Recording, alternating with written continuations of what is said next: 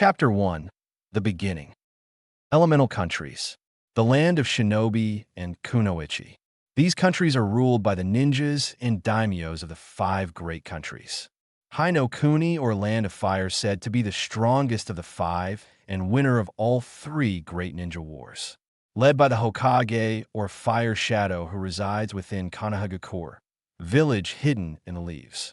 Kaminari no Kuni, or Land of Lightning, is led by the Raikage, or Lightning Shadow, ruled from Kumabikure, village hidden in the clouds. Kaze no Kuni, or Land of Wind, led by the Kazekage and ruled from Sunagakure, village hidden in the sand. Mizu no Kuni, or Land of Water, led by the Mizukage and ruled from Kirigakure, village hidden in the mist. Finally, Tsuchi no Kuni, or Land of Earth, led by the Tsuchikage and ruled from Awagakure, village hidden in the stone. Each of these are complemented by their own daimyos. Kanahagakure is seen as the most peaceful of the villages despite its bloody past. The Sandaime Hokage was an old man nearing his second retirement. He fought in 2 of the 3 ninja wars and came out of them named the Professor for his ingenuity and knowledge of ninjutsu. His predecessor and successor, the Yondaime Hokage, gave his life to defeat the greatest enemy Konoha had ever faced. The Yondaime was hailed as one of the strongest shinobi to ever grace the elemental countries. He was nicknamed Yellow Flash for the telltale yellow light of his signature move, the Hiration. He gave his life to stop the Kyubi no Kitsune. The Kyubi was destruction incarnate. It would level cities and mountains with single swipes of its tails. This brings us to the start of the life of Naruto Uzumaki, the Jinchuriki of the Kyubi. Time skip. 7 years later. October 10th. Konoha is enjoying great weather. The sun is shining with some clouds to provide cover for the lovers resting in the parks. Merchants are covering the streets with merchandise they have acquired to sell.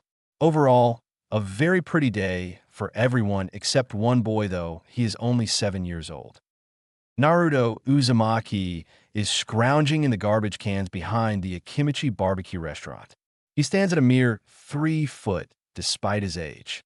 He wears rags with hints of what appears to have been an orange jumpsuit. His dirty hair looks almost black with the filth he has been forced to live in. His face is adorned with 6 whisker marks, 3 on each cheek, which would give him a cute look should any woman look twice in his direction. Underneath his rags, the sight of a malnourished and underfed body can be seen, along with numerous scars.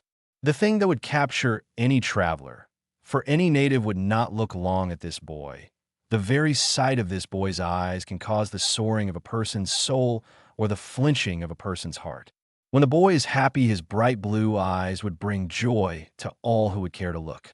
When he is sad, the people would flinch away from the hurt, the sorrow, the loneliness reflected within the boy's eyes. Naruto always scrounges around here on his birthday because they have the best food in town. He thinks of it as treating himself on his most miserable day of the year. He giggled when he thought of his treat. Most other stores would run him off, even if it was the trash cans, but the Akimichis would leave him alone most of the time. Naruto was hurrying through the food to eat so he could go to his hiding spot before night fell. For some reason, whenever night fell on his birthday, the mobs would come and look for Naruto to hurt him worse than they did every other month. During his birthday month, he received beatings almost daily, whereas in other months, it would be more like once every 1 to 2 weeks. This had happened since he was thrown out of the orphanage when he was 3 years old. So for 4 years, he has been living on the streets. He has become quite attentive and very resourceful and has almost thrived, if one could thrive while living on the streets, but now he has to hurry. Naruto was wandering about in a section of the city. He was not often when he smelled something wonderful. That smells delicious, Naruto thought. So he walked around until he could determine the source of the smell. He came upon a ramen stand with a sign reading Ichiraku's, and he immediately went to the trash cans to see if he could salvage anything. Naruto was so absorbed in his rummaging that he did not notice the sun, and when Naruto finally realized there was none thrown away, he looked up to see the sun setting. Naruto immediately began to make his way as stealthily as he could to the forest where he would hide in the night of his birthday. He was almost to the Hokage monument when the mobs found him. "It's the demon brat. Get him!" yelled a random mobster. The shinobi within the group grabbed Naruto and tied him up so he wouldn't escape, and the crowd began to exact their vengeance on the poor 7-year-old. "I haven't done anything to you." "What?" Naruto yelled through his pain. "Haven't done anything. Haven't done anything. You killed my father. Now, we're gonna finish what the fourth started," salivated the villagers. Naruto took the beatings, each blow more painful than the last, each adding onto the already numerous scars on his frail body. They poured salt on his wounds to make the scars inflame and left him to die. Their final act was to crucify his hands and legs before walking off, hoping he would bleed to death. No one would finish the poor boy off thinking he was too evil to allow a swift death. Naruto managed to trick them into thinking they had crucified his left hand, but he had not been. Even through the pain, Naruto's cunning mind managed to keep him alive as it had these past 4 years. Naruto plucked the kunai from his legs and arm, not a whimper being heard from him, and proceeded to limp off in extreme pain so as to hide from the next mob. Naruto limped into his cave. He considered it his own since he found it when he was 5 and has used it the past 2 years as a sort of safe house for when he needed a place to recover from his occasional beatings. Although he claimed it, he never explored it fully because it gets so dark further in that Naruto was not inclined to go further. Once Naruto entered the cave, he collapsed upon a makeshift bed of leaves he has made. Naruto awoke hours later feeling better, but sore. It was raining outside, he saw, and moved further into the cave to get away from the lashing of the fierce wind accompanying the storm. Deciding it would be better to sleep the storm out, he fell asleep again in a drier spot. Awakening once again, Naruto had full mobility and hurt very little. He had always healed fast, but Naruto never questioned it after seeing the Sandaime lie whenever he was in the orphanage about it whenever he asked. Suddenly, lightning flashed outside, and Naruto heard a cracking sound from further in the cave. Deciding to finally search the cave since he did not have anything else to do, Naruto dusted himself off and began his trek further inside. Naruto had been wandering around in the dark for quite some time. He always had superb night vision, so he had not tripped and hurt himself yet, but he was wondering how deep this cavern went. So Naruto continued on, but started to notice little things different from regular caves. How the floor evened out, the walls and ceilings became smoother and more defined. Soon enough, Naruto came upon a door with a weird symbol upon it. Naruto was not very good at reading or writing, but he was certain this was not kanji and wondered what he had found. Being the curious 7-year-old, he attempted to push upon the door. Once Naruto's hands touched the door, the sigil on the door began glowing a bluish-white aura and flashed. Naruto's hand remained stuck to the door as the sigil flashed repeatedly. Naruto was reviewing his entire life up until this point. The ignorance of the villagers, the matrons at the orphanage not feeding him, seeing the old man, living in squalor and filth for 4 years. All the way up until today's beating, which had surpassed the others. Suddenly, a voice bellowed. Never has one as pure been born. To hold such a burden, yet remain so pure. You may pass. The doors swung wide, and Naruto's eyes widened in their sockets at the blast of air that blew past him. Not at the strength of the blast, but of the smell. It smelled of fresh rain, of the springtime flowers, and of honey. Not of musk and death, as one would expect of such an old cavern. Naruto stepped into the massive cavern to see stone pillars reaching the ceiling many stories higher. Lighted orbs lighting the pathway all the way to a raised dais. Naruto began his walk through the underground cavern, not noticing the wind pick up around him and shooting gusts into the dark. When Naruto reached the dais, he could feel the ancient entity standing guard over the stairs leading to the top. The figure spoke in that same calming yet yelling voice. "What brings you here, young one?" "I was simply looking for a place to sleep away from the villagers. I did not want to be hurt any longer and decided to explore the rest of this cave since the storm is too fierce for me to return to the village anyways." Naruto responded in wide-eyed fascination. The figure looked at Naruto and spoke. If you had power, what would you do with it? Naruto's eyebrow furrowed. He thought long before trying to answer the entity. While the blue-eyed person thought the entity was impressed. He showed wisdom well beyond his years, even considering his lifestyle, and was not brash like many before him. Finally, Naruto spoke. I would make it so no one could hurt me. Only to protect yourself would you seek power? The specter spoke again, seemingly frowning. And so that when others recognize me, I could protect them? Of course. Naruto spoke as if it were the most obvious thing in the world.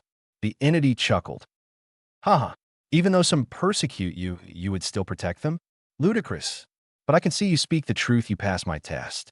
Wield Kamicazi, well, young one. With that, the entity faded away, but not before speaking his final warning. All is not as it seems, look deeply, and your blade will never fail you. Naruto pondered the final warning before beginning his short trek up the stairs to the dais. When he crested above the final step, he could see a depression further within the circular dais. When he finally reached the edge of the depression, he gasped. Sitting within the depression was a ring of stairs leading to a stone table. Upon the stone table, a blade sat with its sheath nearby. It sat humming. Naruto was dumbstruck at the beauty of the blade. As simplistic as it was a sight to behold. The kanji on the sheath read Kamicazi, or Divine Wind. Naruto slowly made his way down the short flight of steps to the sword and made to grasp the handle. Before touching this blade, beware your heart. A voice spoke. Only those strong of heart and sure of their strength may wield me. Be careful lest you fail like countless others before you. Naruto faltered but for a moment and spoke. I have never failed in anything I have set myself till I have lived a life of hunger and sadness. I am worthy of wielding you, Kamicazi, and grasped the blade's hilt. The entire area flashed before dimming back down. Congratulations. I accept you as my master, Naruto-sama. Please use me as you will. Kamicazi spoke. Naruto was surprised. The voice sounded in his head instead of outside. Please do not be frightened. I have simply integrated myself into you by accepting you. No one else may wield me unless both you and I deem them worthy. However, only you will be able to wield my full potential. You are the first to ever gain my power. I am honored to be in your service, Naruto-sama. Naruto was stunned. He just gained a beautiful blade, but he did not know how to use it. He could finally defend himself against his enemies when they would attack. Naruto began to wonder why this sword was hidden away and what sort of powers it might possess. Naruto-sama, my powers will awaken as you grow more powerful. I regret to inform you that you cannot use me to protect yourself or anyone else until you have trained with me. But do not worry, I am, as you can see, sentient, so I will train you in the ancient and lost art of the wind style that comes along with myself to complement my powers. Sweet. So what can we do now, Kamicazi? Naruto almost yelled. We will have to train you physically so you can handle my techniques. Your natural affinity is wind, so we together will make you a wind lord. Are you left-handed or right-handed, Naruto-sama? Questioned Kamicazi. I write with my left hand and can throw stuff with it more accurately, but my right arm is stronger, answered Naruto. Ambidextrous. Amazing, you really can pull out my full potential. That, however, is a long way off. As a side note, please think your answers to me so that people do not think you're crazy, Naruto-sama. We'll need to get you some better clothes, a well-balanced diet, and some training weights. A nice place to sleep would do better than what you have now. For now, let's see if we can't find that old man who was nice to you, stated Kamicazi. Time warp. Earlier that same day, Kurenai Yuhi, chunin of Konoha, was returning from a horrible mission. She had been sent on a simple high C rank mission with another chunin to transport a package from Kaze no Kuni to Konoha. The trip to the sand village was uneventful. It wasn't until they were only a day away from Konoha on their return trip that things went to shit. First, the team had come across some bandits that decided Kurenai would be good fun and attempted to subdue them. They were no match for the chunin's superior skills, but with their number, they managed to wound her partner. She managed to dress the wound and keep her companion from dying, but then a missing nin from IWA, which still had a high grudge from their last war, decided that two weakened chunin would be easy pickings and engage them in combat. The missing nin managed to kill Kurenai's teammate and assumed it was easy street to subdue Kurenai. However, Kurenai is known as the Jinjutsu mistress of Konoha, even at her young age of 14. She was the foremost Jinjutsu expert and would not be taken down easily. She defeated the, as she later found out, B-ranked nin and sealed his head into a sealing scroll. Deciding that she needed to rest before continuing her journey, Kurenai found a secure place to sleep and fell into a sleep full of the nightmares, or kunoichi, being captured. Luck was not on Kurenai's side, however. She woke up 1 hour later tired and cranky from an unrestful sleep and hearing voices of bandits near her. Knowing she was weakened from all her fighting, she waited until she saw an opening to the treetops. Once she had a clear shot, she took off in the treetops running from the bandits. Unfortunately, one of the bandits saw her and the group of 3 genins started chasing her. In her tired state, Kurenai only got to the outskirts of the forest of Konoha before her chakra gave out, and she was forced to the floor and running on adrenaline. The genin quickly caught her, and after a brief taijutsu fight, in which Kurenai broke one of the genin's noses, the genins had captured Kurenai and were getting ready to enjoy their spoils. One of the genins said, "So the Jinjutsu mistress of Konoha. What a ice queen indeed, look at those eyes. I have never seen anything like it." Indeed, Kurenai's eyes were a curious shade. Red eyes marked her with her flowing black hair that reached to her mid-back and budding C-cup breasts which would only get fuller. Following her dress of bandages down to her toned ass and legs that seemed to go on forever. Kurenai was one of the most sought-after women within the village. However, she had turned down advances for the exact reason that she is about to be raped for. They only wanted her body. Kurenai thought, should of course I have to come across perverts left and right today. This is the 3rd time for Kami's sake. Can't there be any decent men left in the world? If you're going to do it, just get it over with. Kurenai then spat in the genin's face. All of the genins gained a malicious smirk on their face. "Don't worry, you're going to enjoy this by the time we are done." "I doubt it," retorted Kurenai. "Shit, to think I lose my virginity to these assholes, then I die. Fuck." And with that, the genin began their advance. Naruto was walking out in the forest after having taken an alternate route when finding his original way blocked. He had Kamicazi slung over his back because it was currently too big to be tied to his waist. Naruto was heading north to Konoha when he began hearing strange grunting noises. "Naruto-sama, I suggest we see what is going on over there, and quickly." Kamicazi stated, knowing what those sounds probably meant. Marking how urgently Kamicazi said it, he drew Kamicazi slowly so as not to make too much noise and gripped it tightly before moving forward. After walking a few steps, the noises became louder, and then he heard a loud, feminine scream. Immediately, rushing forward, he pushed aside a part of a bush to look into the clearing ahead, but not be seen himself, and was shocked at what he saw. There, in the clearing, was one of the most beautiful women he had ever seen, being manhandled by 3 but naked men. They were in the process of ripping her clothes off. He saw the fear in her eyes and immediately knew if he did not do something, he was going to regret it. So he started to formulate a plan when Kamicazi spoke up. "Naruto-sama, I can help you take out these vile beings if you allow, but this will drain me, and I will not be able to do it again for some time." "Do you wish to do it?" asked Kamicazi. Naruto replied without any hesitation. "Do your thing, Kamicazi. If I cannot help her, then how can I help myself?" Kamicazi hummed in response and told Naruto, "Indeed, you are the correct wielder for me. You know nothing of the other person, yet you are willing to sacrifice your power for her. Astounding.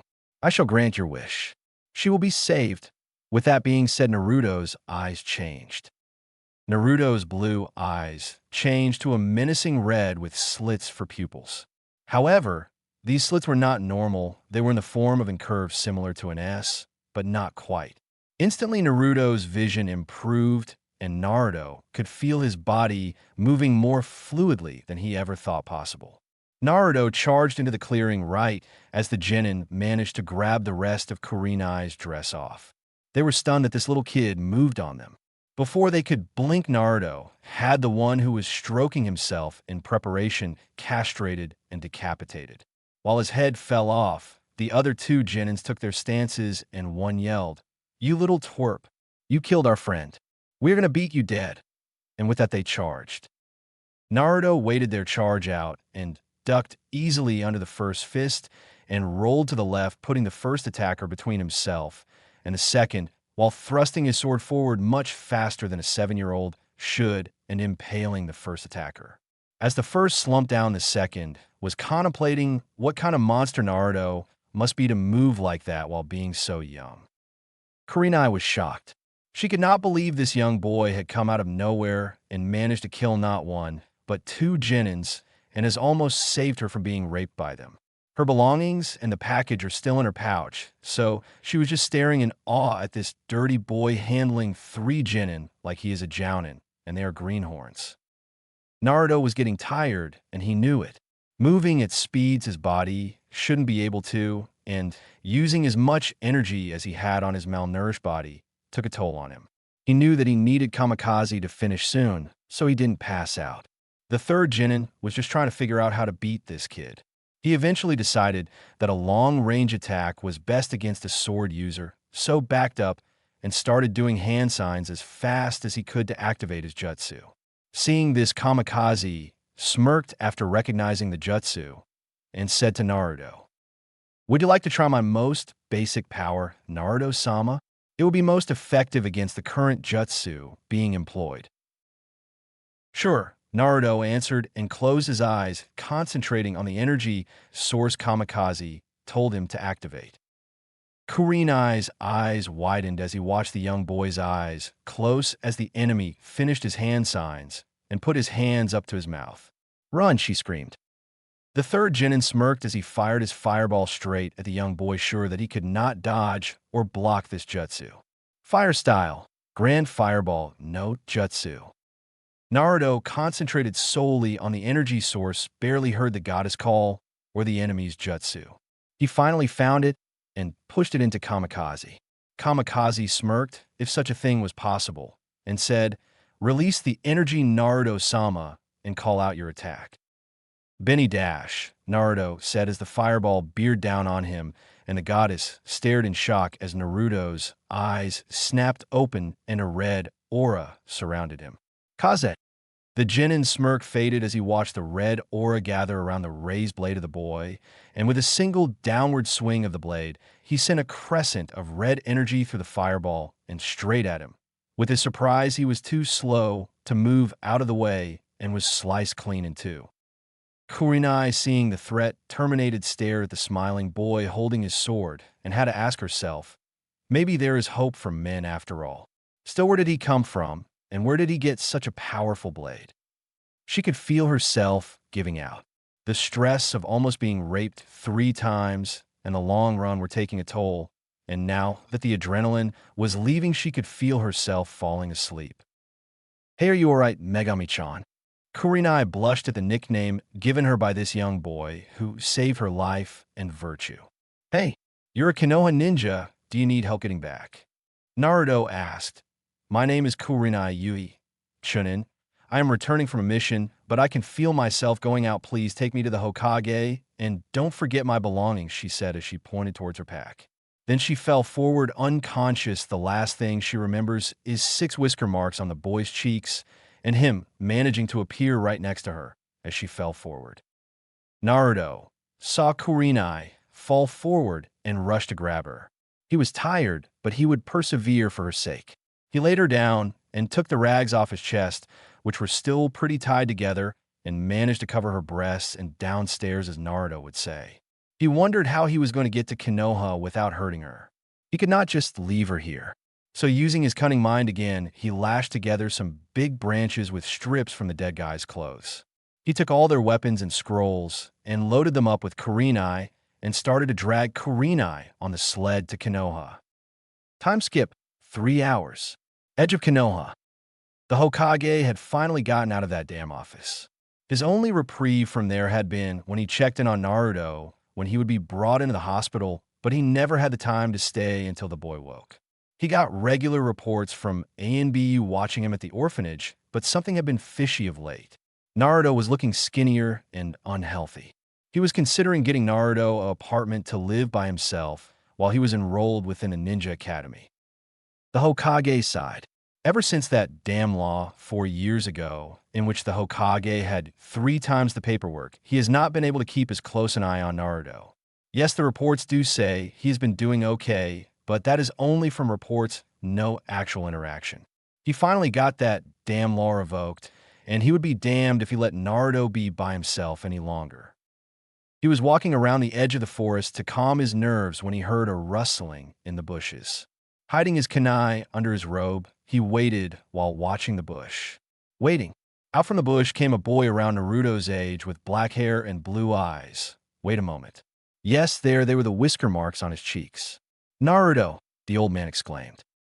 Then he took in the rest of what he carried, a sword slung across his back. A sled carrying an exhausted but otherwise unharmed kunai, packed from what appeared to be other shinobi and rags covering his body.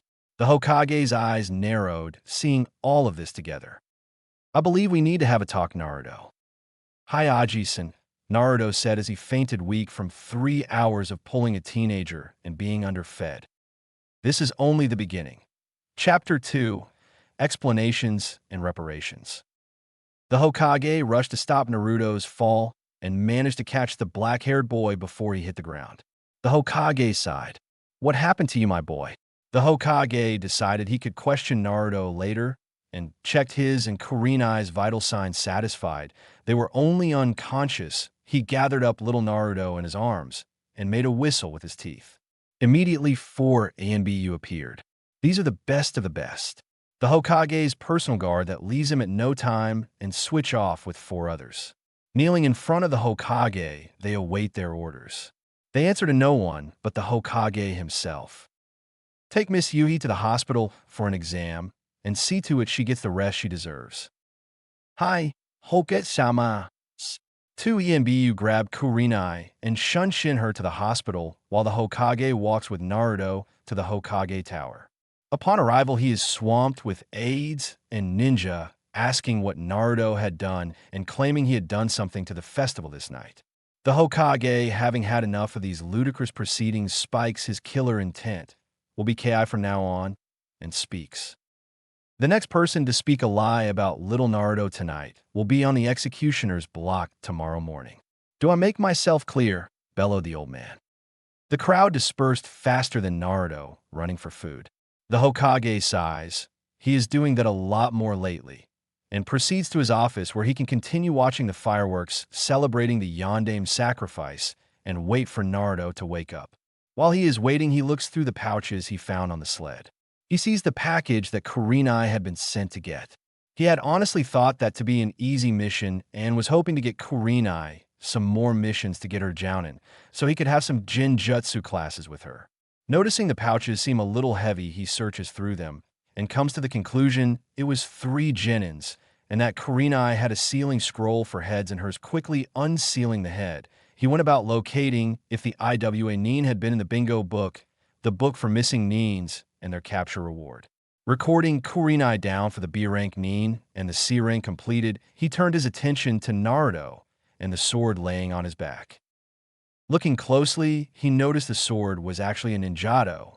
It was slightly curved, but was double-bladed, sharp on both edges. The tsuba, or guard, was the weirdest the Sandaime had ever seen. The connection between blade and hilt seemed to be a whirlpool of sorts, but not of water, but of wind. The cloth wrapped around the hilt ensured a firm and easy grip. Attempting to get a better look at the blade, the Sandaime attempted to pull the blade, but had to remove his hand when the wind picked up and almost cut his hand off. Frowning slightly, the Sandaime sat back in his seat to contemplate this new development.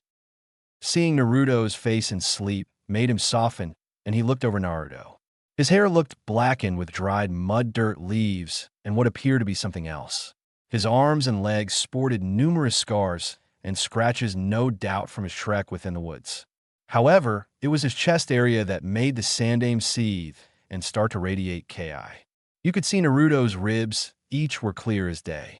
The scars here were much worse than his arms, and his breath rattled within his lungs, as if taking a breath caused him pain. The sandame wondered what else he had missed if his own ANBU had not ensured he get fed properly. Time skipped 3 hours. Naruto began to stir, and the first thing he noticed was that he was on a comfortable sofa. He froze trying to figure out what house he was in this time. However, before he could do anything drastic, Kamicazi spoke up. Naruto-sama, you were picked up by the old man, remember? Hi, Natu Ansua. Naruto cracked his eyes open and saw the old man silently smoking on his pipe. His eyes holding a smoldering fury Naruto had rarely seen in him, and he noticed the old man had not seen he was awake yet. Naruto sat up and put his biggest smile on and looked at the old man. He hadn't changed a bit in 4 years. Hello, G-san. The sandame chuckled, seeing nothing could keep the poor boy down, and favored him with a small smile. Hello, Naruto-kun. G-san, where is Kurenai-chan? Naruto questioned curiously. He was genuinely concerned for the young woman's life whom he had saved. Kurenai-chan is at the Hokage thought. I had her taken to the hospital once you have arrived. You have been out for 3 hours, Naruto.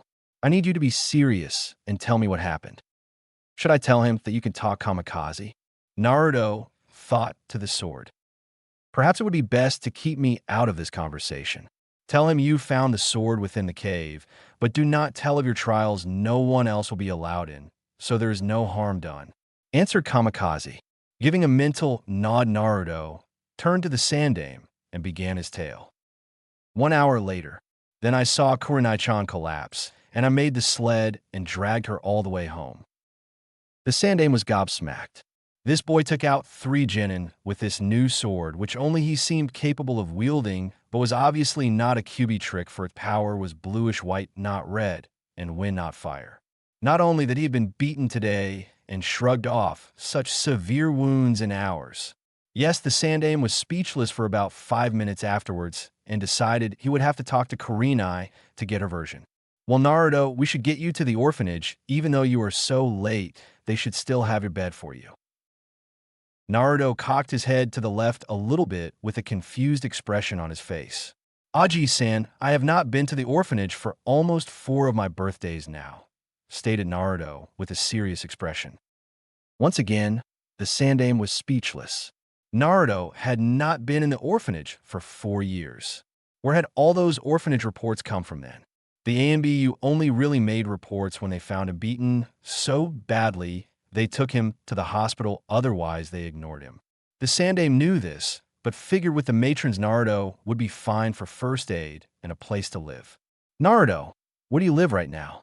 How do you get food? Dreading the answer. Aji-san, I have a nice corner of an alley about 3 blocks from the wall and a cardboard box that keeps the rain out. As for food, the restaurants and all groceries kick me out, so I scrounge around the dumpsters when I get hungry, and on my birthdays, I manage to get some barbecue from the big people's trash can. Naruto explained. A single tear fell from the Hokage's eye as he heard of the horrible life his adopted grandson had been living. He should have been in a loving, caring environment. Instead, the council and villagers, even some of his own shinobi, had ruined his childhood. Steel came to the Hokage's eyes as he contemplated what he would do in the coming days. His will of fire rekindled at the injustice of Naruto. He was going to ensure Naruto got what he deserved. The Hokage turned to Naruto and said, Naruto, is there anything you want? Naruto thought for a moment, and after conversing again with Kamicazi, he stated some money for food and clothes and some training weights, so I could train to be a ninja. A place to sleep would be nice, too, Aji-san. The Hokage blinked, then blinked again, and his eyes softened. Very well, Naruto. I will have a new apartment set up for you. You will get a monthly stipend from me every first Tuesday of the month. Come see me, and I will give you money. In a few days, we will go buy you food and groceries for the new apartment. Until then, I want you to stay with me while I take care of things. Ok. Naruto thought for 1 second, then nodded his agreement and spoke. One last thing, Aji-san. Anything else, Naruto? The Hokage asked. Yes, please do not tell Kurenai-chan who saved her. Inform her that it was a random swordsman who simply wanted to help. Naruto said.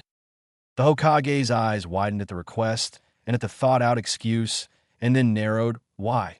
The Hokage asked. Naruto responded. I see how the villagers and shinobi look at me.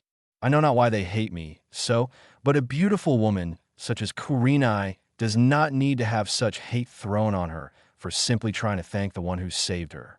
I do not need her thanks, and I do not want her pity. Please tell her this excuse for me, so she may go on with her life and not have to be lumped with me. Another tear fell from the Hokage's eye yet again at the maturity shown by the blonde in the past few hours. All right, Naruto-kun, I agree. The Hokage sighed with a heavy heart. Let's get you to a hot spring to clean you up, then we can go to bed, Nay. It took 2 hours of scrubbing to get Naruto's hair back to its golden blonde color, and Naruto managed to clean his wounds. After crawling into the first bed in 4 years, Naruto fell into the most peaceful rest of his entire life, safe under the Sandame's watchful eye. Time skipped next morning. Kurenai woke within the hospital. What happened? I feel horrible. As she began reviewing her memories, she recalled the horrible mission and became depressed for allowing her comrade's death, but then came upon the awkward young boy who had saved her.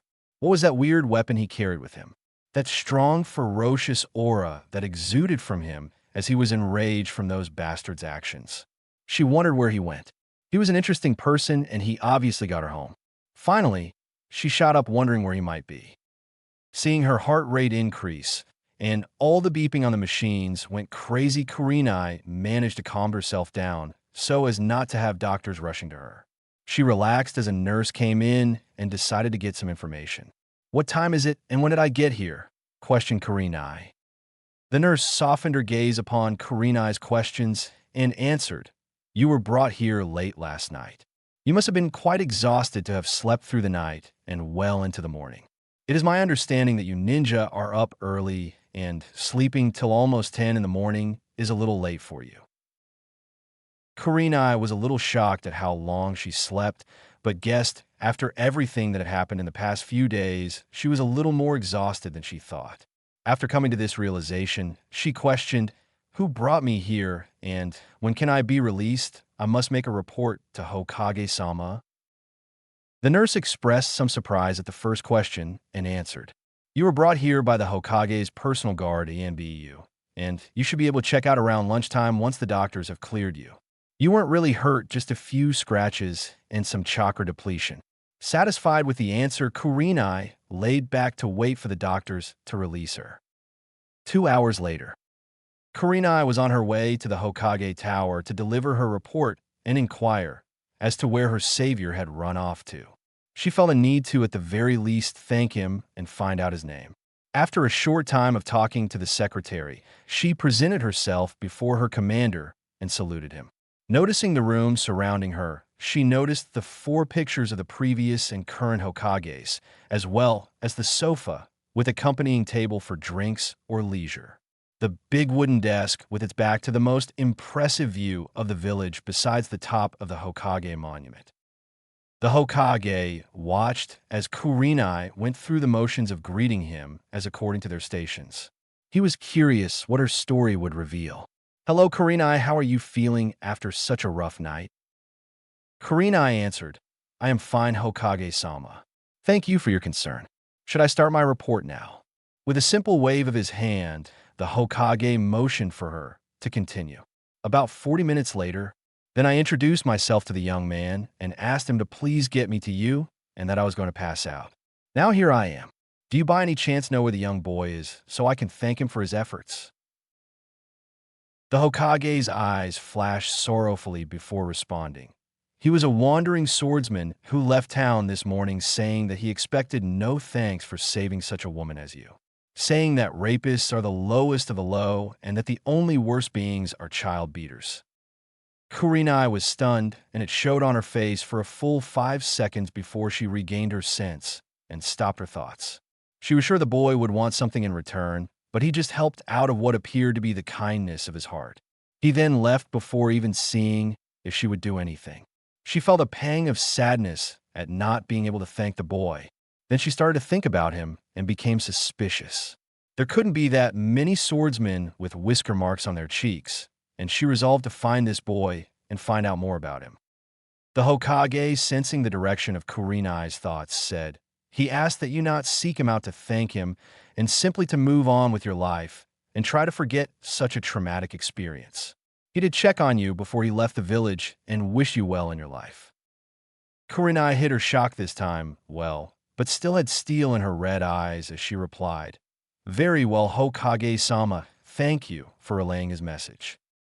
The Hokage nodded as he continued on his work. "Kurenai, the missing nin you brought in was a B-ranked nin, and you will be compensated for the mission as well as the nin because your swordsman brought the package along with you." Kurenai responded, "Thank you, Hokage-sama, if that is it. I must be going. I have a prior engagement that I hope I can still make." With a final wave of his hand and a dismissed, Kurenai left the Hokage's office. "Was that good enough?" Sarutobi asked. "Hi, Ovi-san. She will not recognize me when we go get my new clothes and with my hair clean." "Arigato," Naruto answered as he moved out from the secret room he had been hiding in when they were informed of Kurenai's approach. "I have one more appointment before we can go get your new outfit and apartment. Would you like to stay, or would you like to go back in the room?" questioned Sarutobi. "I'm going to sit on the sofa," Naruto answered, and sat on the sofa, swinging his little feet with his sword on his back, acting as the 7-year-old he really is.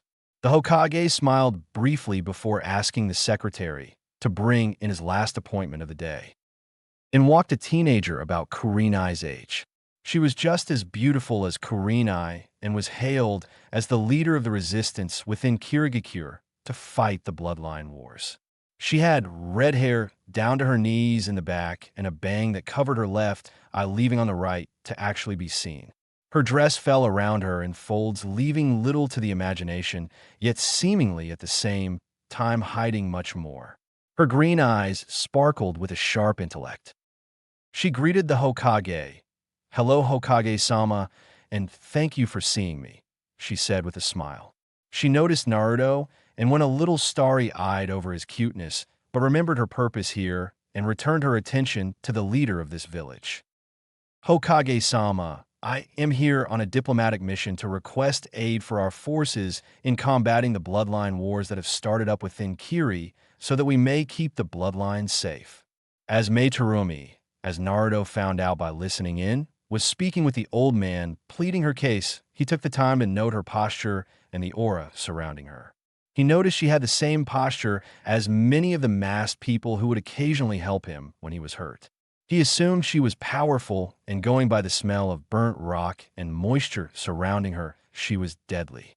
He had always been able to smell things pretty well, and had written it off as a regular thing considering he had no one else to compare himself to.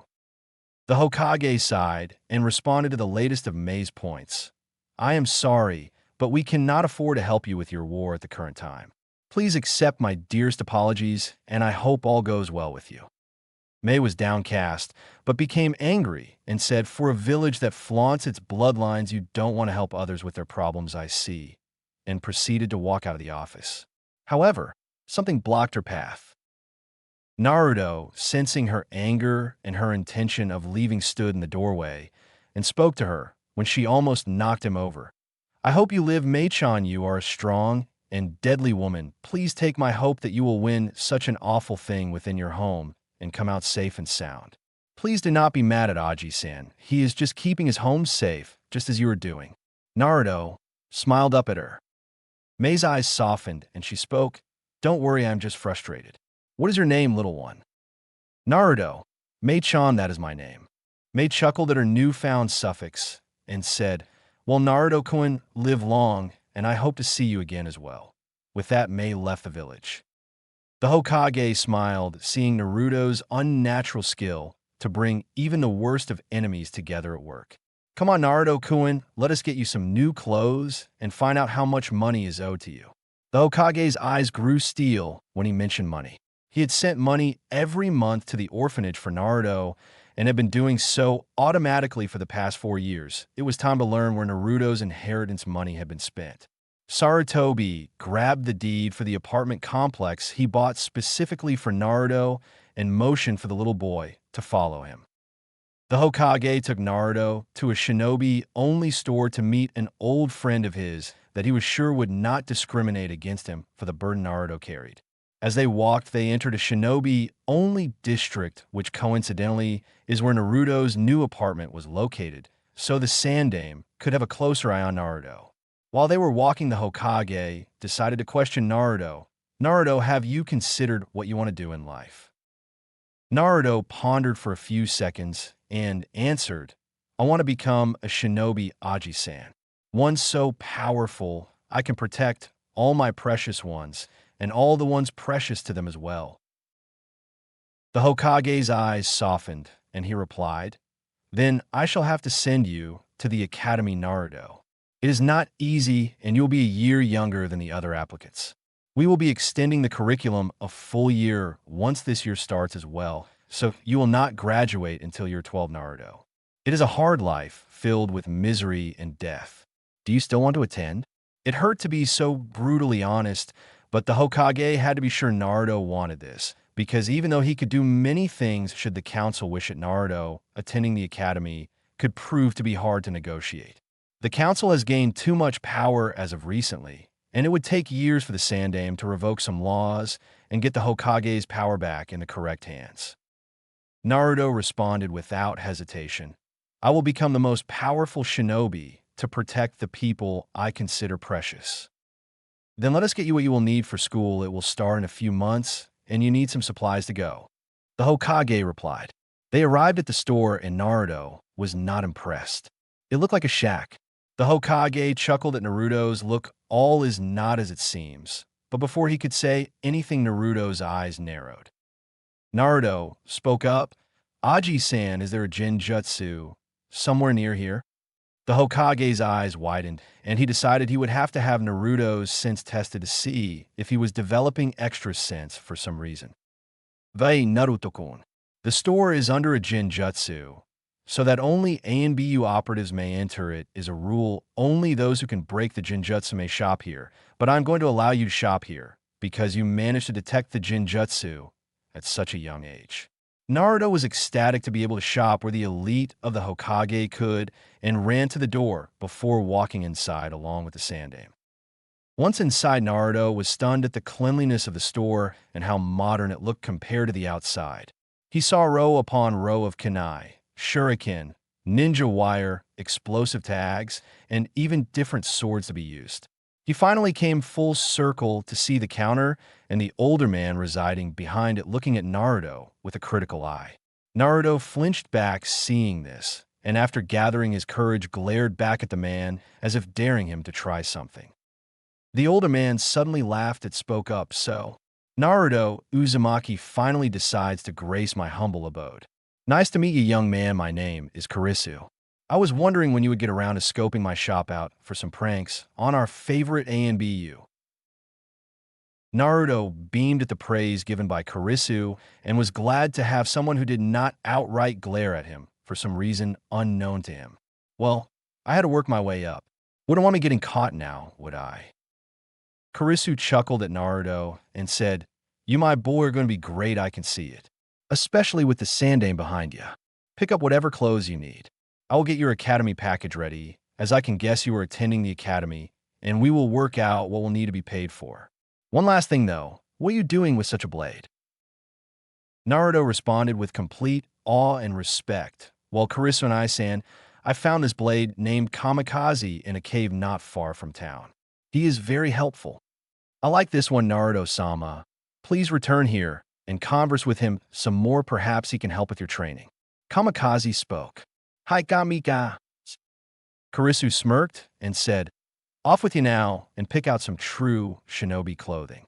I have your weapons ready with your return and some new books. Naruto walked off within the store and browsed around. After a little time figuring out what he wanted, he finally picked out some basic A and BU style clothing to last his training and figured he would buy another set of clothes when he graduated. So garbed in regular A and BU issue clothing, he emerged from the clothing room no longer in rags. with his hair hanging longer than normal, making its way down his back. He made his way back to the counter after throwing away the rags. When he stood before the counter, the Hokage and Karisu both were very pleased with his choices, and Karisu spoke up very good. Most your age would go for flashy colors, but you chose practical stuff. Hey, race your academy set, but I have real kunai and shuriken that will be ready to use when you reach the appropriate skill level. The books are standard academy issue with some notes scribbled on the side by real shinobi. I keep very few books here, but the ones I do are more educational than anywhere but the Hokage vault. Now for payment, let me see. Naruto wait with bated breath, while Karisu started ringing things up with his register. Tell me, boy, where will you go to shop after you are finished here for your shinobi needs, even while in the academy?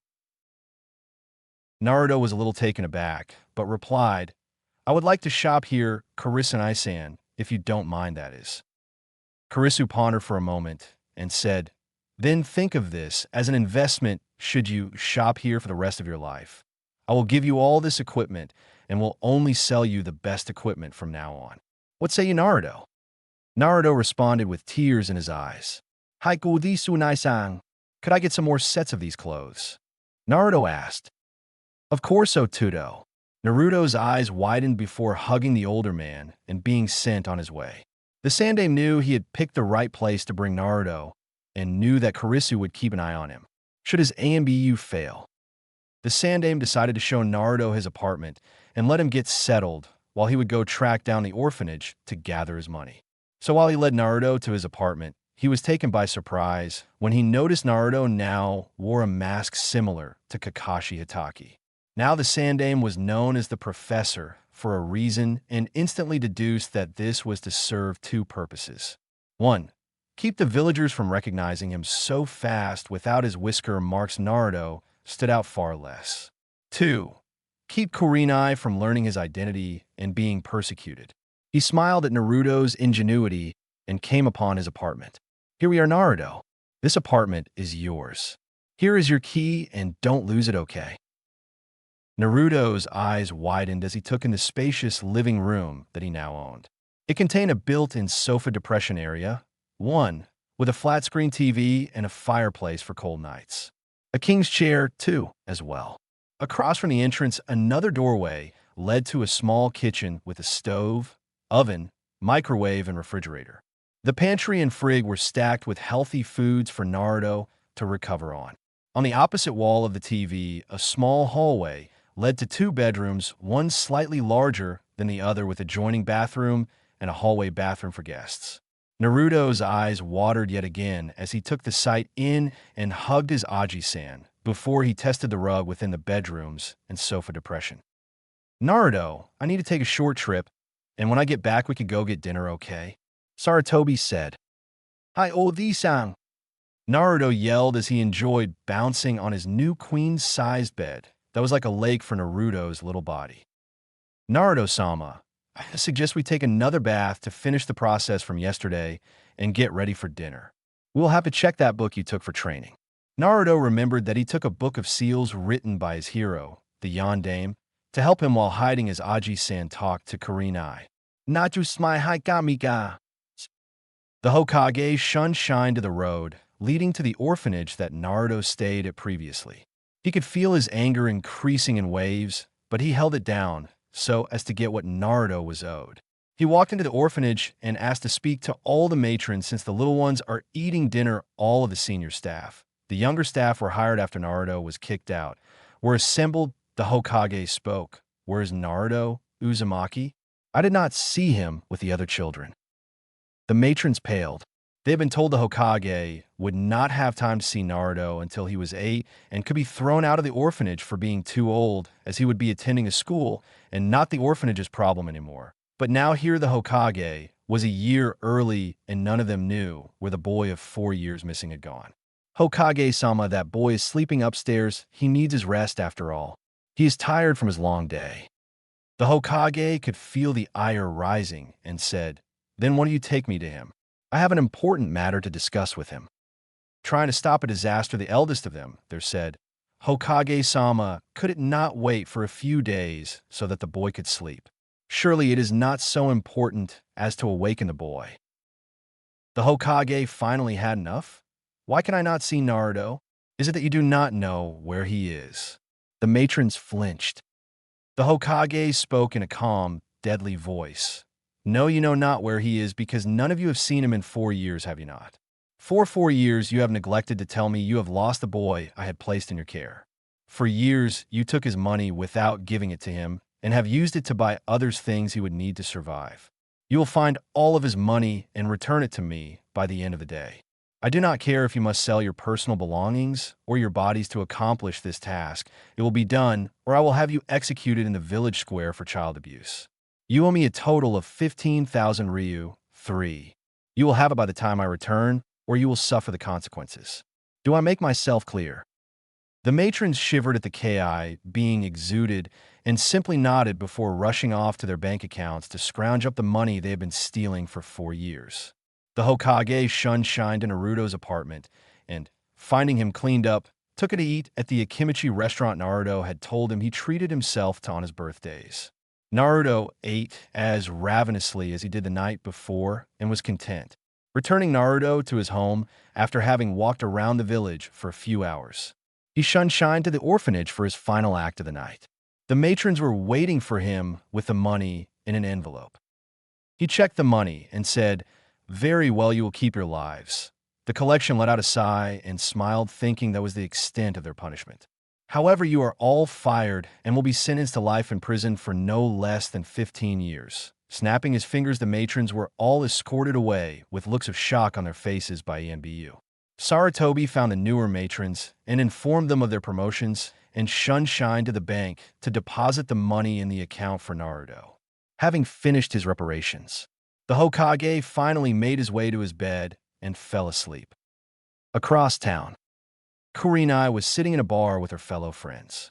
Yugao Yuzuki, a chunin NBU with a heavy fascination for the sword arts or kinjutsu, and Anko Mitarashi, a chunin, who was the ex-apprentice to the snake Sannin Orochimaru hated for being associated with him and supposedly being a spy despite the way he left her. Kurenai had related the tale of her mission and was gauging her friends' reactions. Yugao was looking starry-eyed at the thought of such an attack that could cut through jutsu, and Anko was thinking of the boy who saved her. "So, what are you going to do, Naichan?" Anko asked. Kurenai sighed and responded, "I want to find this boy. He is obviously very skilled and a good person. I would like to ask you guys to keep your eyes and ears peeled for such a person while on your missions, and I will do the same." Yugao immediately answered, "Didn't he ask you not to look for him?" Kurenai answered, "I don't want to apologize to him. I just want to find out if he really helped only out of the goodness of his heart." Yugao said, "Well, count me, and I want to find out what attack he used." "It sounds amazing." Anko replied, "Me too, I want to see what kind of person would do such a thing."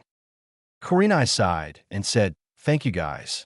I'm getting tired of all these perverts going after us just for looks. We will find this guy, and who knows, maybe he will stay here in Konoha if he turns out to be good." Unfortunately, none of the women would hear anything about this mystery boy for almost 6 years. Back to Naruto. "So what do you think, Kamicazi?" "That will be most beneficial to the style I will be teaching you. You will have to work on your handwriting, but if you can apply the seal, it will make you exponentially more powerful without hindering your growth." Naruto smirked, looking at the seal the Yondaime used to train his body to handle the Hiraishin technique, and could feel himself getting stronger already. Naruto was ready for training. Chapter 3: Training and Academy Times.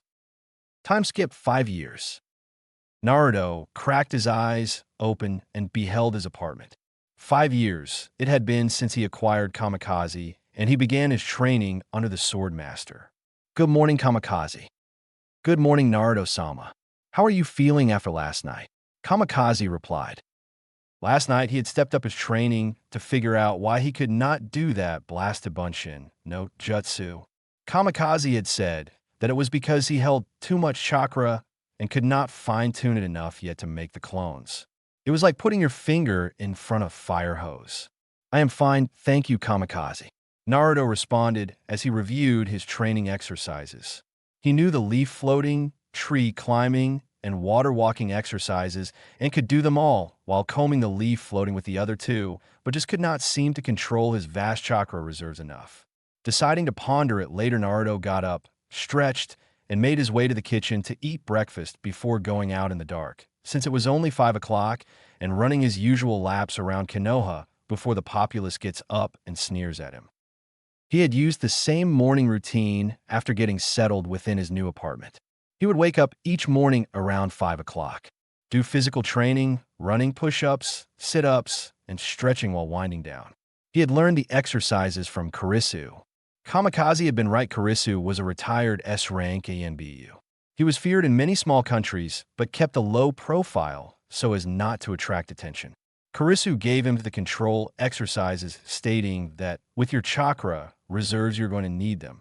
Naruto was a little surprised, but accepted Kurisu's help yet again.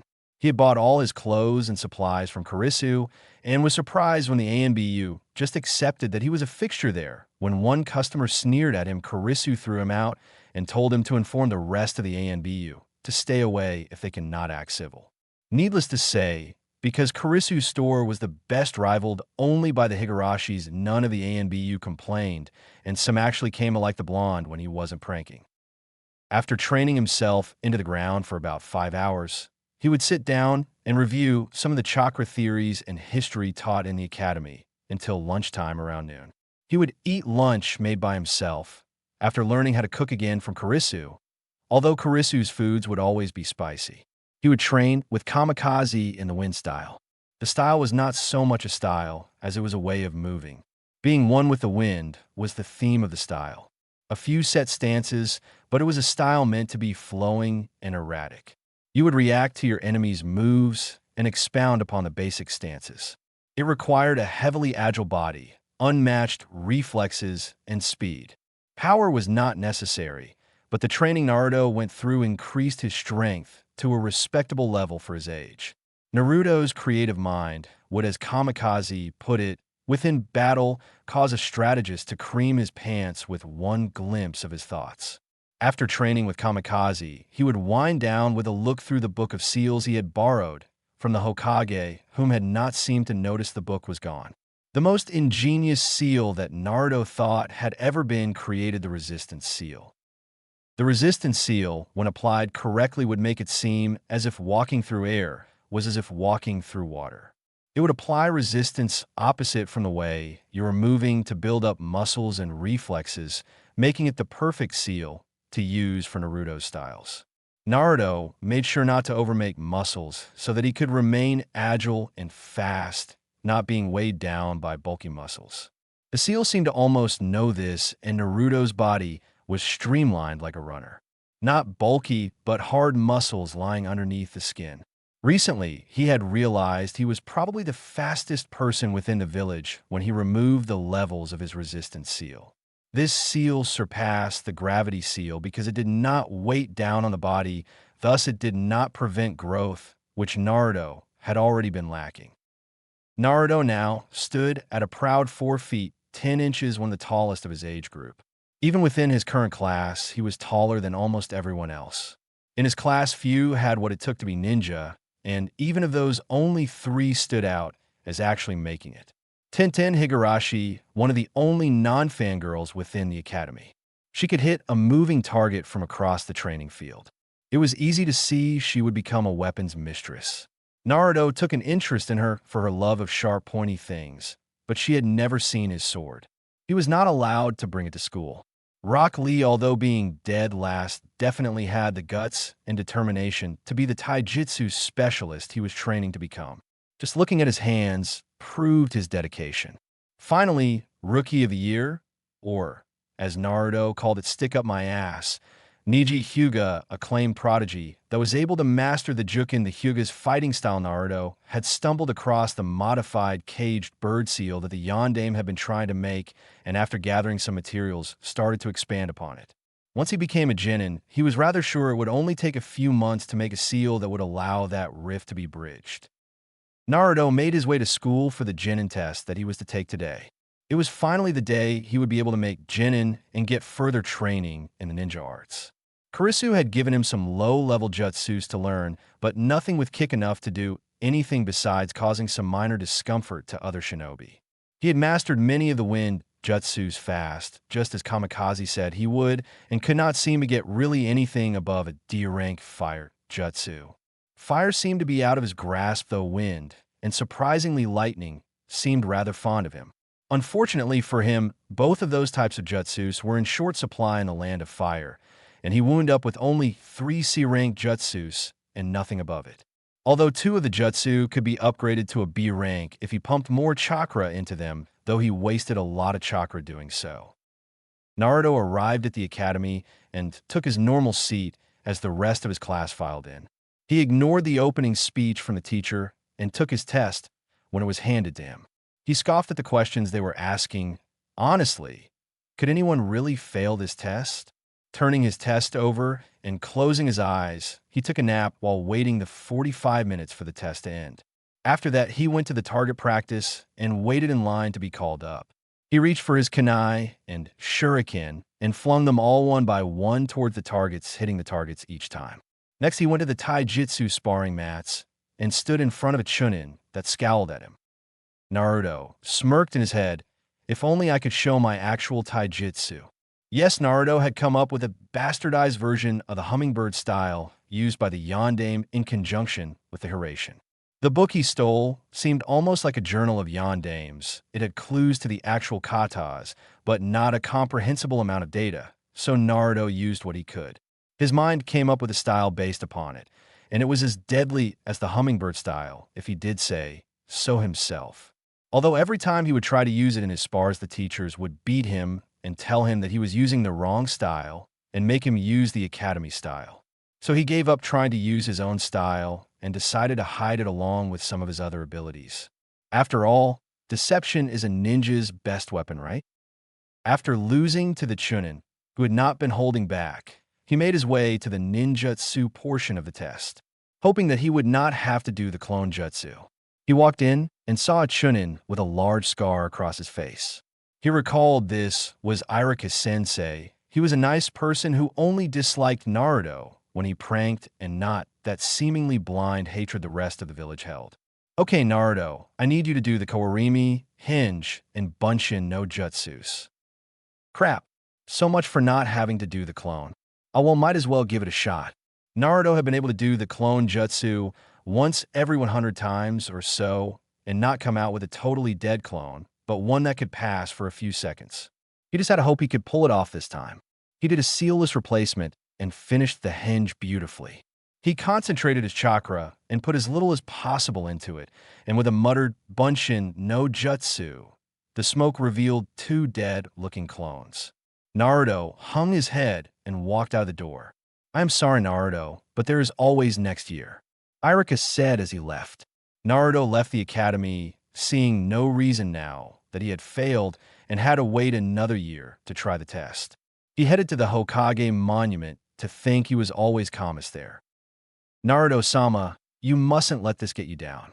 There are other types of Bunshin, are there not? Kamicazi questioned once he had arrived in his usual spot on the yondaime's head. Hi Kamika, but I cannot gain access to the Jutsu library because of the librarians. Ji-san said he could not help because he cannot show favoritism and Kurisu has helped so much, I do not want to rely on him. Naruto thought back. How about those AMBU who always chase you after a prank? Wouldn't they know the techniques? Questioned Kamicazi, pulling Naruto out of his depression. The pranks he had kept doing them to test his stealth and speed. He could honestly say he was nigh undetectable when he wanted to be. Only 4 ANBU seemed capable of catching him. One was a dolphin mask that he could swear seemed familiar. He still couldn't figure out how they did it. Indeed, they would know the techniques. In fact, they would know the strongest of them. Kamicazi, my dear sword, what do you say we plan 2 more pranks? 1 for the ANBU and 1 for my graduation in a year. Naruto chuckled evilly as he gained that mysterious glint in his eye that made everyone in the village shiver from the wrath of the prankster king. Naruto had already infiltrated the ANBU headquarters when he was younger just to see if he could do it. He had played pranks on everyone in the village to point out weak spots in the village's defense. He had a folder for the Hokage to use as leverage should he ever need it to keep himself safe and be viewed as worthy to the village. When he makes Genin, he plans on giving it to the old man to improve the village. He came up with this plan about a year ago after he had infiltrated the Hyugas, and one of them threatened him afterwards, but they couldn't prove it was him. He decided to be cautious. After all, he had not gotten this far being careless. Right now, he needed to survive the village itself. After planning and acquiring his supplies, Naruto stole from the stores for what he needed. It helped his stealth, and he could not eat if he did not. However, he would only steal from the stores that threw him out. The ones that even overcharged him, he would leave alone in respect for them. With this policy, he had plenty of money for his shinobi equipment. He had already replaced his original outfit many times when he hit his growth spurt. Even with this, spending Naruto had about 12,000 Ryu saved up from what he originally got and his monthly stipend. He was also in the process of making an anti-rape seal. After hearing Kurenai's account, he had immediately decided if he could, he would stop rape. He was curious on why his henges were real. He had wondered about it. But once he realized it, he found this would be the best way to save Kunoichi from their fate worse than death. He had two problems with it currently: where to get the chakra for the technique for, and how to make his process into the seal. He almost had the seal done, but the chakra was proving a hard thing to find. He figured once he could figure this out, he could market it and gain money in an honest and very good way. Naruto snuck along the rooftops in his prankster outfit. He wore his usual ANBU attire, but he had a few additions and a better mask. The mask covered most of his face and changed his hair back to the black color. He carried his kunai and shuriken, blunted just to make the chasers, if there were any, try to dodge, and if they failed it did nothing more than bruise. Naruto never threw it at a person's face, so the only danger was a male. He never had to use these unless those 4 ANBU found him. He also carried Kamicazi with him, strapped across his back, with his left hand being the one to pull the blade because he added another sensor on top of Naruto's already enhanced senses. He had been tested by the Hokage for enhanced senses and had found out he owned senses rivaling the Nin dogs of the Inuzukas. That's better than the Inuzukas themselves. He was about a block from the ANBU headquarters when Kamicazi spoke up. "Naruto-sama, there is a team returning to your left." Naruto nodded, having sensed them almost the moment Kamicazi spoke up. He hid in the shadows and watched as they entered the compound. Naruto had stumbled across this place a year ago and had located the 2 guards always posted there rather easily. One guard was across the street drinking from a bottle of whiskey that was expired about 10 years ago. The other was always sitting in the all-night cafe eating the same dango and reading the book that went out of style about 3 years ago. Naruto snuck past the guard's watchful eyes and reached the roof of the compound. Naruto had managed to steal some basic blueprints from the records office while he had been visiting the old man. So he knew the library with the jutsu was located somewhere near the baths, oddly enough. The exhaust system to keep the scrolls fresh and the baths were connected. Naruto found the vent leading into the compound and slid himself into the tight space. He had hinged himself smaller than normal, so he would not make that much noise. It was risky to use even this little amount, but he would make way too much noise if he was his usual size. He managed to crawl all the way to the hallway leading to the library. He avoided a few traps, but did not want to risk going in through the ducts to the library for fear of advanced traps he might not be ready for. So after checking that the coast was clear, he dropped down and released his hinge to stop his chakra output. He made his way to the library and opened the door. Wow, not much security, yeah? What Naruto didn't know was that the ANBU were getting a new commander tonight, and most were the naming of said commander. He quickly located the Bunshin section of the jutsu. Here we are. Naruto looked at the collection and wondered why he hadn't thought of this earlier. Quickly grabbing the last scroll titled Kagabunshin Note Jutsu, he copied it down with a jutsu he had learned from Kurisu. Kurisu did this for any popular scroll. It copied the scroll from your original to the blank scroll. Rolling the scroll back up, Naruto decided to take a few seconds to check the lightning section and the wind section if he could. He found a few B-ranked lightning and 2 B-ranked wind. Deciding he had overstayed his rather generous welcome, he snuck back to the hallway and made his way to the changing rooms. He put sneezing powder in all of the masks, there first the males, then the females, and turned to leave when the door opened to the shower. Heat rolled into the changing room as Naruto turned around to face the person who had caught him. His breath caught in his throat as he beheld the beauty standing in front of him. She had purple hair down to her mid-back, her D-cup breasts sticking out from the cold compared to her shower. Her chest and groin were covered by a single towel.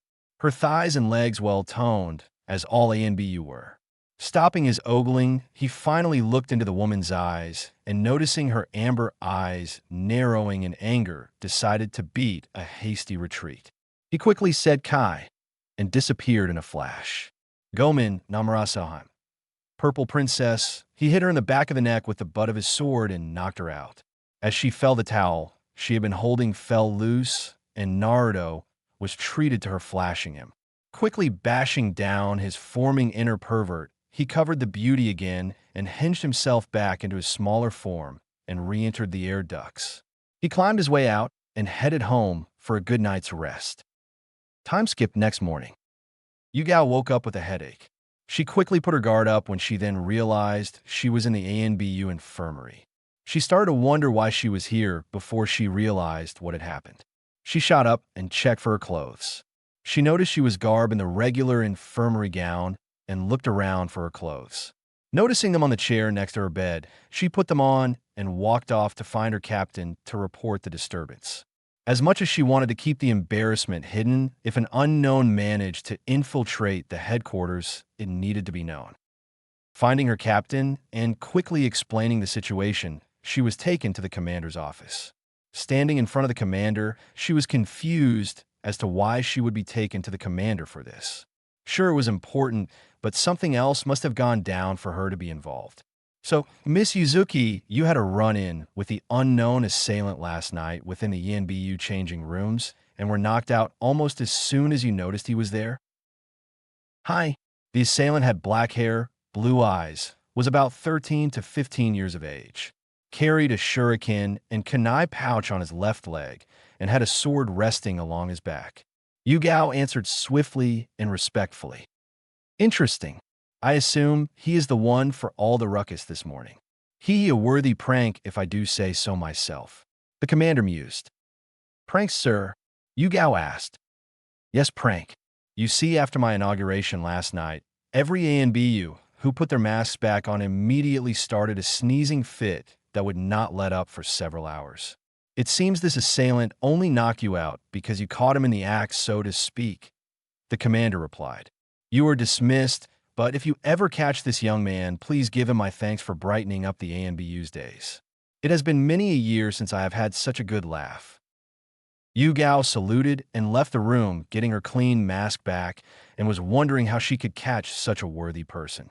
That sword was no toy, it was radiating power, and he radiated skill that should not be found in one so young. She was excited in finding this guy. Now that she thought about it, that sword seemed familiar for some reason. After pondering it for a bit, as she walked back to her apartment, she came across the hilt of the blade. Wait a minute, black hair, a sword with a swirl on the hilt. This was Kurinai's swordsman. But why would he be pranking the ANBU? He was supposed to be a wandering swordsman. Putting that out of her mind, now that she thought about it, his eyes did flash red when he disappeared. She was sure this was that boy. Now, she had to tell Kurinai that he lived here now and that he had gotten better. She was to meet Kurinai and Anko tonight anyways. Perhaps she could spar with him. Time skipped that night. Kurinai was in good spirits. She was due to take the Jounin exams in 2 months, and her Jinjutsu had never been better. She kept finding these random notes that would give her good ideas to come up with good Jinjutsus. She was now ranked a high B-ranked ninja. Her body had filled out, and she could tell she still had some more growing to do. Her breasts were C-cup bordering D-cup. She had grown taller, but only really in the legs, so her breasts seemed a bit bigger than they actually were. She was still the ice queen of Konoha. Only one person had she found decent enough to date, and that had been Asuma Sarutobi. She was still seeing him on and off, but she could not see doing anything past being friends at this point. She walked into the bar she and her friends always met at. She was looking forward to seeing Yugao. She had been so busy with ANBU lately, they had rarely any time to hang out. Anko was still her exuberant self and had managed to get into the TNI division of the ANBU. She was a Tokubetsu Jounin one. She had taken to wearing a mesh shirt with a tan overcoat that did little to hide her body. She flaunted it to say "fuck you" to all the villagers that scorned her. Kurenai was sad for her friend, but Anko would never want pity. So she was the best friend Anko could want.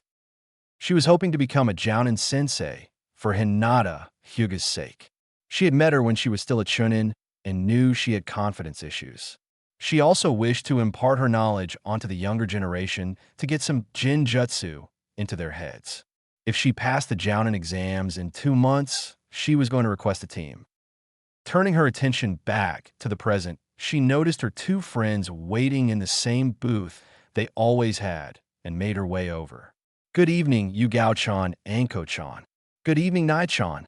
Anko responded as exuberant as ever. "Good evening, Kurenai," Yugao said with a smile. They were all wearing civvies, drawing the attention of almost every male within the bar. Kurenai sat down and ordered her food along with Yugao and Anko.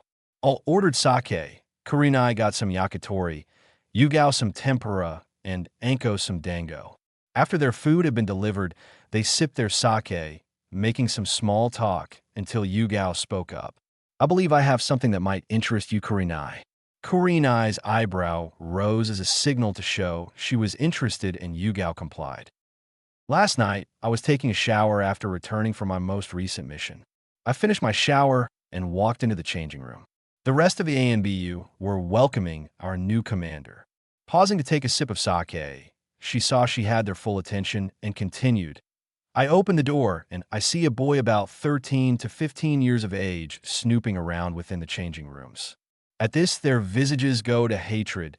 They do not like perverts, as all women have a normal radar against them. I observed him for a second before he turned around. He had a sword strapped to his back with a swirl for the tsuba. This had Kurenai's full attention. He had black hair that fell to his mid-back, tied together to form a kind of mane. When he turned around, I caught a flash of his eyes that were blue. Kurenai's eyes fell. Another dead end. She had looked for years. She no longer looked actively but still occasionally asked around, as did her friends. However, upon noticing me, he said "Kai," and his eyes flashed red before he disappeared and knocked me out. At this, their eyes widened. The swordsman seemed to be back within Konoha. But what would he be doing within ANBU headquarters? Was he a pervert? Yugao saw their thought process and said, "I do not think he is a pervert. When I awoke this morning, I heard of a prank that had been played upon all the ANBU operatives, that all of them had sneezing powder put within their masks." At this, Kurenai's face turned to mirth and started to chuckle at Anko's face. She had been caught by the prank and swore whoever it was would pay. Yugao chuckled as well at her friend's face. "So, Kurenai, it seems your swordsman is no longer wandering. If you manage to find him, I would like a match." He came across as one with skills far beyond his years. Kurenai nodded, and the night continued. Kurenai went to bed that night thinking of the noble boy who had rescued her so many years ago. Time skipped 2 weeks. Naruto had been trying to find some time to train in the last 2 weeks. He had always hidden his jutsu training from the old man. Deception. It hurt, but Naruto knew if something happened and he was alone, he would need people to either underestimate him or not have the correct information. In the past 2 weeks, the old man had been here almost daily, and if not, Karisu would stop by.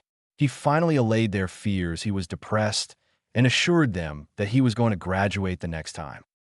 Finally, a day to myself. Now let's check out that Bunshin Jutsu. You know, they only do it because they care. Kamicazi said. So Naruto unsealed the Kage Bunshin and began reading the jutsu. Kage Bunshin. A-ranked Kenjutsu. This jutsu was deemed forbidden by the Nidaime Hokage for the extensive use of chakra it uses.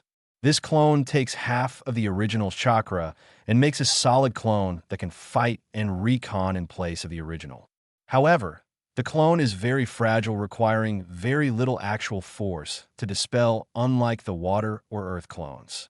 Everything learned within the life of the clone is transmitted back to the original, and all remaining chakra is returned. Then it listed the single hand sign need for the jutsu. Naruto was stunned. This was the perfect jutsu for him. He had extra reserves according to Chris and Kamicazi. This would also help on his control. He could study at the library at the same time. Amazing, the possibilities were endless. He quickly got to work on using the jutsu. About 4 hours later, at about 5 in the afternoon, "I got it," Naruto shouted as he looked at his fully formed clone. "Congratulations, Naruto-sama. Now, we can definitely pass next year," Kamikaze stated. Naruto gave a mental nod and decided to train until sundown. He was in the forest behind the Hokage monument. No one ever came near here. So with a cry of Kagebunshin, no jutsu, 150 Narutos appeared. "Okay, I want group 1 of 50 working on tree climbing while combining the leaf floating exercise. Group 2 of 50 working on water walking while combining with the leaf floating. Group 3 of 20 working with cutting those leaves for wind chakra. Group 4 of 20 work on lighting these light bulbs I had. Group 5 of 10 take Kamikaze, 5 using your left hand, 5 using your right. Give me stances, thrusts, and slashes upward and downward." Muscle memory worked with the clones also. Naruto summoned 5 more clones. "Hinge into someone else and go read in the library. 1 take anatomy, we need to finish that seal. 1 find cookbooks. Another elemental theory. Another look up clan laws. Another read the most current laws to date." The 5 clones dispersed, and Naruto began physical conditioning after upping his resistance seal to level 4. The Yondaime had been on level 8 when his body could handle the Hiraishin. With Naruto's hyper recovery, his body was fixing itself faster, and thus his progress with the seal surpassed the Yondaime's. A few hours later, Naruto had decided to head in for the night with all of these clones training. He told them to dispel, and unfortunately for him, he had not specified to dispel themselves in groups, and they all dispelled at once. Naruto was immediately knocked unconscious. Mindscape. Naruto opened his eyes to a sewer. The water was only about ankle level. There were 3 types of pipes along the walls. One was glowing bluish-white. This was the smallest. The largest was reddish-orange. Finally, one that was slightly larger than the bluish-white glowed a healthy crimson with streaks of gold. Confused as to where he was, he spoke out. "Hello, Naruto-sama. You are all right," Kamikaze responded. Naruto felt his back for his sword and felt him there as a comforting presence. "Where are we, Kamikaze?" Naruto asked. "We are in your mind, Naruto-sama.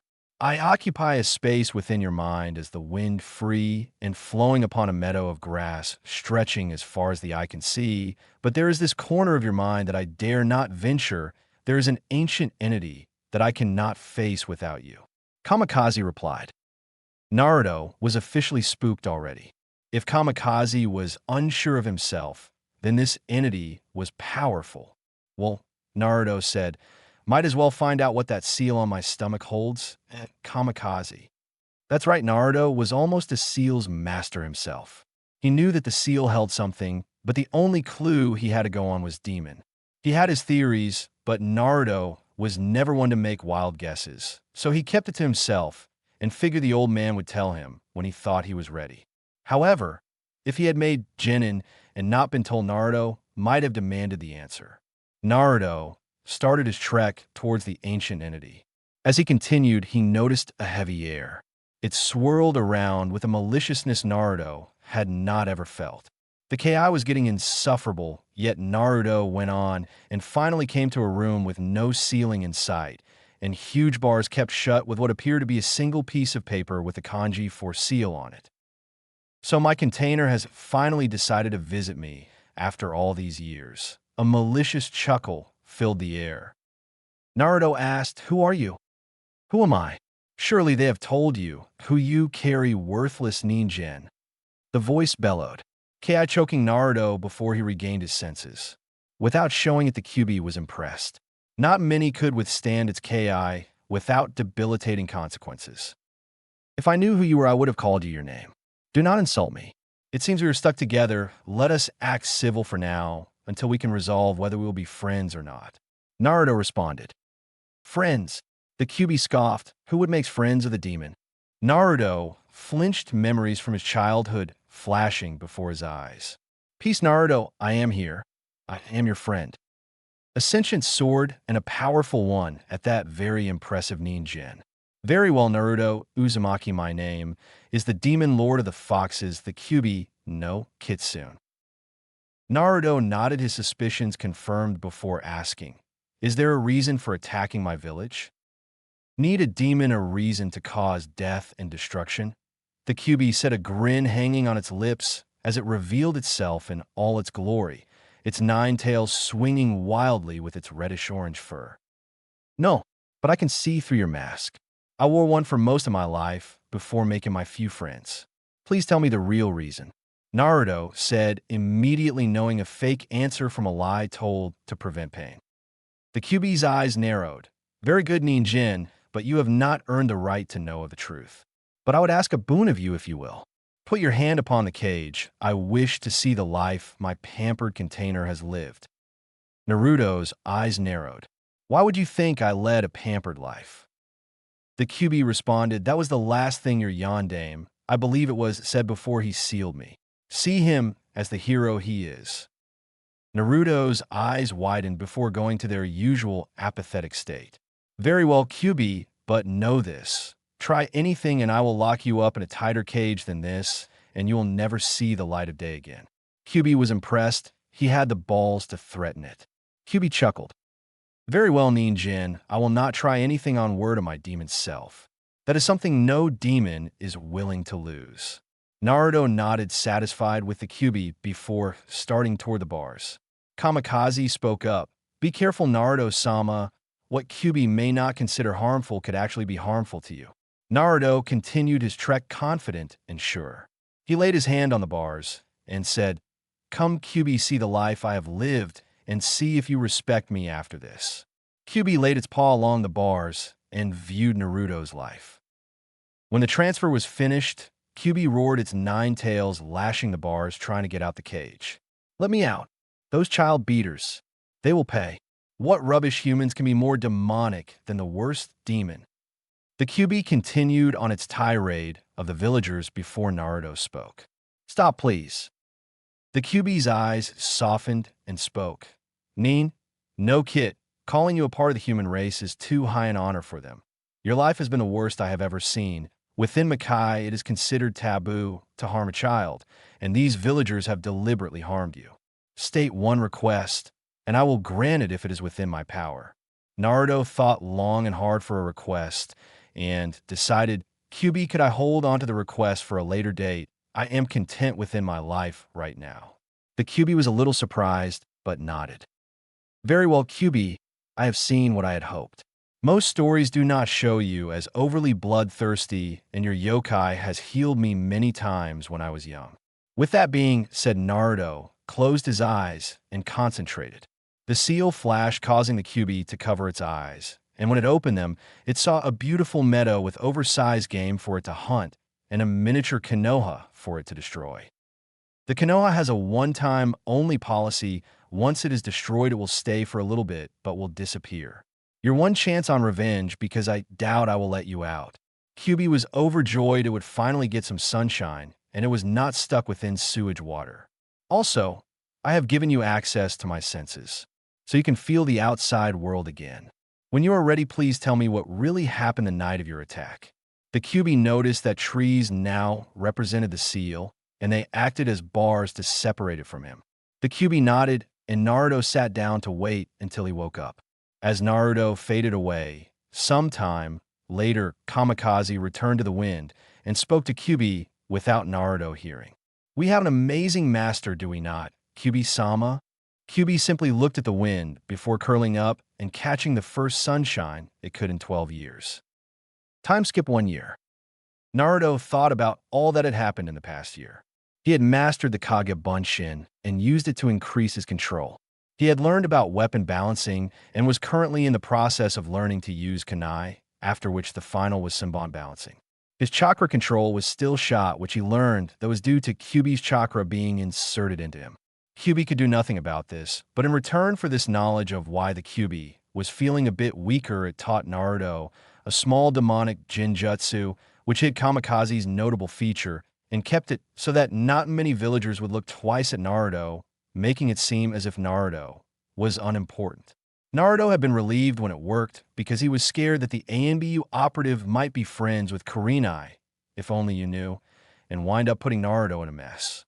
Naruto was a little suspicious at first because of the Kyuubi actually offering to help, but Kyuubi had made it a point to say not to expect this often and that having access to his sense more than made up for it. Naruto also noticed a sharpening of his senses even further than before, and when questioning Kyuubi, it simply replied, "It must be a side effect of me having access to yours." He had gotten put into Irika-sensei's class. It was filled with clan heirs.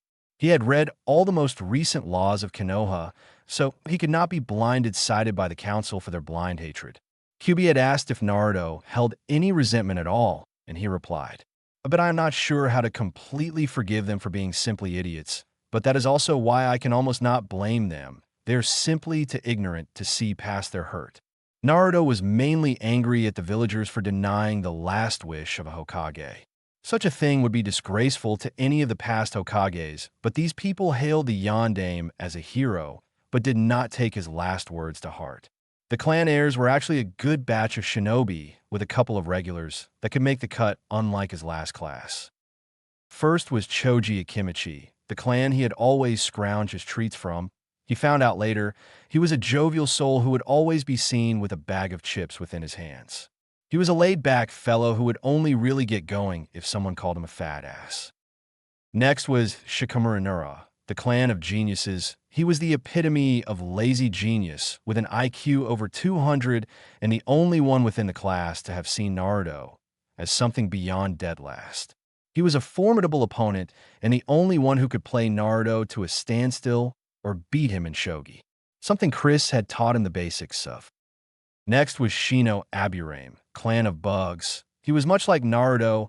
Actually, his clan was not well-liked for something within his body, so he quickly befriended the quiet, logical child and built a camaraderie. He had yet to tell him of his burden, but he was sure Shino suspected something for his bugs would be wary of Naruto if he would be in a bad mood. Next was Kiba Inuzuka, clan of nin dogs, trackers, and all-around decent shinobi. These led the Hunter Nin division in conjunction with the Aburames. Kiba was loud, brash, obnoxious, and ignorant to a fault. However, he was loyal and courageous, everything a dog would be. You could say he was the Nin dog in Akamaru. His Nin dog was the human, but he was a good person overall, if a bit of a pervert. Next was Sakura Haruno. No clan, just a councilwoman on the civilian council. She was a fangirl through and through, but had a smart head on her shoulders that would lead her far into the Mednin field if she put her mind to it. Naruto nicknamed her Howler Monkey. Whenever someone mentioned Sasuke, she would go off on how great he is. TCH fangirls. Another was Ino Yamanaka's clan of mind walkers. Another fangirl, though not as bad as Sakura. She was nowhere near where she could be within her own training.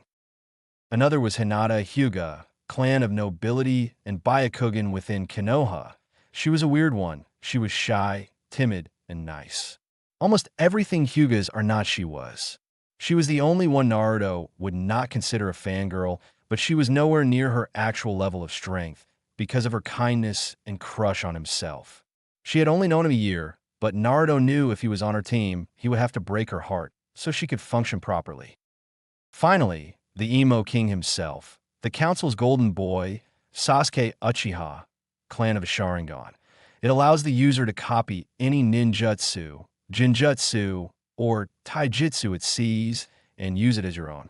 When Sasuke was 5, his older brother had murdered the rest of his family except him and left him as a self-acclaimed avenger. Naruto felt sorry for the boy for losing his family, but was pissed on how he ignored the adoration of his fangirls, expected everything to be handed to him on a silver platter, and was only gaining power to kill. All in all, Naruto did not like Sasuke Uchiha one bit. Irika-sensei walked into class, and after using his demon head no jutsu, got the class to quiet down. He passed out the written test, and Naruto answered it as easily as he did the last year. Laying his paper face down, he drifted off to sleep as he saw Shikamaru doing the same. He woke up to Iruka's yelling and headed out to the target practice. He got in line for the practice and waited for his turn. When Sasuke's turn came up, he grabbed all of them with his hands, 5 shuriken in one and 5 kunai in the other, and flung them all at the same time. He hit every bullseye. Naruto, sure he was going to pass, walked up right during the applause, grabbed all of them with his hands, and without looking at the targets, flung them at the targets. You can't even hit the bullseye. Sasuke smirked. Iruka-sensei, could you check where the kunai and shuriken landed, please? Naruto said in a calm voice. Iruka rechecked the weapons and gasped. You were not aiming for the bullseye, were you? No, Iruka-sensei. Naruto passes this with extra marks. After getting yelled at by fangirls, Iruka explained. Naruto did not hit the bullseye. That is true, however. Each of his hits would be deadly to the enemy, and your enemy will not always allow you a free shot. Sasuke ground his teeth. Lucky shot. Naruto failed the taijutsu yet again because of Mizuki-sensei, the same from last year, not allowing his own personal style and not holding back. Naruto was nonplussed. He was sure he was going to graduate. Naruto walked into the ninjutsu portion of the test and listened to his instructions. I need you to use Kawarimi, Hinge, and Bunshin no Jutsu. Naruto, to pass, you must show each. Hi, Iruka-sensei. Can it be any Bunshin? Naruto asked. Iruka just nodded, but narrowed his eyes at the question. Naruto replaced himself with Mizuki-sensei. He hinged himself into a perfect example of the Sandaime pipe, and all. He hinged in a Sasuke brooder look, and all. Finally, with a soft cry of Kage Bunshin, 5 Kage Bunshin appeared next to Naruto. You passed, Naruto, congratulations. Iruka said, sincerely surprised about the Kage Bunshins. Naruto placed his headband upon his head and walked back to sit in the classroom. Iruka walked back into the room and said, Okay, everyone, please report back here in 2 days' time for team placements and to find out who is Rookie of the Year. Dismissed, the young ninja dispersed into the crowds of waiting parents, and Naruto went home with a smile on his face at finally being a ninja and take that first step to his dream. Chapter 4, The Unmasking. The Hokage sighed, looking at the team placements. This flawed system seemed to hurt more than help. Indeed, because Naruto had come in at the last year, instead of being mid-class, as he had been trying to do, instead of excelling, he had wound up tied with Kiba Inuzuka for the dead last position of the class. No doubt, due to tampering by the academy, but the Hokage had no proof, so he had to accept it. He did not expect more than 3 teams to pass the final test, but the question was who would get those teams. Kakashi Hatake was one. Sarutobi was considering his son for the Ina Shikacho 2nd generation. That left 1 spot to fill. The Hokage went and looked at the list for the Jounin sensei and chuckled. Ooh, this will be interesting. A drop of blood fell from the Hokage's nose before he wiped it and decided on the teams. He would let people plead their case later, but he was rather happy with the way he had the teams, and only someone with a very good argument would change them. The Hokage mused as he waited for more of his damned paperwork to arrive. The past 6 years had been good to Konoha. He had managed to wrest most of his power back at this point, though the council still held too much power. He had an iron grip when it came to enforcing the laws now. He chuckled as he thought of the pranks Naruto had played and hoped the boy realized that it was twofold. He was pretty sure he did, but Naruto was one of the people the Hokage had a hard time reading since he acquired his blade and began living on his own. Oh, he could get a bead on what Naruto was thinking, but he always managed to surprise him. That AMBU prank was hilarious.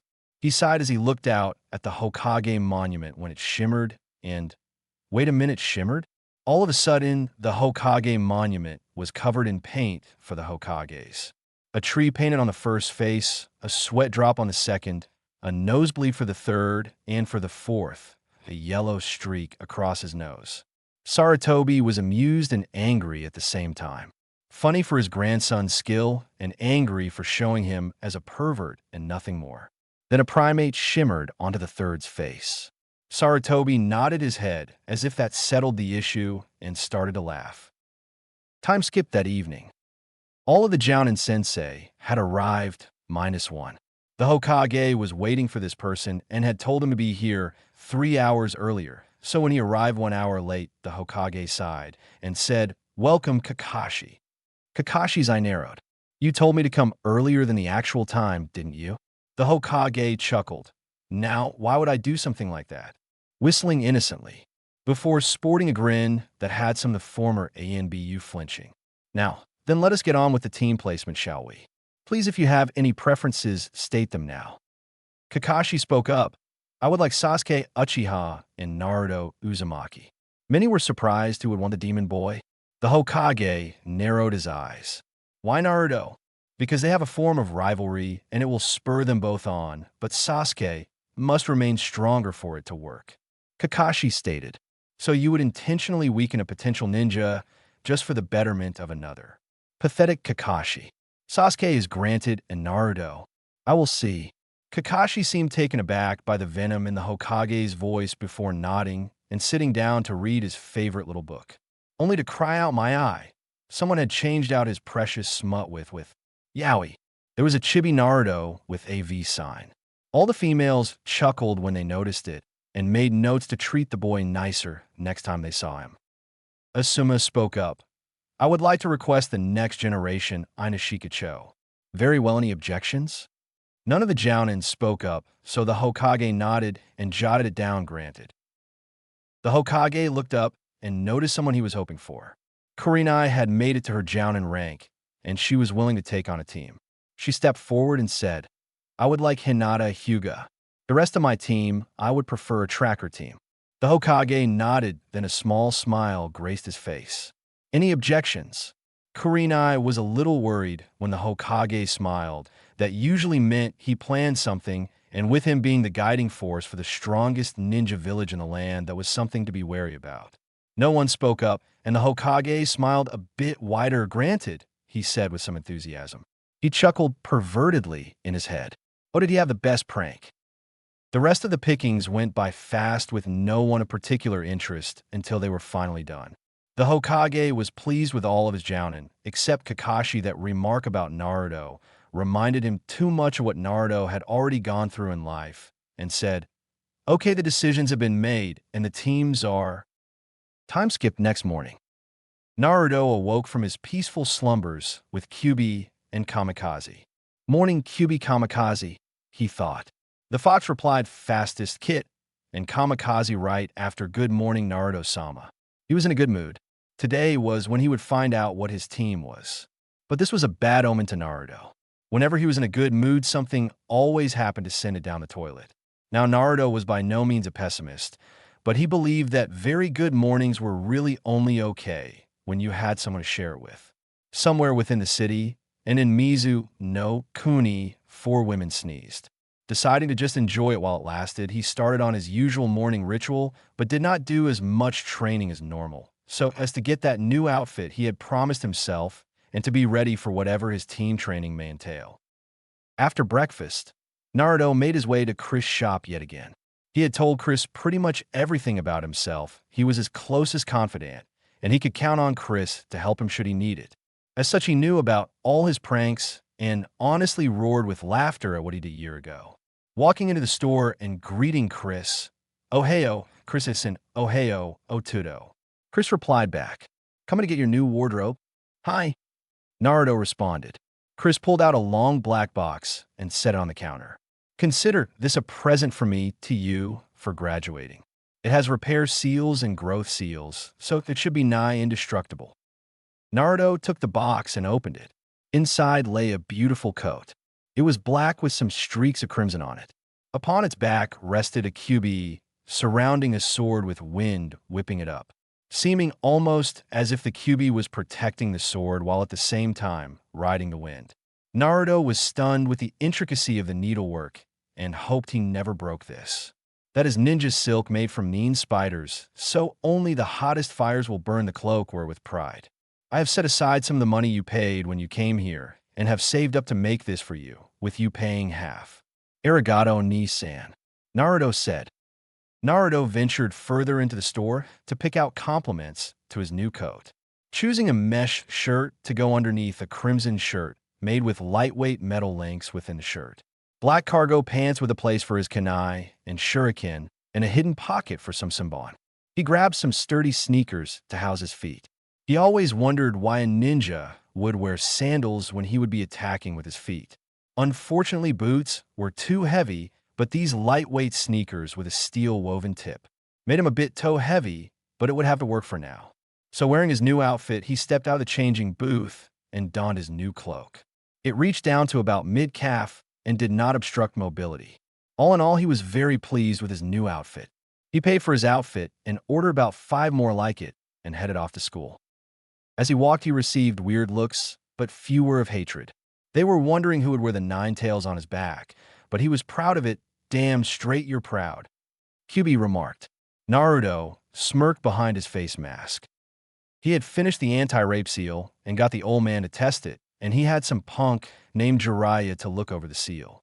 It had been accepted as a revelation, but he had not announced when it would hit stores or even that he was going to sell it. None of the women had been told of it yet to avoid a riot, because Naruto refused to sell it yet. He had finished its testing days ago and was finally cleared to get it start selling. He found chakra holding seals within the Shiki Fuin and modified them to hold chakra, so the hinge/transformation would last up to a month. It may not save all of the women, but it would save a good amount. It worked by storing chakra in it when it was applied and had a one-time usage. Once activated, it would remain active until the kunoichi decided to cut it off. Because of the small amount of chakra a hinge takes, the small hinge could last a month before dispelling. Once the technique was stopped or dispelled, you had to reapply the seal to have access to it again. As a side note, it was able to be turned off. It activated when a person tried to invade the kunoichi's pussy or ass, or if the kunoichi activated it. The seal would sense the intrusion and automatically activate should the kunoichi have it turned on. This kept them from being raped while knocked out.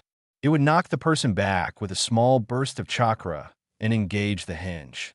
No side effects have surfaced, and it was hailed as genius even by Jiraiya. The cage bird seal was next on his list after that. Naruto liked seals, but too many could become a problem within the world. He would make some for his family home and the like, but that field was too dangerous to tamper with. Naruto arrived at the academy. He made quite the imposing figure. He had grown a few inches in the last year, making him a flat 5 foot with his cloak billowing in the wind, his face mask covering his mouth and cheeks, and the hilt of his sword. The swirl is hidden by that demonic jinjutsu sticking up from his right shoulder. Some of the students avoided him outright, and he smirked underneath his face mask as he made his way to the classroom for what was, hopefully, the final time. When he walked in, all of the class froze, stunned at the new appearance. He had never come in so blatantly obvious. Trying to look more like me, Adobe? Sasuke said, trying to bring some of the attention back to him. No, if I were, I would cut my hair to look like a duck's ass. Naruto responded quickly. Now that he was a genin, he could let loose a little because the council could not touch him. The rest of the class snickered after looking at Sasuke's hair. Sasuke nedded and turned around to continue his brooding, satisfied his fangirls had returned their attention. Naruto sat down next to Shikamaru and Shino. Morning, Shino, Shika. Shino and Shikamaru looked at Naruto and responded, morning, before going back to their usual quiet selves. Naruto looked around and waited for Irika to get here for the team placements. He hoped he would not get the Uchiha or any of his fangirls. God, they were annoying. He noticed Hinata's blush and really hoped he would not be on her team either. He would break her heart to make sure she stayed alive, but he did not relish the idea of hurting a woman. It is for the best, Naruto-sama. She cannot remain the way she is if she is to survive. Kamicazi remarked, kill or be killed. Kyuubi simply said. While Naruto had been using Irika, had entered and started his speech on what it means to be a ninja and all the responsibilities it entails, and he finally came to the team placements. So I wish you luck in your new careers. Now, Team 1 will be. Naruto tuned him out and felt sorry for the ones who were going to fail the next test for genins. He was sure the Jounins were to test them because the academy test did not make a ninja ready for the rigorous life of ninja. Team 7 will be Sasuke Uchiha, Sakura Haruno, and Kiba Inuzuka. Ignoring the cries of true love prevails and two head smacks against the wood, Irika continued. Team 8 will be Naruto Uzumaki, Naruto's head picked up. Shino Aburame. Naruto nodded at his new teammate and comrade happy so far, and Hinata Hyuga. Thump, everyone turned to see Hinata passed out on the floor. Naruto groaned and looked at Shino. Shino seemed amused at the turn of events, with a hidden sadness at what Naruto was going to have to do. Shino was one of Naruto's only friends them being the old man, Chris, Shika, and Shino. Naruto was close to Choji, but he was more of an affiliate than a friend. So he knew what Naruto planned for their new teammate. Team 9 is still in circulation, so Team 10 will be Ino Yamanaka, Choji Akimichi, and Shikamaru Nara. Your Jounin senseis will be here shortly. Good luck once again. With that, Irika exited. Kurenai was walking to go pick up her team when she thought back to the team placements. Author Yami-style flashback, no jutsu. The teams will be. They were shocked when they heard Kakashi was not getting who he wanted. It was the first time he had actually requested somebody, and he was being turned down. Kurenai was quite happy the way he talked about Naruto showed he did not care at all. Kakashi spoke up.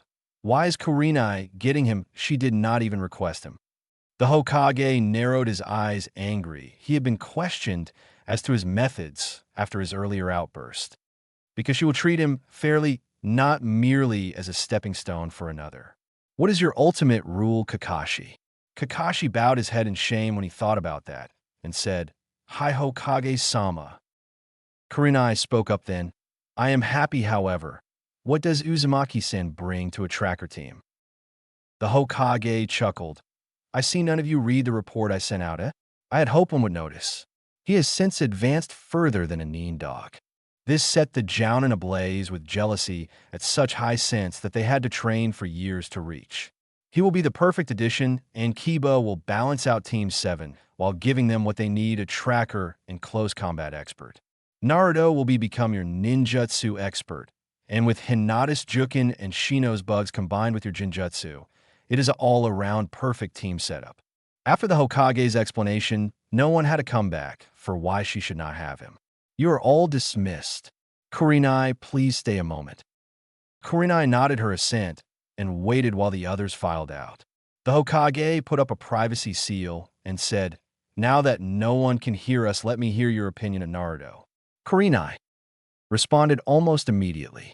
I see no wrong in him, Hokage-sama. His pranks brighten our day, and if he were the fox, why would he do such things?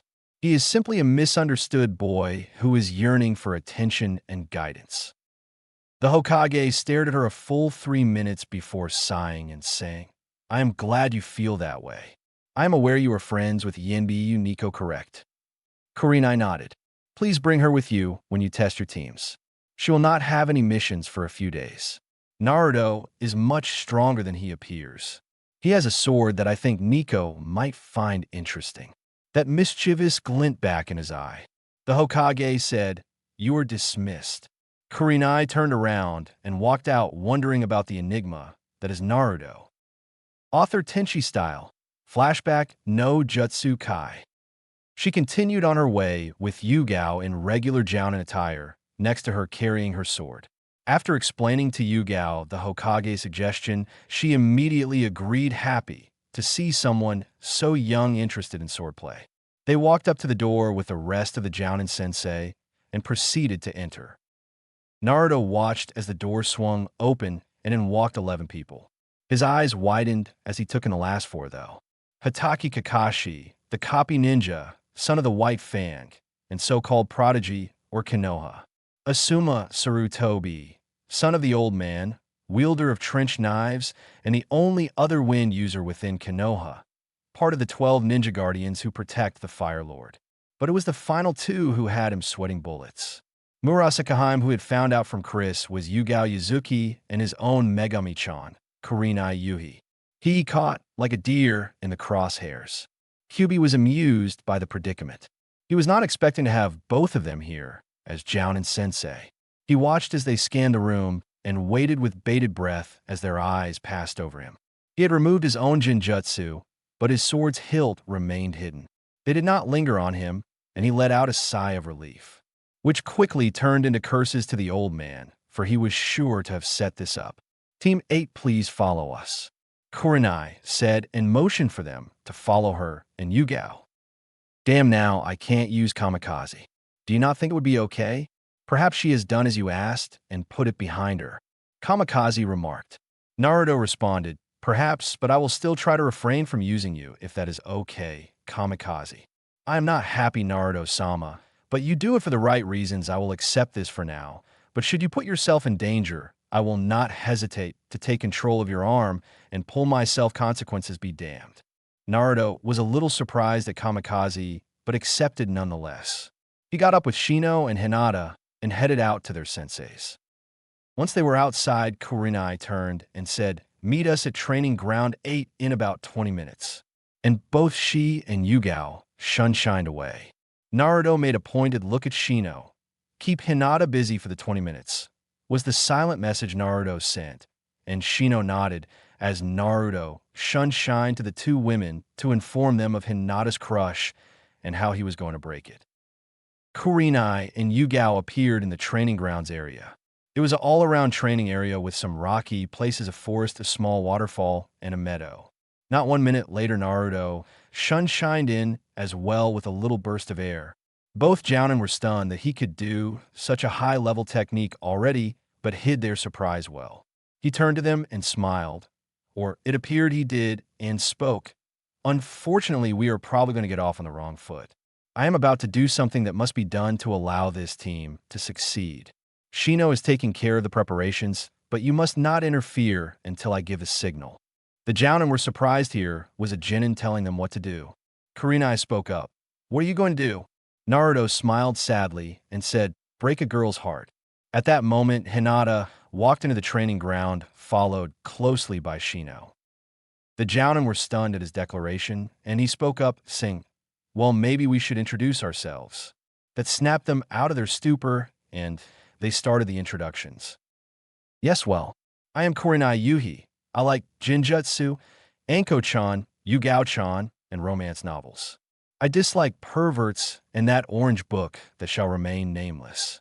My dream is to be the foremost Jinjutsu master in the world and to see you get to Jounin. Kurenai said, I am Yugao Yuzuki. I like Kinjutsu, Anko-chan, Kurenai-chan, and mystery novels. My dislikes are the same as Kurenai, and my dream is to become a Kinjutsu master and pass it on to my kids, said Yugao. You will call us Kurenai-sensei and Yugao-sensei. Now, Shino, you're up. I am Shino Aburame. I like Naruto, bugs, and learning about different types of bugs. I dislike those who kill bugs for no reason. My dream is to become clan head and help Naruto achieve his. Shino said, I am Hinata Hyuga. I like lavender and... She glanced at Naruto. I dislike perverts and the caged bird seal. My dream is to abolish the caged bird seal and become clan head. Imagine her stuttering. Hinata stuttered out, and Kurenai smiled at the shy young girl. Naruto sighed as he caught her glance. I am Naruto Uzumaki. I like foxes, Kinjutsu, ninjutsu, and seals. My dislikes are perverts, rapists, and child beaters. My dream for the future is to become the strongest shinobi in the land to protect all my precious peoples. Kurenai blinked and smiled softly at her team. She got a good bunch. Now it was time to test them. But before Kurenai could speak, Naruto beat her to it again. Hinata, if there were another test for genin to become genin besides what was taught in the academy, what would it be based on? Shino. After a few seconds, Hinata's eyes widened at her answer, and Shino nodded. They said in unison, teamwork. Smart kids, at Kurenai-sensei. Kurenai was flabbergasted. He deduced there was another part of the test, and completed it all without even being given the test. Who is this kid? Definitely not the dead last of the academy. Now, Hinata, what would you say would be the best teamwork a team could come up with? Naruto questioned. This put Kurenai on edge. She knew of Hinata's crush and was hoping Naruto would not crush her. Shino put himself in the way and shook his head at Kurenai, a clear indication not to interfere. Oh no, I'm not sure Naruto-kun. Hinata stuttered again. Naruto steeled himself and said, being able to kill one another. Hinata seemed confused until Naruto took a taijutsu stance that had Yugao gasping. Yugao recognized that style, even if it wasn't the true style. It was the fourth style. Where did he get information on that it should be locked up in the Hokage vault? Naruto lunged forward as fast as his seals would allow and started to fight Hinata.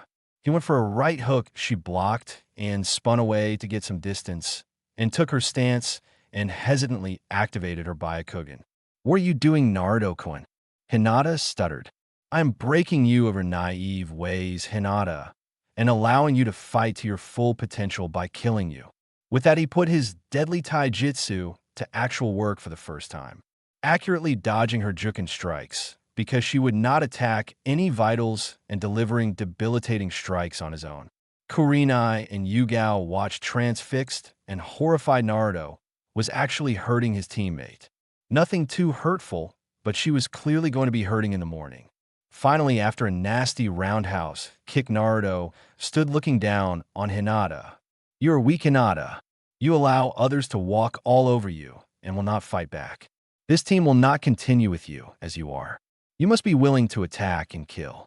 A ninja is destined to kill. It is our lot in life. If you are afraid to take a life, then you do not belong within the shinobi ranks. He then leaned down and cupped her chin and pulled her eyes to his. That is what makes you weak and what makes you strong. Your kindness is rarely found within a human. Draw strength from it. Allow yourself to be kind to those around you. Use that kindness that makes you want to protect someone to kill your nice side within battle, Hinata. You must be able to strike me in the heart with a jukin strike for sparring with me, while ignoring my vitals means you will ignore the vitals on a bandit. What happens when that bandit you are fighting turns around and kills me because I trusted you to have my back, but you held back not wanting to kill? Do not relish in killing. Simply do it because you must. Your crush for me is built out of adoration. Adore yourself. Climb to your peak and become the serious kunoichi you are destined to be. Hinata stood with tears in her eyes and said, Hi, Naruto. She would not call him Naruto-kun, not after that. Kurenai was angry that he had been so brutal, but what he said seemed to have worked, and Shino lowered his bugs. I'm sorry for resorting to such extreme measures, Hinata, but for this to work, I need you to focus. Do not love me. I am incapable of loving you. I will not allow myself to. I have noticed the hatred of my village, just as you have, and you know your father would never allow it. Try Kiba, he is a bit of a pervert, but if you make him yours, he will be loyal to a fault. Hinata nodded, still crying, but with determination shining in her lavender orbs. Satisfied he had accomplished what needed to be done, he walked up to Shino and said, Arigato. Shino punched him in the jaw. Don't ever hit your comrades again, and I will consider it thanks enough. Shino was not happy he went further than he had planned, but he accepted it. His logical side said it was for the best, but he needed to get that out of his system. Hi, Shino. Naruto was not angry, he knew what Shino was thinking. Kurenai just shook her head. It seemed she got the crazy bunch. But they will be great, she was sure of that. Already showing a camaraderie that was rarely seen even within Konoha. All right, since I have seen Hinata's fight and Naruto's taijutsu. Shino, come spar with me. Taijutsu only. I wish to see where you stand. About 40 minutes later, Kurenai was breathing, slightly fatigued, while Shino was sweating bullets. Stamina was not their strong suit. Enough. Yugao, would you like to test Naruto's blade? Yugao nodded, her eyes shining. Naruto thought, so much for not using you, Kamicazi. You ready? Hi, na, Ju-sama. You have only used me to kill some worthless bandits since those genins. This will be a true test of your skills progress. Naruto walked to the edge of one training ground and asked, so what are the rules, Yugao-sensei? Yugao pondered for a moment. Kenjutsu only, no jutsu. Naruto raised his eyebrow at the little limitations and said, very well, let us begin. He got into his stance, his body completely relaxed, and unsheathed his sword with a slight shing sound mirrored by his opponent. His sword point facing toward the ground. He whispered, Kai, and released the level 5 resistance seal down to level 3 so he could survive the coming ordeal. He said, "Whenever you are ready, sensei." Yugao took in his stance. It seemed to be full of holes in defense. Obviously an amateur swordsman. She watched him careful. He remained still, only really moving when the wind would blow across the training ground. They stood there for 2 minutes before Yugao moved, dashing across the meadow at low chunin speeds. Naruto saw her coming a mile away. He had already moved his weapon into the block before she swung. She came from high and stroked down to come across his chest in an arcing pattern. Their blades collided with a resounding clang, clang, clang, clang. Every attack she tried on him, every skill was blocked. She decided to step it up. Moving to low jounin speeds, he seemed to be slowing down and managed to block most of the cuts, but he would always avoid the hits. A downward slash blocked. A thrust parried and thrown away. A horizontal slash back stepped and stepped up into her guard. He was showing skills of a kinjutsu master. Indeed, according to Kamicazi, Naruto has almost completed his own style of wind style. Once mastered, it would be unable to be copied for the erratic movements required, and should someone try to copy without the proper training, it would result in horrible muscle pains and possible tearing. Finally, after 20 minutes of straight kinjutsu, Yugao stepped back. She was breathing slightly heavy, but could see Naruto was only slightly winded, that legendary stamina of his holding out. She admired the blade and could say it seemed familiar. All of a sudden, Naruto's eyes turned red, and he looked into the trees to his right. "Yugao-sensei, protect Hinata. Shino get with Kurenai-sensei." As soon as he shouted, two Nins came out of the forest. One wearing a scratched headband from IW, looking to be a jounin by his attire. The other was wearing a scratched headband from Kyumo, looking to be a chunin. Well, well, well. Look who we have here. The Jinjutsu mistress of Konoha, Kurenai Yuhi. Swords mistress Yugao Yuzuki. And some frightened genin. The IWA Nin scowled. "You killed my brother, you bitch of a mistress."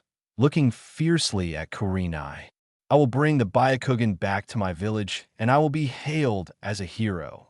Perhaps I will be allowed to father the first of the new Byakugan." He finished with a perverted leer at Hinata, who shrunk back. How the hell did these guys get within the city walls? Naruto thought was he gauge his opponents. Naruto spoke up and said, "Will you have about 5 minutes before the EMBU get here? So let's get started, eh? I will take a Kyumo Nin, Yugao-sensei, stay next to Hinata till this is finished. Shino assist Kurenai in her battle."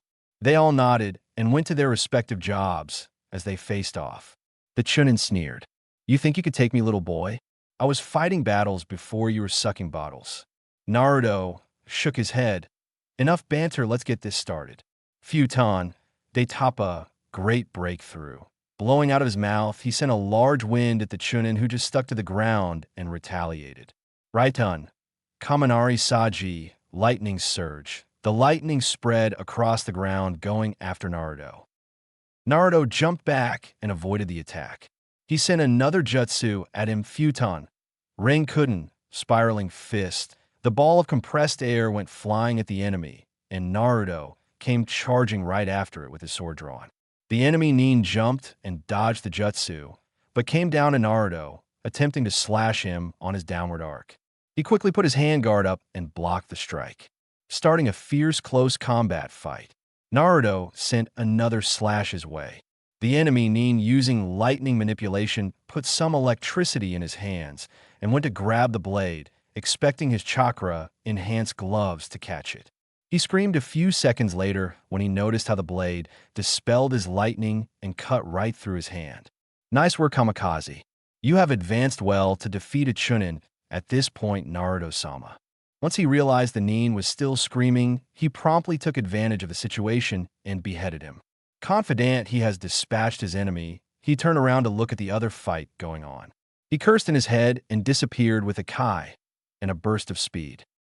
A few moments earlier, the fight had been going well, with Kurenai stopping the jounin with her Jinjutsu, and Shino sucking him dry of chakra with his bugs when it all changed.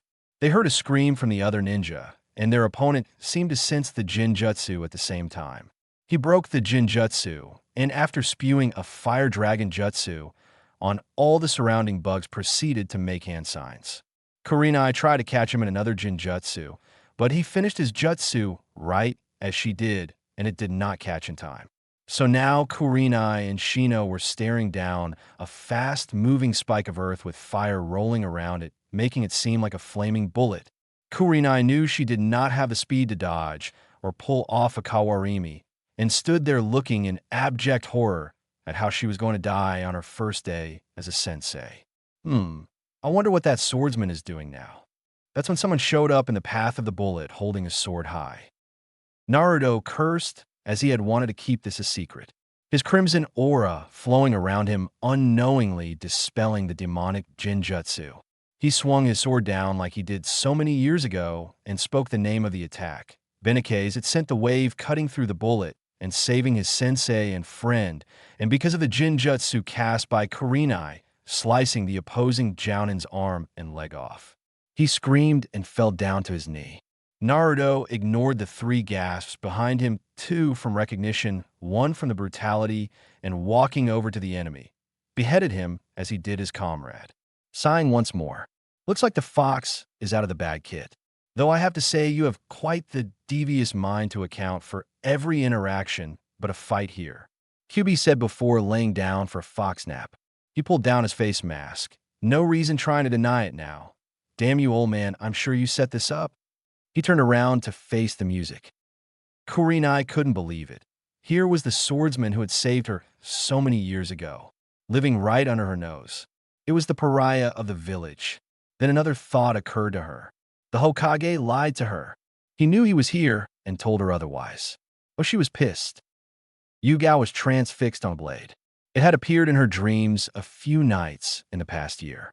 She would always wonder who it was who could prank Anbu with a sword. She had suspected Naruto, but he never had a sword with him, so she could never verify it. That swirl and that attack, such grace and definition. But she had to know more. Hinata and Shino were just in awe of the attack and seeing their teammate kill two higher-ranking ninja. Hinata was wondering if she could get as powerful. Shino was wondering if he had always been this powerful and if this was the reason for his bug skittishness. Naruto turned around, and Kurenai and Yugao gasped yet again at the red eyes shown by their young charge. Hello again, Megami-chan. Murasaka Haim. Been a while, has it not? Naruto spoke, having a deeper voice than normal with his battle mode activated. Whenever Naruto had activated this state, before he would gain speed and strength as well as better eyesight. After contacting Kyuubi, he asked if it was its chakra he was tapping into, but Kyuubi said it wasn't so. He just chalked it up to a bloodline or something since he could not accurately account for another power source. Shino and Hinata were a little confused as to the names until they saw the looks of shock on their sensei's face. Naruto, I believe an explanation is in order, Shino stated. Naruto sighed and said, Hi, follow me. We will go to the Hokage's office. What I have to say should not be heard by the wrong ears. All of them just nodded as Naruto deactivated his battle mode and his features returned to normal. He sheathed Kamicazi and they all shined to the Hokage's office. Hokage's office. Naruto and his team shined into the office and Naruto glared at the Hokage. I know you had something to do with this, you old geezer. Damn it, I had a reason for that request. The Hokage blinked and then took in a state of the team and said, What happened? Yes, I put you with Yugao and Kurenai, but nothing else should have happened. After explaining the stuff on the team training ground and handing in the two heads, which gained them a C rank and A rank missing mean bounty, the Hokage shook his head. I had hoped you would have built a little bit of your relationship before having to discard with your pretenses, though I think this will be good for you. Kurenai spoke up before anyone else, though, and asked, Why did you lie to me about him, Hokage-sama? Me too, Yugao pitched in. The Hokage turned his eyes to Naruto with a questioning glance. Naruto sighed and scratched his head. Because I told him to. Kurenai turned a hurtful gaze on him, and Yugao was just shocked he wouldn't want recognition for what he had done. I suppose I should start at the beginning. Let's get some food and get comfortable. This is going to be a long story. Are you going to tell them everything Naruto-sama? Kamikaze spoke up. If it is okay with you, I must trust these people, and they have proven trustworthy so far. Just be careful mentioning you can speak with me. These people, even the Hokage, are fearful of what they don't understand. QB informed. I will leave out talking to you, and just say I met you, and you threw me out the mindscape. Keeps with your demon persona, right? He said with a little bit of sarcasm and returned his attention to the people sitting around the Hokage's office with some food on the table. Sighing one last time, he began his tale. Gigi put up a silencing barrier. Please, after pausing for the glow of the barrier. It all started on my 7th birthday. Then I passed the exam and am now assigned to your team. Should you not wish to work with me anymore, I will understand. The Hokage waited in bated silence to see what his teammates would do. Shino spoke up rather fast and said, so you are hated for what you carry, as well it makes no difference what you hold. You have saved the village every day you draw breath. You will always be my first and best friend. Having said that, he bumped fists with Naruto, and he waited patiently for Hinata's decision. Hinata finally spoke up after about 2 minutes of silence. Naruto, that is a lot to take in. Though it is amazing what happened to you when you were younger. I would be proud to call such a brave person as you as my friend. Surprising even herself by not stuttering. Naruto laughed, happy for his first few friend acceptance, and said, well, Hinata, it seems my lesson is working rather fast, eh? He turned to the 2 elder women within the room, and his eyes saddened for having hurt them. They had been looking for him, but he was trying to save them pain. Gomen Megami-chan, Murasakaheim. I tried to hide from you in an attempt to keep you from pain, but it seems all I did was compound on it. Yugao spoke up. Damn right, you little blonde swordsman. Well, we will have to have an all-out kinjutsu battle to the end of time to figure out whether I should forgive you. She turned away from him with a small smile on her face. Kurenai was still trying to digest everything he had said. Well, I guess I could forgive you, but can we talk after this? Naruto nodded and said that he would take her to his apartment later. The Hokage then spoke up. So Naruto, you did not think it prudent to tell me you had a sentient sword, eh?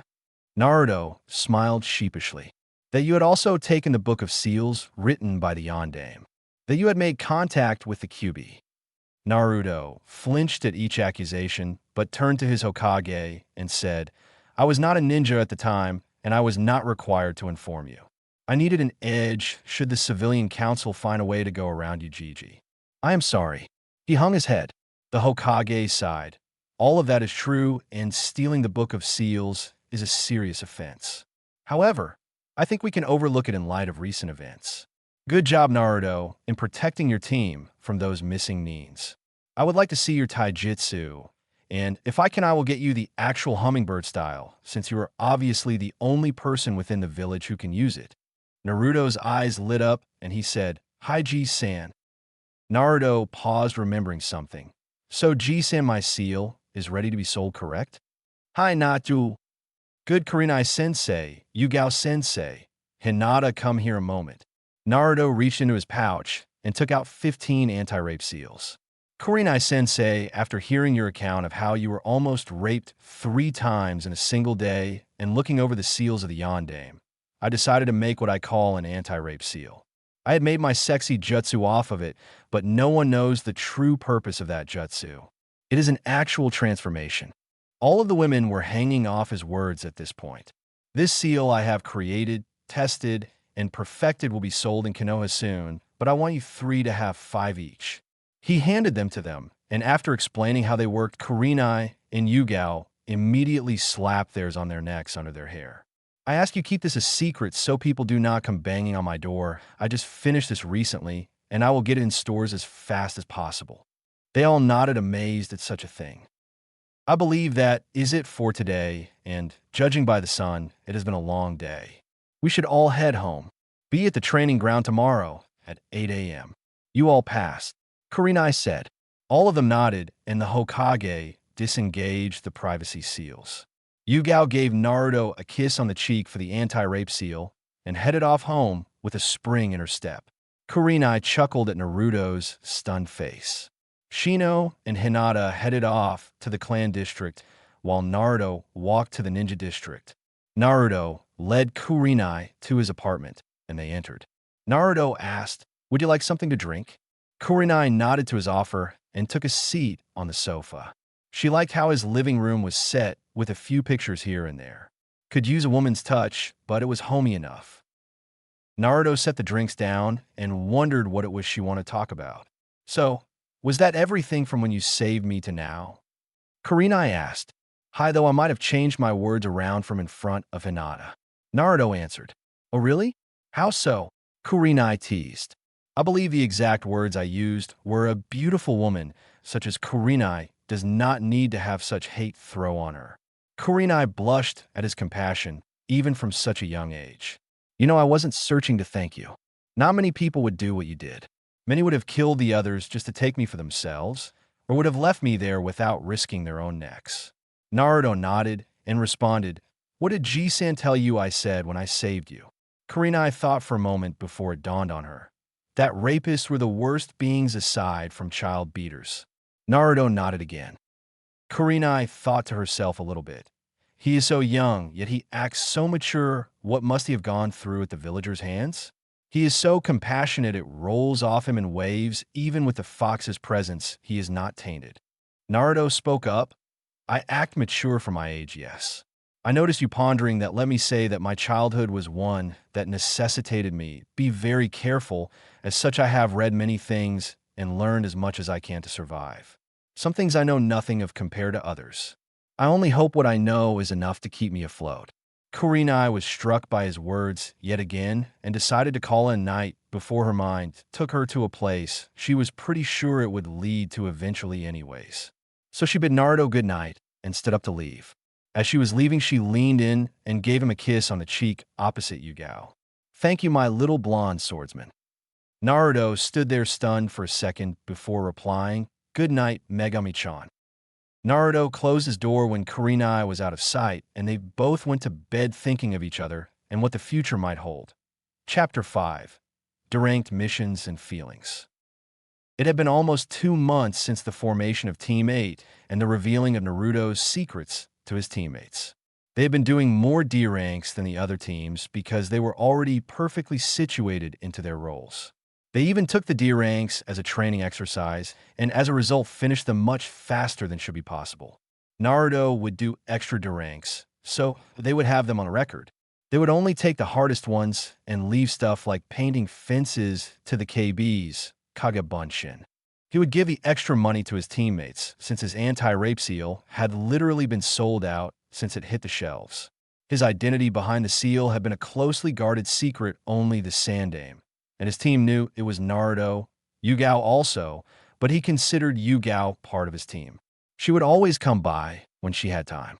None of the females around Naruto paid for the seals since he gave them another batch when he finished them. He was planning on buying himself a plot of land and building a house when he got the money he wanted. There was tension building within the team, though. Shino and Hinata were the best comrades Naruto could ask for. He worked on a seal for Shino's stamina and Hinata's chakra capacity. He managed to finish them easily and put them on his teammates. Shino could now last in a fight against Hinata, and Hinata's chakra capacity shot up from Genin to almost low Jounin. The tension, however, was between Naruto and Kurenai, especially when Yugao would visit. Shino observed this and saw that Naruto knew about it, but he assumed Naruto had a plan because Naruto did not seem clueless as to what to do. He would somehow be able to break the tension until the next meeting. Shino knew, however, there was going to be a breaking point, and it was fast approaching. Hinata was too focused on regaining her skills from being too nice, and could feel the tension, just did not pinpoint the course. Hinata had reformed rather quickly after Naruto's killing of her. She started showing more confidence within the spars, and managed to land a few hits on Naruto, surprising Naruto himself. She beat Hanabi, her younger sister, in a clan spar and managed to fight longer against Niji, the branch house prodigy, surprising the clan elders and bringing her father's notice to her. Her father had been so hard on her hoping to push her, but it resulted in the opposite effect until Naruto broke her. She had not seen Kiba yet, but resolved to herself to at least give the boy a chance. He had been chasing her for years, and he deserved it. Fox in position. Angel in position. Kakai in position. Team 8 commence capture. Naruto burst out of the foliage, sending a very light gust through the clearing, leading the target to the left of the clearing until a wall of Kikachu bugs sprung up. The target turned around and looked at its attackers. Hinata and Shino appeared near Naruto. The target looked at them, then jumped at Naruto. Naruto caught Tora easily, and the cat started cuddling up to him, purring. Capture confirmed. Ribbon states, "It is Tora," Naruto said through his radio. This was the 12th time in the last week they had caught Tora.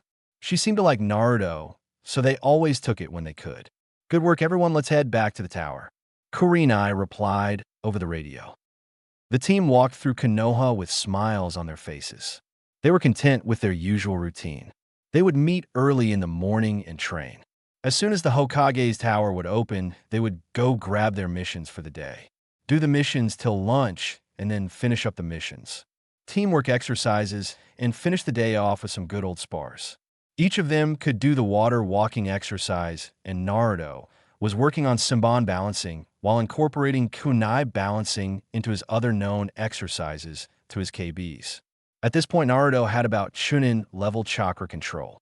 He was shooting for Jounin level for him, in which case he would be able to outlast Jiraiya in his Sage mode in pure terms of chakra. This was the only downside to his massive chakra. It was so damn hard to control. Naruto's smile, upon seeing the glares of the populace, slowly lost its way until he schooled his expression into neutrality. They still could not track his home down, but the glares did enough damage without him having to find his house. Kurenai frowned, seeing Naruto's mask, and started glaring at the villagers. How dare they glare at him? He is putting his life on the line as a shinobi. Not to even mention holding back Kyuubi. She was planning out all these evil jinjutsus and smirked. Kurenai-sensei. Naruto said, "Huh, what is it, Naruto-kun?" Naruto's eyebrow raised at the new honorific. She had never really called him that. He dismissed it and said, "I have been telling you we are here now, and your smirk is scaring everyone." She looked around and did indeed see how most of the men were straying far away from her. She smirked again. I must have picked up some things from Naruto. Naruto unwittingly thought, damn, she has picked some stuff up for me. Let's head inside, sensei. With that, they all entered the tower. There was a catchboard for the Tora mission. The cat had been tormenting Genins since the start of the Sandame's rule, and the leaderboard had been put up after the Sannin managed to catch her in 2 hours. To this day, only one team had managed to beat that record. The top 10 catches were all under 2 hours. As a matter of fact, some of them was under 10 minutes. Naruto had set up places to meet Tora so he could pet her when she was out. As such, he had a little bit of a schedule he could follow to catch her. All of the top 10 catches had been made by Naruto's team. They walked into the Hokage's office, and Naruto immediately relinquished hold of Tora to the Fire Daimyo's wife. She's going to kill that cat, Naruto thought. The Hokage sighed and said, "Good work, Team 8 now, for the next mission." A light bulb seemed to light up above Naruto's head. Kurenai noticed the light in Naruto's eyes try to stop him. "No, Nara dash. Excuse me, miss," Naruto shouted. "You're hurting her." The Fire Daimyo's wife turned to find Naruto pointing at Tora. She raised an eyebrow and said, "I think I know how to handle my pets." Naruto scowled and said, "Oh yeah? Put Tora down and let's see who she goes to. If she comes to me, you let me show you how she likes to be petted. If you win, I will catch your cat for free for the rest of the month." The Fire Daimyo's wife smirked. "Okay, Kurenai-sensei, could you please take Tora and put her in the middle of the room?" Kurenai and the Hokage sighed. "Hi." Kurenai placed Tora in the middle of the room, and the Fire Daimyo's wife immediately said, "Tora, come here, and there's some fish in it for you." Tora looked her owner and took a step. Naruto spoke up, "Tora-chan here, girl," making sound with his teeth. Tora immediately turned around and leapt into the Genin's arms. The Fire Daimyo was stunned. "Like this, ma'am," Naruto showed the Fire Daimyo's wife, gently petting Tora's head and scratching her ears, making her purr. "Now you try." The Fire Daimyo almost crushed Tora when Naruto held her arm. Softly, he led the Fire Daimyo's wife's hand gently down Tora's spine, and Tora started purring. Amazing, The entire room minus Naruto said. Naruto smirked and said, "If you treat Tora like that, I doubt she will run again." "Thank you, mister." Naruto chuckled. "Iamulmaki Naruto mom. Please treat Tora nicely. As much as I love petting her, she needs a good home." The Fire Daimyo's wife nodded and made a note to tell the Fire Lord about this genin. The Hokage chuckled, seeing Naruto's legendary politician skills at work. He would be a force to rival in a few years. "If that is all, ma'am, I believe Team 8 has earned the rest of the day off." "Dismissed," the Hokage said. Everyone filed out of the office.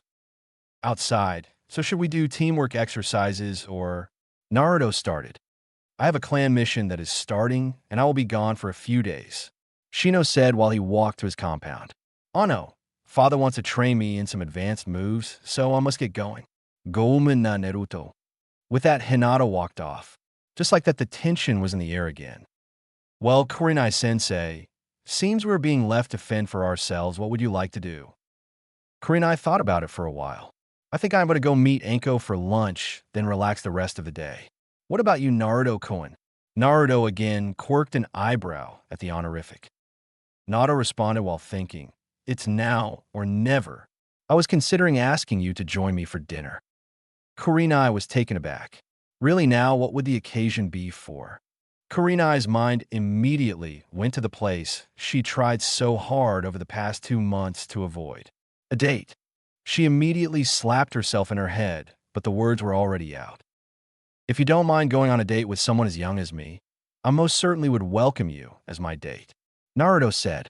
Naruto hated to throw such a point in the conversation, but it must be clear before they start anything that could lead to disaster areas for Naruto's mind.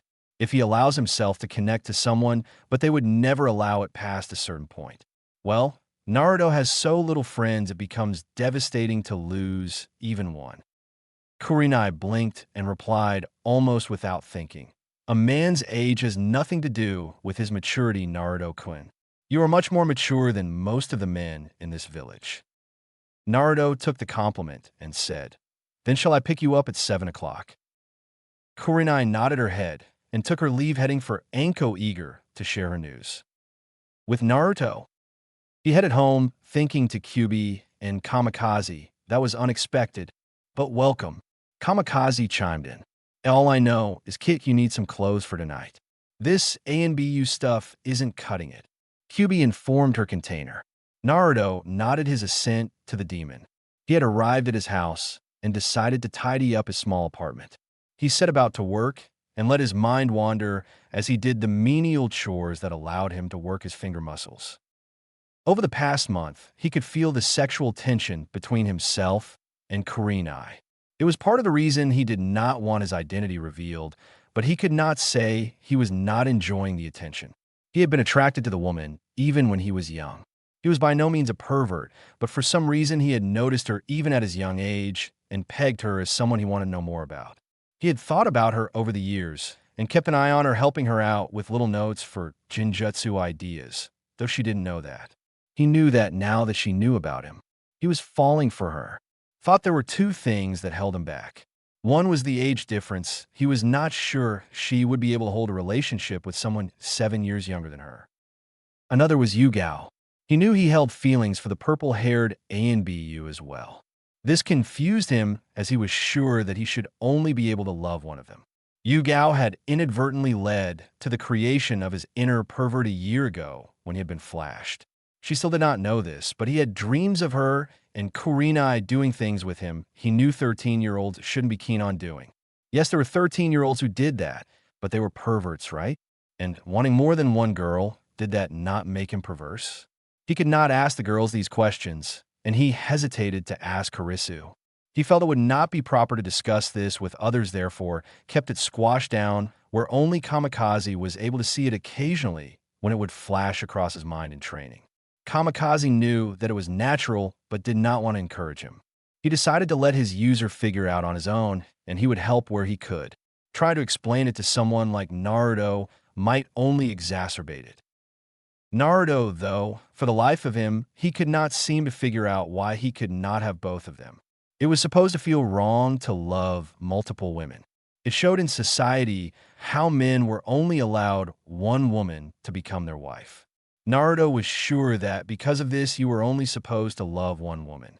He had more interaction with Kurenai, so he decided to go on a date with her since she brought it up. But he was feeling a little guilty at not taking Yuga out as well, still musing over why he could not have multiple loves. He missed the thoughtful expression and slight muttering of the QB as Naruto continued his cleaning. With Kurenai, I can't believe I actually asked him that. She was still in a bit of shock over the fact she just asked out a boy who was 7 years her junior. She could not deny her feelings about the boy.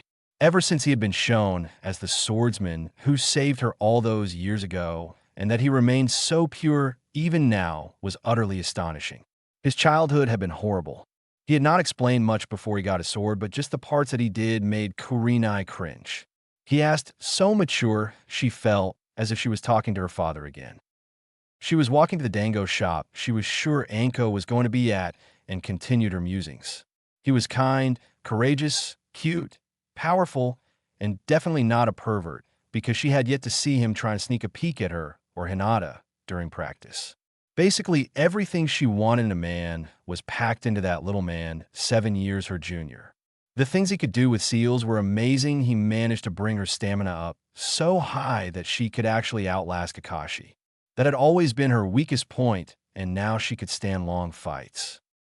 When she first realized she was falling for the blonde after giving him that little kiss on the night she had been assigned him as a genin, she tried to stop her mind from going there. But as she spent time around him and noticed how his aura radiated peace and security, she began to grow more and more attracted to him. She noticed how Yu Gao was hanging around him too. That did not sit well with her for some reason. Now she stopped denying herself and actually took that step to see what would happen if she went further. She felt a little sorry for Yu Gao. She had been as deprived of love as she had because of all the perverts honing in on her as well, and decided that she would help Yu Gao find a guy if things worked out with Naruto tonight. With Yu Gao, she could not get that little man out of her head. Damn it, she growled in her head. Why is it all the guys her age have to be perverts? There was that hate guy, but ever since she met Naruto, he was all she could think about. His aura of peace, yet deadliness, was only exuded by the strongest of shinobi. He could bring you at ease with his very presence. The fact he had one kick-ass sword that he could talk to did not have any indication as to why she had initially taken interest in him. She could feel the power rolling off him when she saw him that night in the AMBU headquarters. She could feel the skill he held hidden when he shined onto the training ground the day she had helped Kurenai. She tried as hard as she could to keep herself from him, but it only seemed to push her along faster. She knew she fell for the blonde. When she kissed him on the cheek, she had known, but she tried to deny it. Tried as hard as she could to say someone 8 years younger could never want to be with someone like her, but her mind would not accept it. So she spent some time away from him that first week doing AMBU missions, but as soon as she got back, she felt compelled to seek him out. So she had, and as soon as she walked into his presence, she was at peace. More calm than she had ever felt before. His aura was just so damn comforting, like a blanket that just dulled your senses. She was a little annoyed that Kurenai got to spend so much time with him. She almost wished she were his sensei just to spend some time with him. She had finally worked up the courage to make it seem like a casual date. The next time she saw him, she was going to ask him out.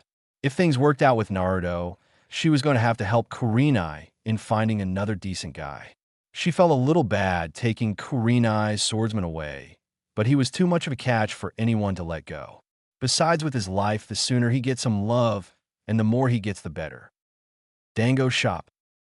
Anko was eating her dango peacefully when Yugao walked up and joined her. I wonder what's got her in such a good mood. Shrugging it off as she didn't care and continued to eat her blessed dango. A few minutes later, Kurenai walked up in a similarly good mood. While they're both in a good mood, something must have happened, deciding to get the news. She was a professional interrogator. So what happened that got you girls in such high spirits? Yugao and Kurenai both shared wistful sighs, as if they were little girls thinking of a fond crush, and Anko smirked. Well, this is going to be good. Must be about that blonde gaki. Kurenai and Yugao had informed Anko of all that had happened with Naruto, They felt that since she had been helping them out the most with their search that they owed her that much. She had almost blew a gasket at how horrible the villagers had been, but calmed down when Yugao and Kurenai told her that no one was to know, so the council could not try to hurt Naruto. Enko had yet to meet the boy, but she swore if he hurt either of her friends, some heads are going to roll. Yugao and Kurenai looked at each other before turning away with guilty expressions. Yep, definitely about the blonde Gaki. Okspil. The only reason for you two to act that this is that little blonde-headed man that somehow lives in your apartment complex. Yugao and Kurenai shared a look, and Kurenai nodded to show Yugao should go first. Yugao steeled herself and started her story. She spoke of how she had come to love the blonde little swordsman, how she was initially attracted to his aura, and after spending some time with him, she began to see him as something more even though it had only been 2 months. She tried to deny her feelings, but it didn't work, and he had opened up quite a bit with her, and she was planning on asking him out for a date tonight. So there you have it. Sorry, Kurenai, but I really do like the guy, probably even love him. Yugao ended. Enko motioned for Kurenai to speak her piece.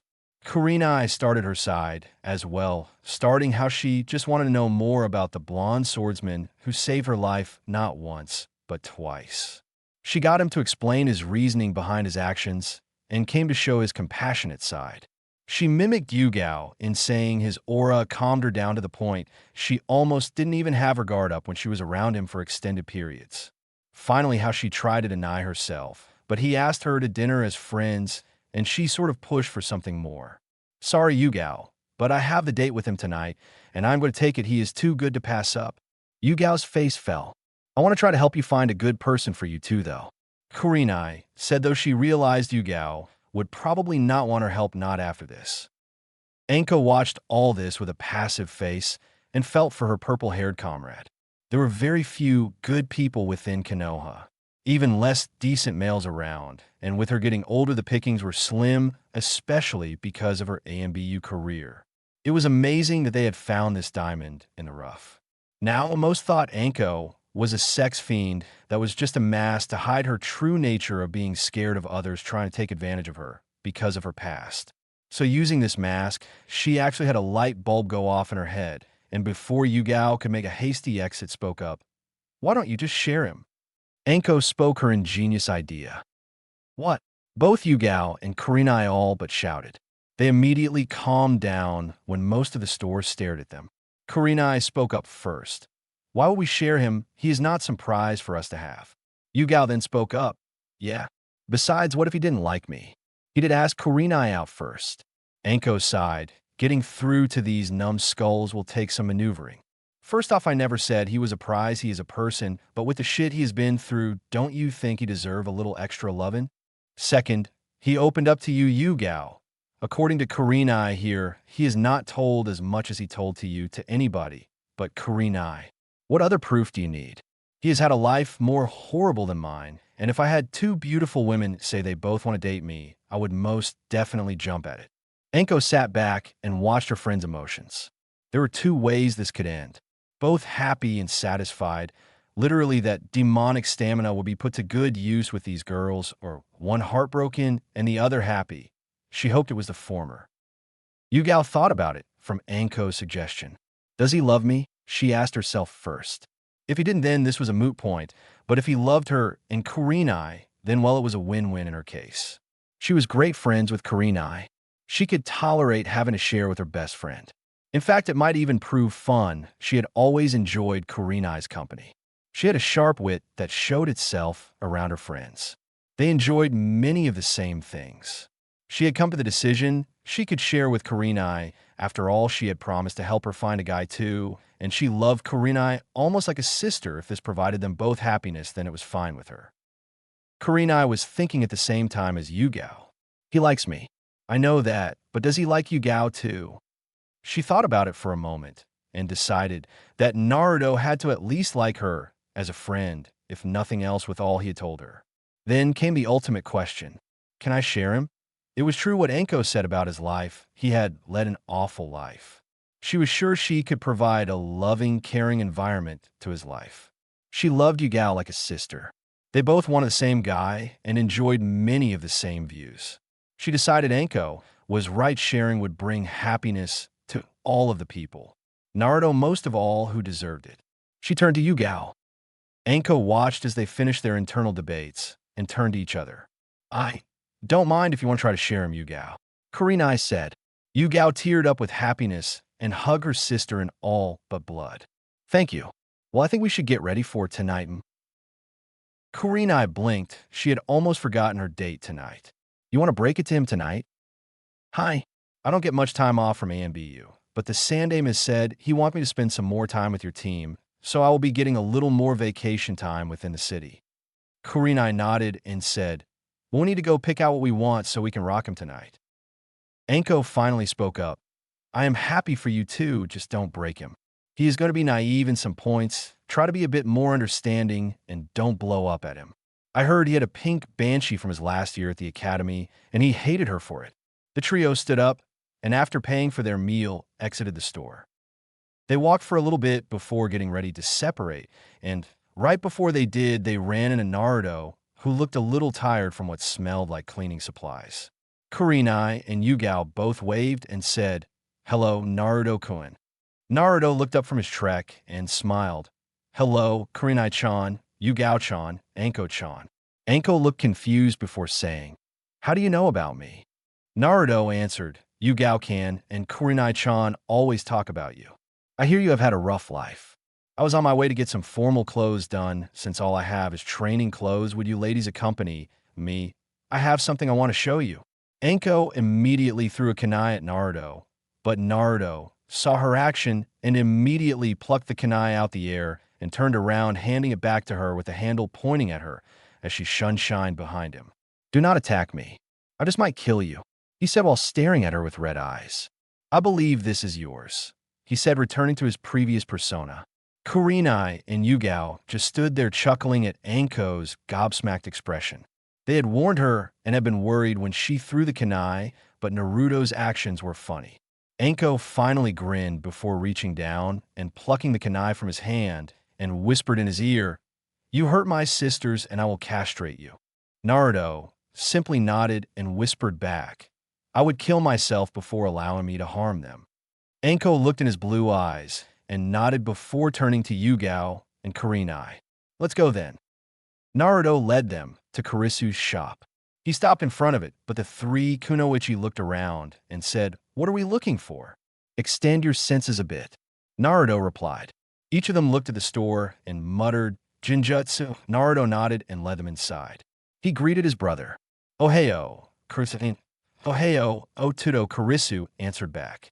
All three kunoichi now had their mouths on the floor. Here was the legendary Kurisu and his shop, and Naruto called him Enai-san.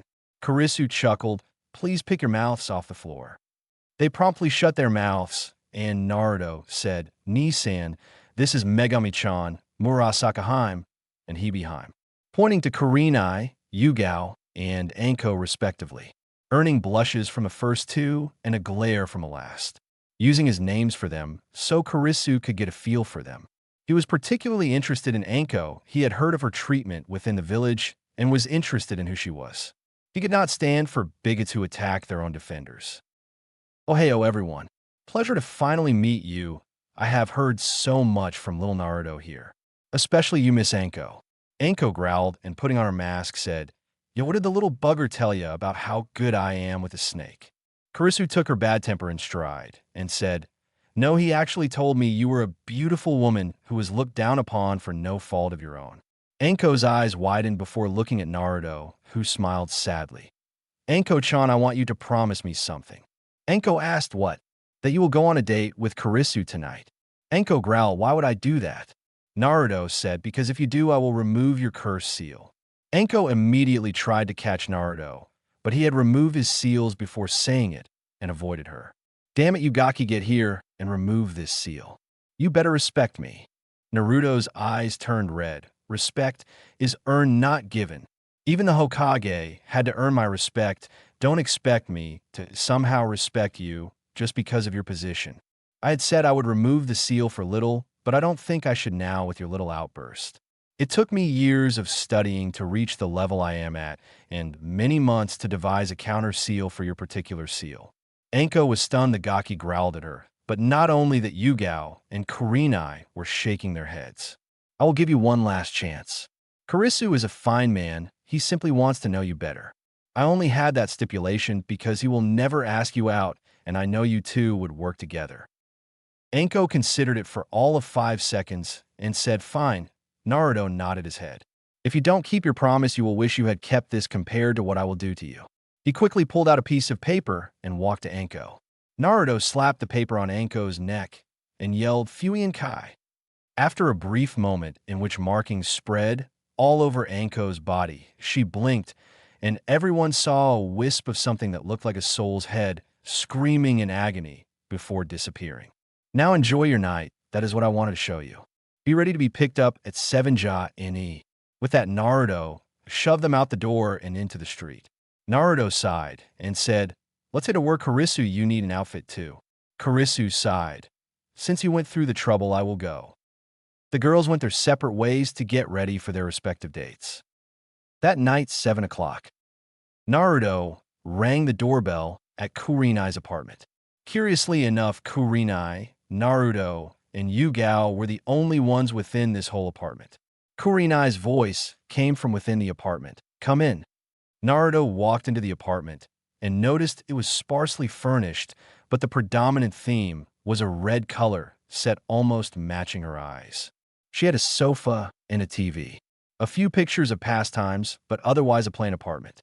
He heard someone moving from the hallway and stood near the door, so when she came around the corner, he could get a decent look at her.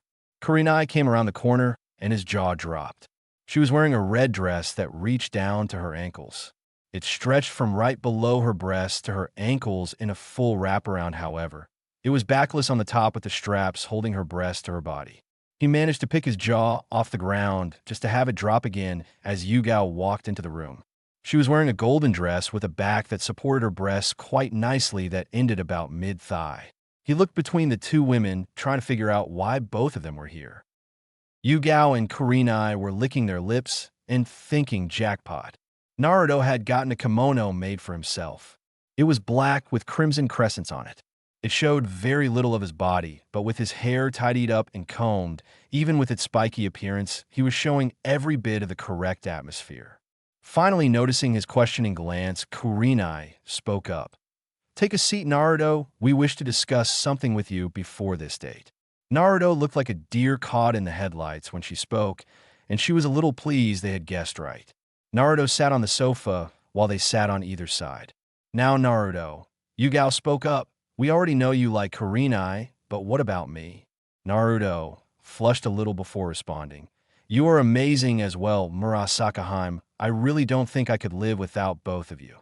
Both of them flashed a smile before leaning in. "That's good, Naruto," started Kurenai, "because we decided we would share you." Yugao finished as they each took a kiss on the lips. Naruto was stunned for a few seconds before recovering. "Huh, I thought it was against the law for that." The women sighed. "We don't care about being married, Naruto, although it would be nice, it is not necessary. We're ninja, our lives are short compared to others.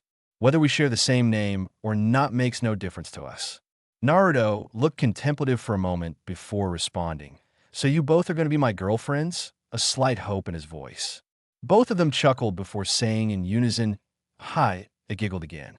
Naruto sighed happily before turning to both of them and saying, "I am glad for you solving my internal dilemma.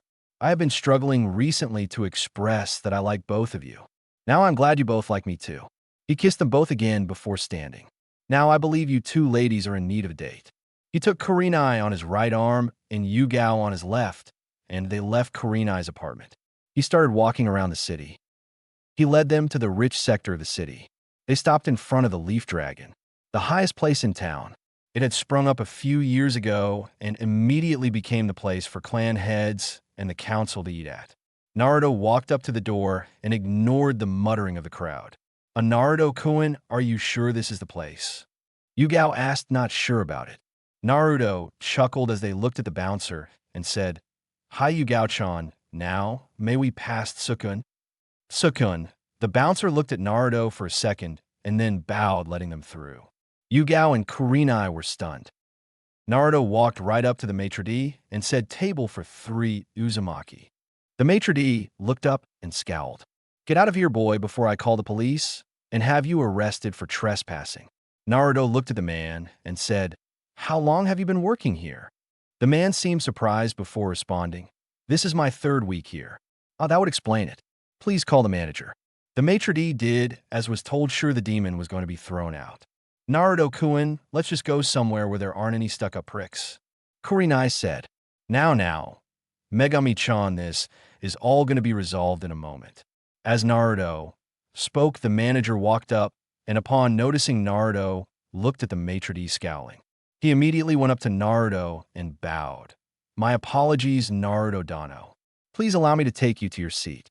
Both the girls and the maitre d' were stunned. He just addressed him as if he were a visiting dignitary.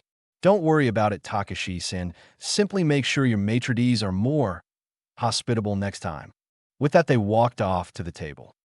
As he sat after the girls had gotten settled on the balcony scene overlooking the entire city, he spoke up. "A few years ago, while I was still training, I began to sneak out and kill bandit camps for some experience. The waiter took their drink orders and entrees and went to place the order. While I was out there, I came across a woman trapped in a cage being held hostage by about 50 bandits. I made my plan, and when most of them slept, I killed them to release the captives. Noticing the woman I saw earlier, she stopped and asked my name. I responded, and a few years later, I am walking down the street when that same woman walks up to me. At this point, their drinks are there, and they are munching on snacks. She introduces herself and says that she wants to thank me for my contribution to her store. She took all the money the bandits had and made a restaurant. Can you guess who this is?" Kurenai and Yugao were stunned for the 5th time tonight. He saved the owner of the most popular restaurant in Konoha. "So I gained instant access here and a reserved table for whenever I want to come with free food, though I pay. Because of the investment, my payout stays with the restaurant and more than covers my food costs." They had finished eating and were just enjoying each other's presence, making small talk. They turned to the city view, and they each sat on the edge of the roof, Naruto in between the two girls. Naruto had an idea on how to end the day. "How would you girls like to see where I go just to think or get away?" Yugao and Kurenai both nodded. Naruto shunshined them all to the 4th head and sat down. Kurenai laid on his right and Yugao on his left. He stroked their hair as they all watched the sunset from the mountaintop. They did not keep track of time until all of a sudden Naruto said, "Fuck, goddamn villagers." Both Yugao and Kurenai were worried. "What's wrong, Naruto-kun?" they asked. Naruto quickly said, "Girls, do you have anything hidden within your rooms under a strong genjutsu or in a safe?" Both shook a negative, and Naruto sighed. "I regret to inform you that our apartments have burned down. The villagers finally found out where I live and burned it down about 5 minutes ago. I just got a KB memory of it." Both Yugao and Kurenai were in tears, thinking they lost everything. "The KBs I had in my apartment saved all of your belongings and brought them somewhere safe. That's why I asked if you had anything hidden. I apologize for going through your drawers, but it was necessary." He hung his head ashamed until he felt both their lips pressing against his. "Thanks," they both said. Naruto coughed and cleared his throat. "Yes, well, I had not planned this so soon, but since our complex burned down, and I do not think you two have a place to stay." They both shook a negative again. Naruto cleared his throat and blushed a deep crimson. "I would be honored to have you come live with me." They both blinked before asking, "Naruto, didn't your apartment get burnt down too?" Naruto replied, "I have been saving up for a plot of land and building supplies for a while now. I just finished my home, and I have 2 bedrooms with your names on it if you want." His blush creeping back. Yugao and Kurenai spoke to each other before turning around with a mischievous glint in their eyes and saying, "Okay, we would like to take you up on that, Naruto-kun." Naruto gulped before nodding and leading them to his new house. He had made rooms suited to their individual tastes in hopes they would one day live with him. Kinda lost dream to him, but he was overjoyed to finally share his living space with someone, especially 2 women he loved. Meanwhile, Kurenai and Yugao were making plans to murder the poor boy. They arrived at the house, and Kurenai and Yugao gasped. It was a large size, easily big enough to fit a nice family of 12 to 15. Naruto led them on a house tour. The living room was spacious with the same type of sofa of Naruto's apartment. A big screen TV, a small fridge for snacks and drinks. The kitchen was state-of-the-art and had every gadget a person could ever want. There were about 10 bedrooms, 5 bathrooms. The master bedroom and bath. A hot spring, a dojo, and a library which held the base for the matrix of seals that protected his house. He added their signatures so they could enter the house. They were surprised when he showed the 4 custom rooms, 2 of which were theirs. One of them was pure yellow. When they asked him why yellow, he said, "I'm not sure. It seems I was just pushed to make it that way." Another was adorned with a small pond and a mist machine. They asked, but he said he was just compelled to make it that way. Naruto then showed their rooms. Yugao was first. Hers was a pure gold color that matched her eyes. Stands for her sword and a desk with scrolls of Kenjutsu. It had a queen-size bed with golden bed covers. Naruto led Kurenai to her room. It was red-colored like her eyes. The bed covers copying that color scheme. Scrolls on Jinjutsu theory, and some small plants for her to take care of. Both hugged him and took off to explore and unpack, having handed them their scrolls with their items sealed inside. He wandered off to his master bedroom. He was sad the complex burned down, but happy he got the girls. He decided to take a shower and hit the bed. It had been a long day. Once he was finished with his shower, just wearing his boxers, he stepped out of his bathroom to look at his king-size bed. He saw a sight most men would dream of.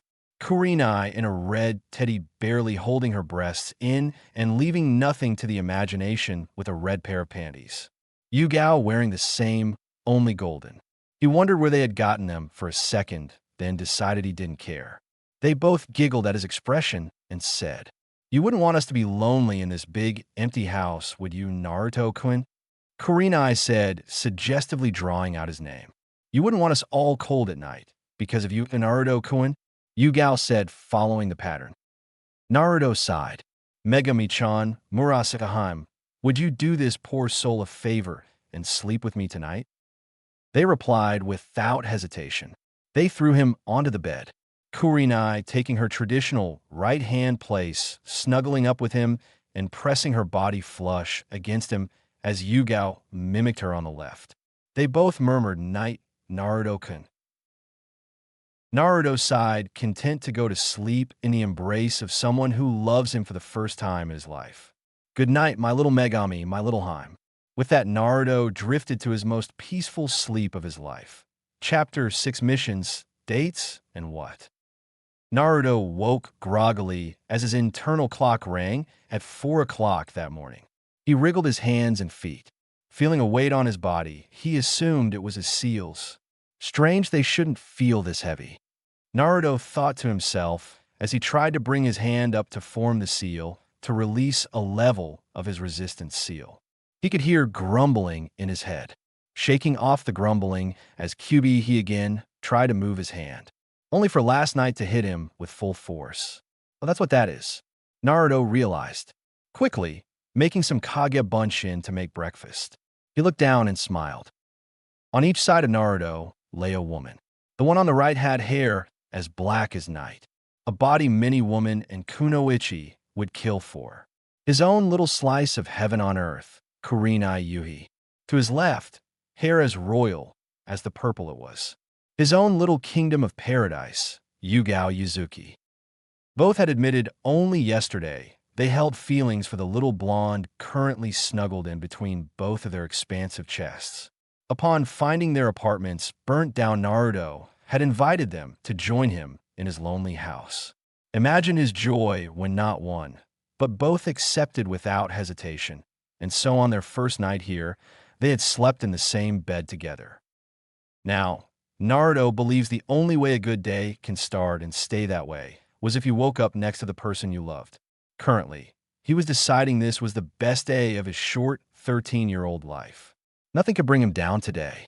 He felt the two moving and blushed as their legs moved in unison up his legs, resting in a very special place that all males have trouble with in the morning. He managed to stifle his groan as they brushed him. He hoped with all his heart that Kami would save him from his first good morning being embarrassing. He was disappointed. "Oh, Naruto-kun," Kurenai said sweetly. "What is that stake I feel poking at my thigh?" "Yes, Naruto-kun," Yugao chimed in. "I wonder what that could possibly be." Naruto started to sweat bullets and stammered out, "I am sorry, please don't hit me for being a pervert." He covered his head and waited for the rain of blows he would always get from girls who thought he was doing something perverted, especially Sakura. Yugao and Kurenai blinked, the playful atmosphere destroyed by Naruto's declaration. Kurenai spoke up softly so as not to upset him further. "Naruto-kun, that is a normal problem men have when they wake up. There is nothing perverted with that." "Who told you that? And why would you expect us to hit you?" Yugao asked. Naruto peeked through his protective arms and replied, "Whenever Sakura would think I was doing something perverted, I would be hit by her. She would always hit my head. I wouldn't dodge it thinking that I deserved it, because I couldn't tell what I did wrong, but she was always so enraged that I must have." Faulty logic here, trying to show a little bit of immaturity and naivete because of his upbringing. It seems a little OOC for him, but trust me, this will work out. I have a few surprises. Kurenai and Yugao frowned. Neither liked that this Sakura would hit Naruto. Women in general don't like perverts, but to hit a kid just because you think he did something perverted was crossing the line. Yugao spoke up. "Naruto mourning wood is a natural reaction. I am sure you read the anatomy for your anti-rape seals. Didn't you come across this?" Naruto thought for a moment before responding. "I had heard of it, but this was the first time I have had it. I just had a natural reaction to Sakura's hitting. Sorry, hi, Megami." Kurenai and Yugao smiled, but were musing in their heads. "Just so, you know, Naruto-kun women do not like perverts, that is true. However, women who have men they like. To see them get like this," Kurenai said and rubbed him again, "only makes the women feel. I suppose I should say proud. At least it does to me, and I believe Yugao." Yugao nodded her assent. "Do not make this a habit, and do not show anyone this. But if it does happen while you are admiring your girlfriends, it is okay to feel aroused." Kurenai tried to explain to her new boyfriend. She did not want him to shy away from them because of some conditioning this Sakura seemed to be doing. Naruto nodded his head and said, "So, I should only feel like this around my girlfriends?" Kyubi spoke up from the seal. "No, Kit, that is a natural reaction to any female body you might find attractive. You will have that reaction to many women, but should it be a woman not interested in you, then they will likely call you a pervert. What Kurenai is explaining is that only those whom you are involved with would take it as a compliment. Others would see it as you simply cannot control yourself." Kurenai and Yugao noticed his far-off look and waited for a bit, knowing he was either talking to Kamicazi or Kyubi.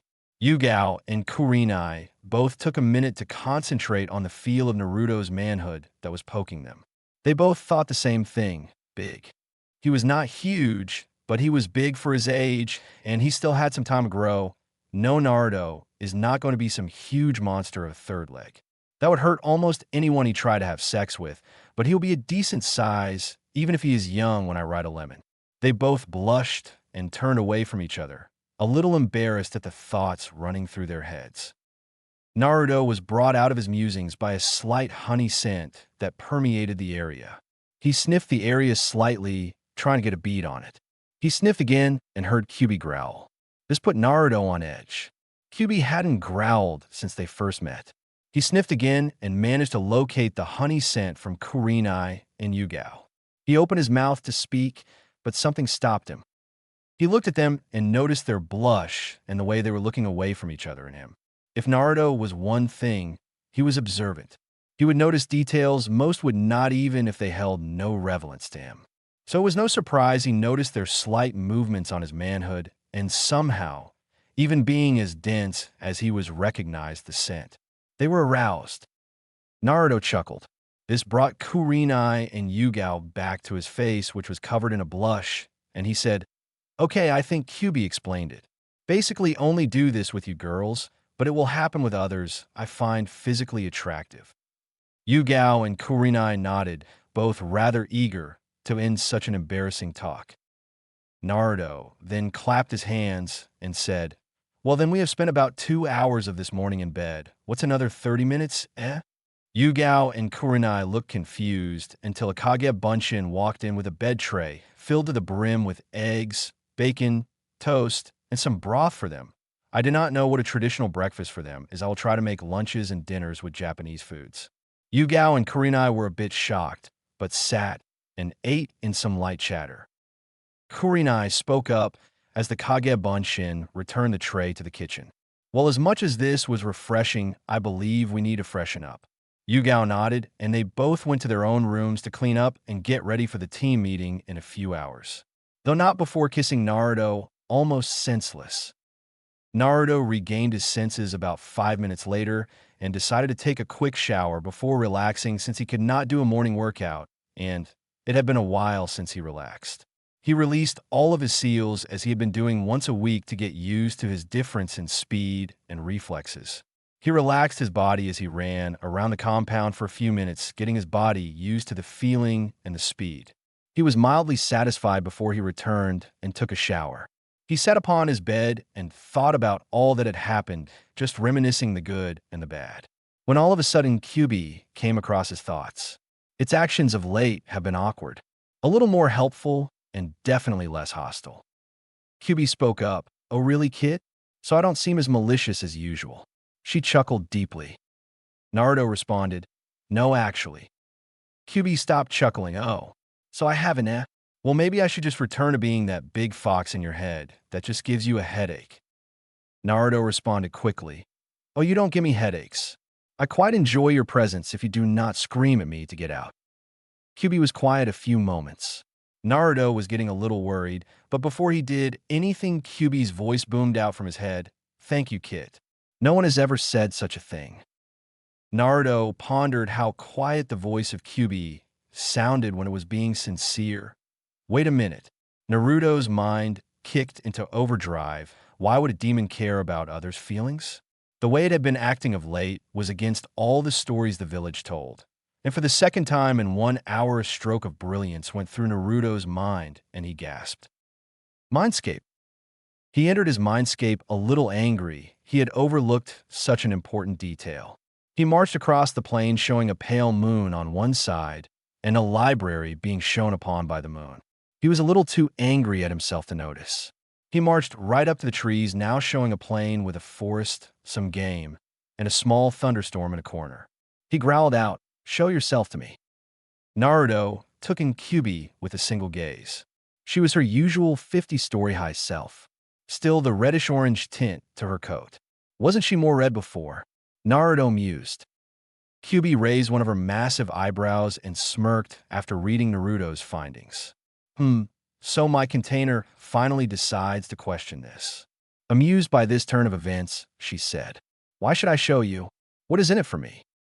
Naruto growled, "I did many things for you in good faith. One thing in return is not much to ask." Kyuubi grumbled, not happy, but what he said was true. "Very well. I am surprised you figured this out, though." Kyuubi immediately began changing size, shrinking and shrinking until it was higher than Naruto and about Yugao's height. Once the light had cleared, Naruto beheld her beauty. Kyuubi was standing in all her glory, about 5 feet 6 inches, with full round lips, a heart-shaped face framed by 2 bangs. Hair as blonde as the sun. An hourglass figure with large D-cup breasts, wide hips, and legs that seemingly go on forever. All in all, perfection. A demoness in her own right, but what drew Naruto were her eyes. Her eyes were not the menacing red that he had come to see. No, they were still slitted, however, they were a color of yellow filled with power, but seemingly benevolent. Her eyes seemed to dance with lightning sparks. He quickly tore his gaze from her and noticed her clothing. She was wearing a white kimono with yellow flashes of lightning. "Like what you see?" Kyuubi smirked as she took in her container's expression. Naruto quickly schooled his face. "Why did you not tell me you were a woman? Why are your eyes yellow and not red?" He almost shouted. He was frustrated he had not considered this possibility. It changed little, but seemed a big deal to him for some reason. Kyuubi smiled her fox smile and said, "Don't demand stuff from me. just because you did not consider I was female. I know you do not look down on females, and have saved them hence, I will assume you ask out of your own irritation and not out of incomprehensibility that a woman might be the strongest being alive. As for my eyes, that is a story for another time. Naruto was not happy. He felt like he was duped. He had been going on an assumption. He does not do that. It did not sit well with him, this revelation. How are Kurenai and Yugao going to take this? Kyuubi frowned with the way his thoughts turned. Do not mistake me when I say this, Naruto. You are mine, my container.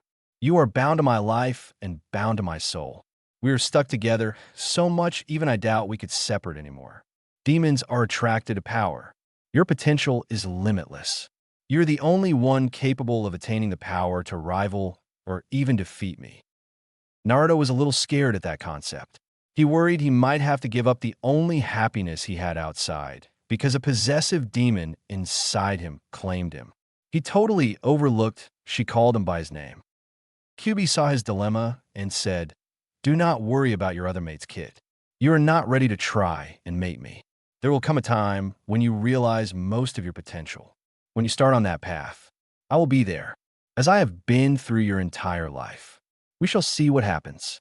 I do not love you. I am attracted to your power. None have been close to you in power. Likely I would have to wait thousands of years for someone again. You are simply convenient for me. Even if we were stuck together, I could easily drag you wherever I wish when the seal weakens. That is all. With that being said, Kyuubi kicked him out of his mindscape. Real world. Naruto woke in his room and looked at the time only to notice he had about a half hour before team practice. He quickly went and splashed some water on his face, calming himself down. It wouldn't do to alert the girls to some problems. He figured he could gain power until he was strong enough to take Kyuubi down and keep his girls. Not in this lifetime. Kyuubi spoke up. Naruto-sama, please do not listen to Kyuubi-san. She only seeks to weaken your resolve. Stand firm, and you shall always prevail. Kamicazi spoke up for the first time since his talk with the Hokage. Kamicazi, where have you been? Naruto thought. I have been reviewing some things for you, Naruto-sama, and got carried away. I am sorry for having been absent almost 2 months. I have everything remembered, so I should not need to leave you again. Kamicazi answered. Naruto answered. When Naruto was younger, Kamicazi would go to the realm of the ancients who created him and look up some advanced stances or techniques. Because he had not been used, he did not remember them all. Seems even as a sword, he was able to look information up, although only on himself. Naruto pondered Kyuubi, but decided he would ignore her threat and deal with it when he came to that crossroad. Yes, he would eventually cross it, but he was gaining power each day by training, and he rarely ever had a day off as it was. Pushing any further would lead to exhaustion, which would lead to counterproductiveness. So decided he pushed the matter to his corner of solve later folders in his mind and headed downstairs. Yugao and Kurenai were waiting for him. He spoke up before they left. Yugao-chan, Kurenai-chan, would it be a good idea to not be openly public about our relationship until after the chunin exams? They shared a look. Yugao spoke up. Yes, it probably would. But how will we hide the living with you? Naruto answered, we don't really have to go on popular areas as dates, and if we act normally, it shouldn't be an issue. As for the house, well, with the seals no one will notice. It is you entering, it will seem as if it was a plain person entered here, if you have the key. Both were surprised at the seal, but saw the necessity of it given who he was. They nodded agreeing, and Yugao went to the ANBU headquarters as Kurenai and Naruto headed to their training ground. They had lived in the same apartment complex, so no big deal for them to arrive together. Kurenai and Naruto arrived to find Shino and Hinata waiting for them. Hey guys, Naruto said happily. Well, I think we should get our first C rank today. What do you think, guys? Hinata nodded. I think we have the skills necessary for it. Shino added. Yes, we seem to be an appropriate level for it. Kurenai nodded and said, well, let's head to the tower and see what they have at. The whole team jogged to the tower for a light warm-up and walked into the door. They were greeted warmly by the Hokage, who seemed to be giving missions out. Our teammates, so good of you to come here today. Let's see what D ranks we have available, he said as he reached for a scroll in the big D pile. Kurenai spoke up. Actually, Hokage-sama, I feel my team is ready for a C-rank mission.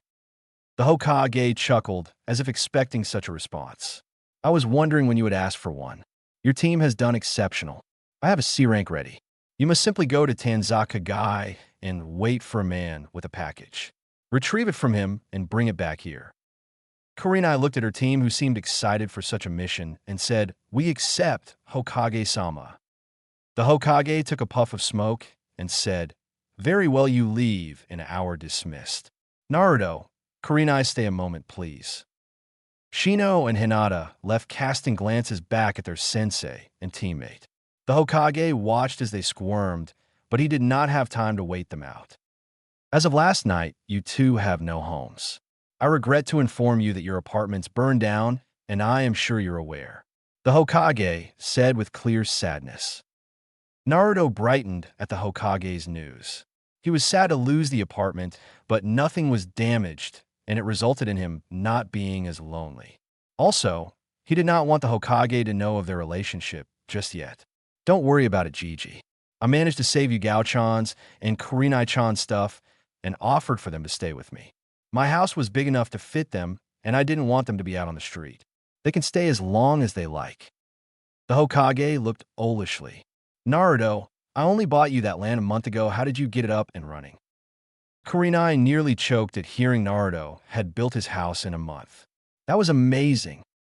Naruto chuckled at both their faces. It's the same answer to your paperwork problem, Gigi. All at once, the Hokage was on his knees in front of Naruto. Please tell me how to beat paperwork. Please, I will give you anything. Anything, Sarutobi pleaded. Sannin, traveling rights for now. 2 more reasonable requests later, and not telling the next Hokage, so I can laugh a little before telling them. Naruto said, after thinking about it a little. Sarutobi blinked at the last request, but pulled a pass out of nowhere and handed it to Naruto with a puppy dog Ijutsu in effect. Kurenai's sweat dropped in the background as Naruto said, 2 words, Gigi. Kage Bunshin. The Hokage looked at Naruto, walked back to his desk, and opened a drawer. He pulled out a folder with some dust and blew it off. Naruto and Kurenai looked at the folder, reading its contents. To Sarutobi, please open this when you realize the answer to paperwork. Signed, Yondaime Hokage. P.S. This is not the secret, so do not open prematurely. Complete with a chibi Yondaime with a V sign. Naruto's eyes narrowed at the chibi. Sandaime opened the folder with a small burst of chakra, and out popped a piece of paper. It floated to the middle of the desk, and Naruto leaned in to read the writing. It contained a circle in the middle of the paper with the words, "Place head here." The Sandaime looked at it and started to bang his head, muttering, "Stupid, stupid, stupid." Kurenai's sweat dropped at seeing her leader hurting himself and decided it was time to leave. Naruto and Kurenai headed home to pack for the mission. At home, it had taken minimal time to get ready, and even with the Hokage holding them up, they had about 40 minutes before they had to meet the rest of the team. Naruto decided to get to know Kurenai a bit more. He knew she liked the color crimson, but that was about it for her more personal life. Obviously, she hated perverts, like Genjutsu, seemed to enjoy the fragrance of vanilla, and had friends in Anko, Yugao, and the rest of the Jounin senseis. So, Kurenai-chan, I would like to know a bit more about you. Naruto started as they lounged on the sofa. Well, what would you like to know, Naruto-kun? Kurenai replied with a mischievous smirk. How about some hobbies?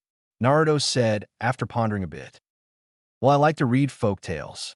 It gives me ideas for Genjutsu. The different things some writers come up with are astounding. Kurenai said with enthusiasm. How about a favorite food? Favorite accessory? Naruto questioned, trying for more information.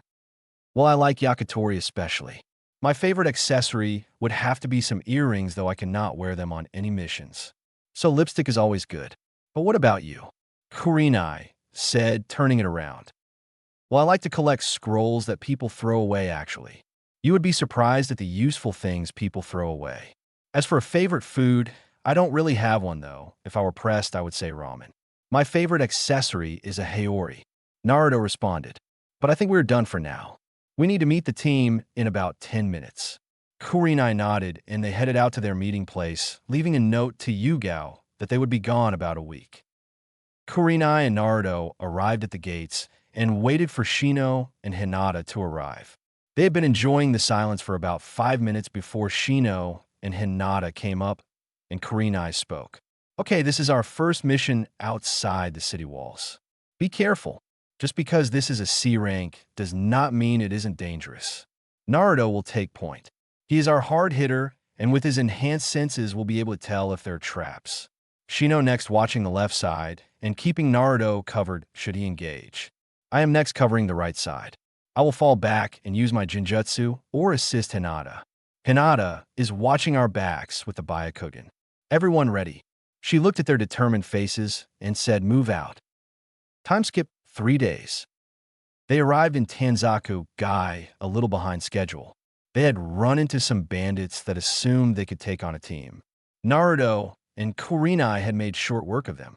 Shino and Hinata were still not sure of killing, so Naruto took the initiative and killed 3 of the 5 before they could blink, and Kurinai had the other 2 down in the same time frame. They had spent the rest of the trip in uncomfortable silence. Naruto was hoping they would ask their questions before it interfered with their teamwork. They had seen him kill before, but with all the information loaded to them afterwards, it seemed to have fled their minds. This was fresh. Oh no, Naruto-kun, how can you be some comfortable killing? Hinata finally spoke up as they were nearing the village. Kurinai was about to respond when Naruto spoke. Hinata-chan, what would happen if I simply knocked them out and released them afterwards? They would continue on their rampage, Naruto. Shino spoke up in his monotone voice, finally understanding Naruto's calmness. Exactly, Shino. When I was younger, I would go kill bandits to enhance my skills. I was doing a service. Bandits are some of the worst of the worst.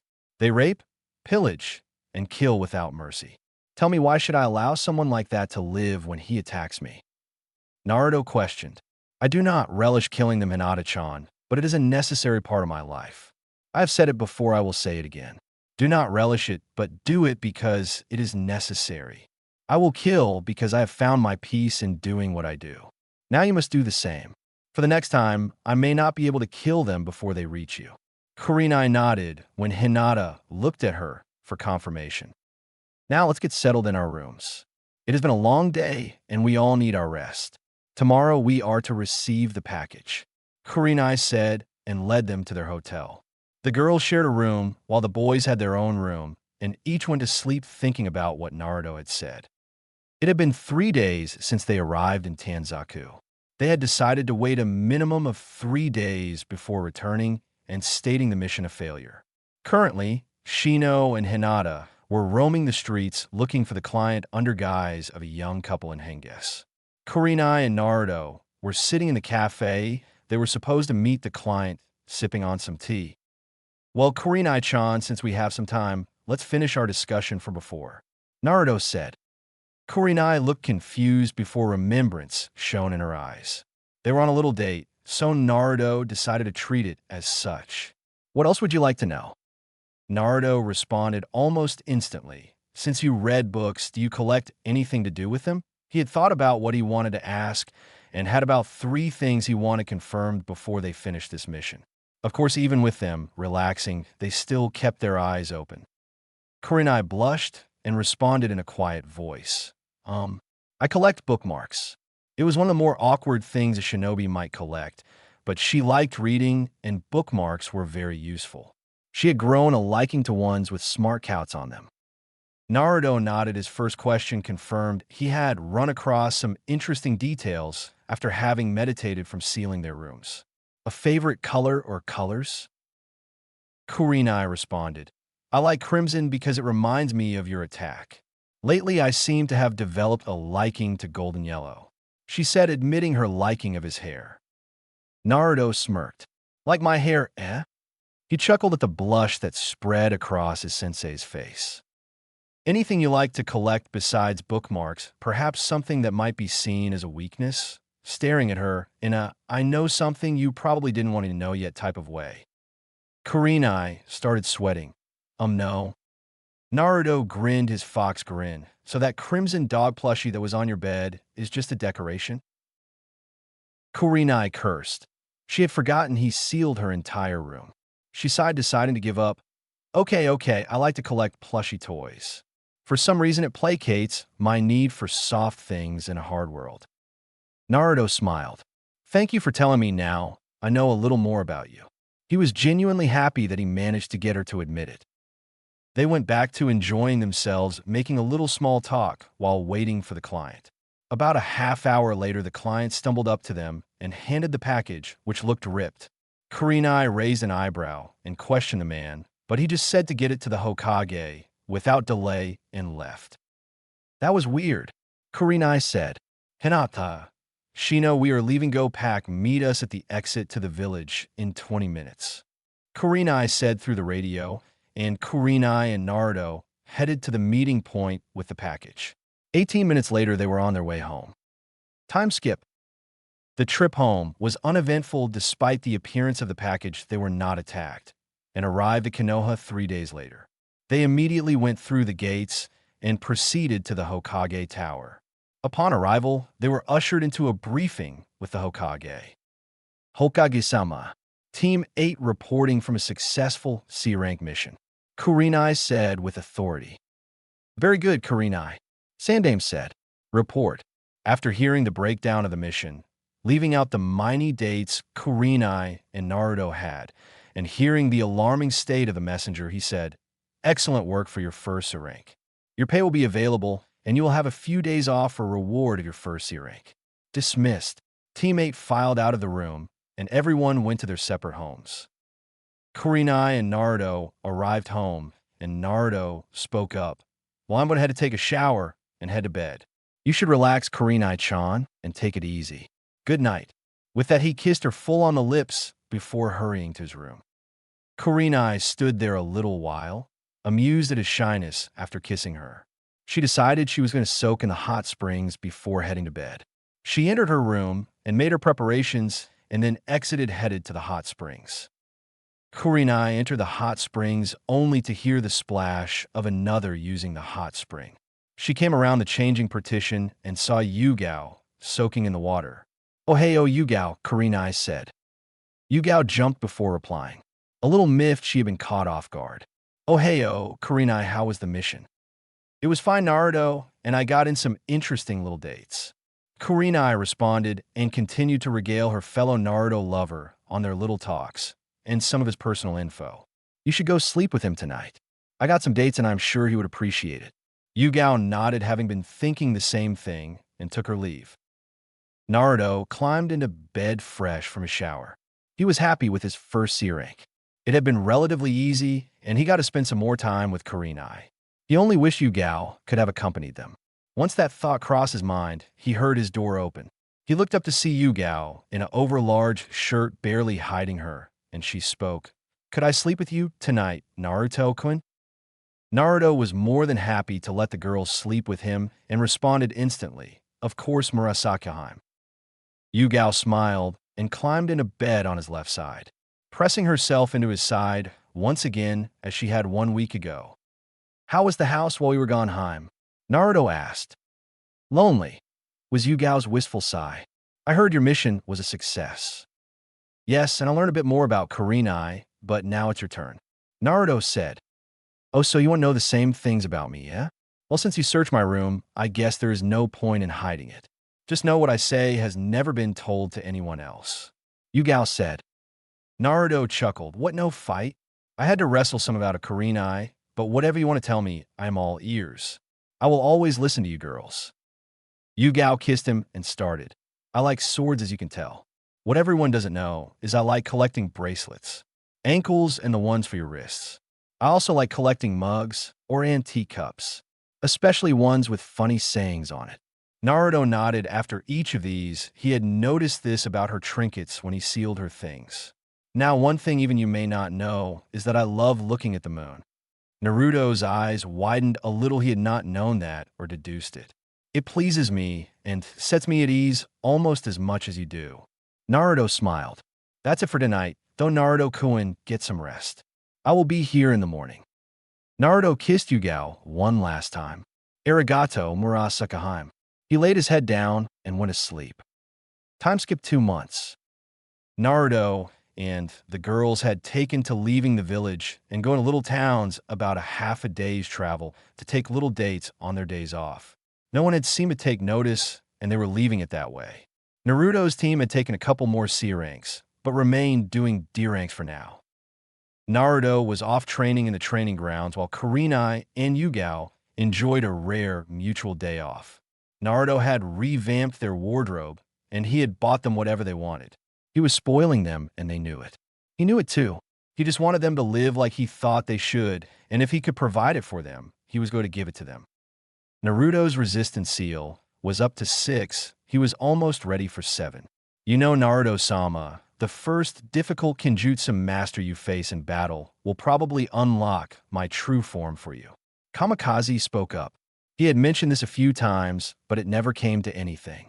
He would have to fight missing means for someone to be powerful enough to awaken Kamicazi.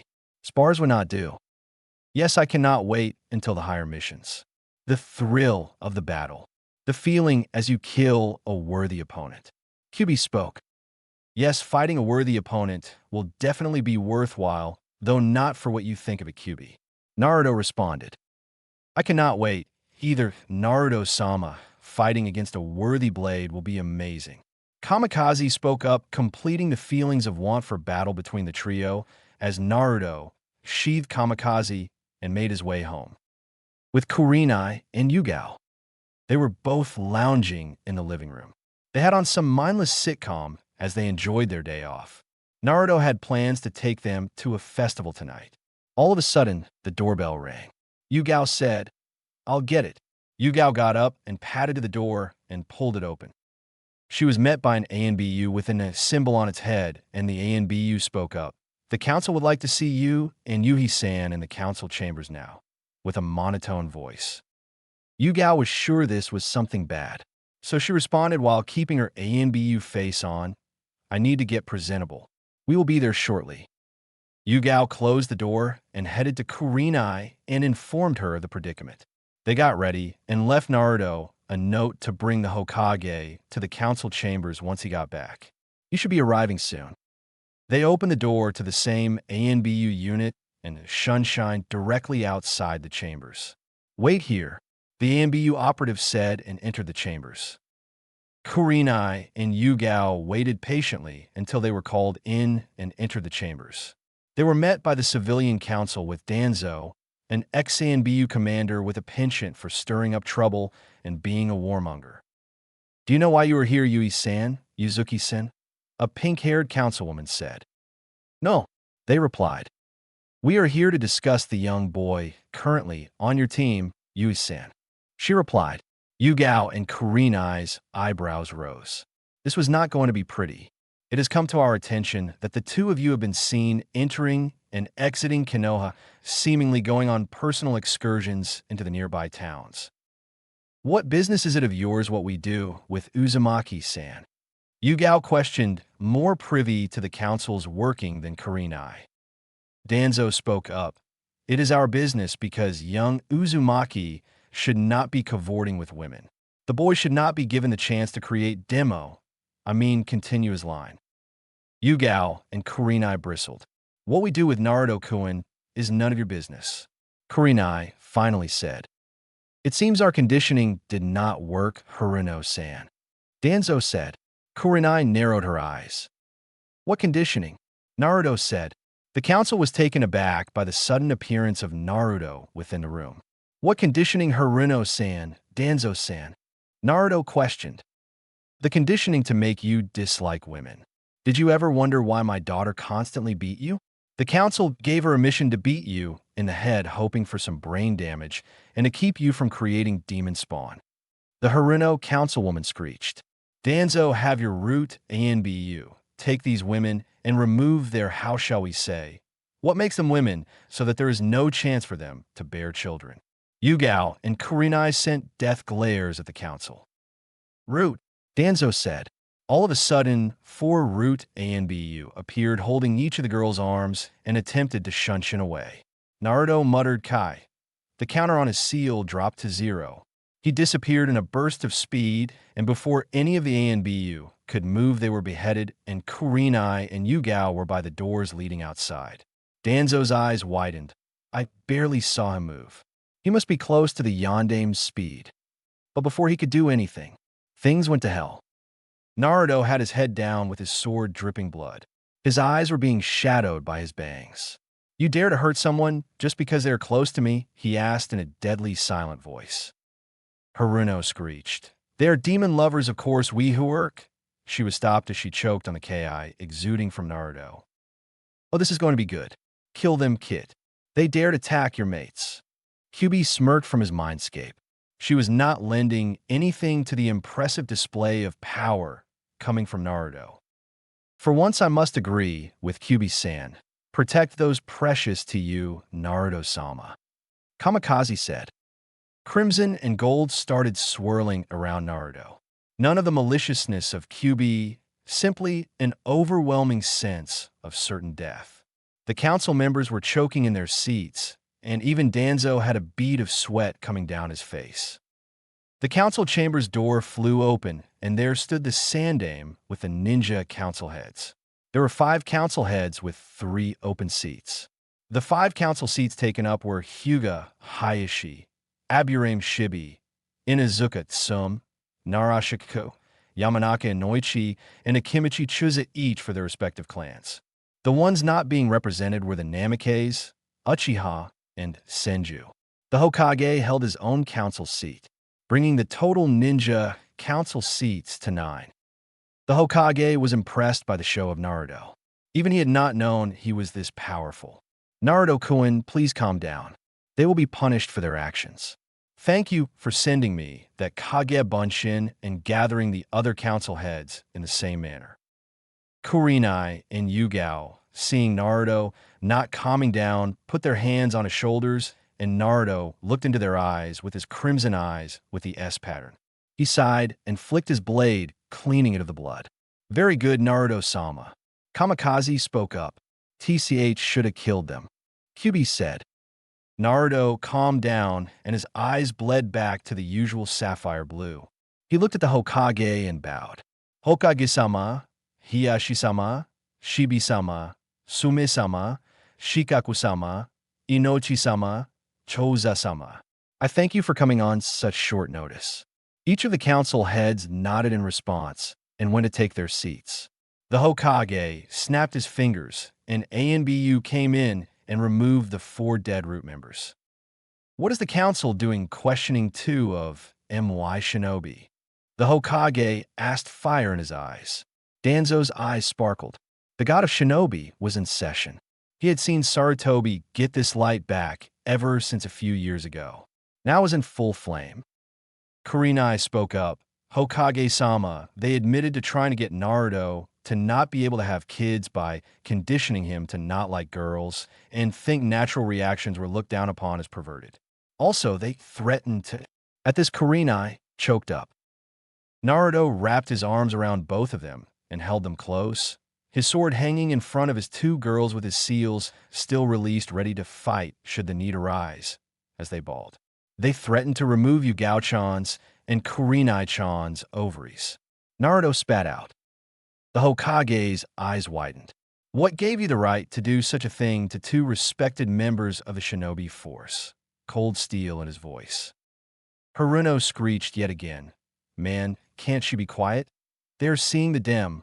I mean, boy, you should not be allowed to create little spawn.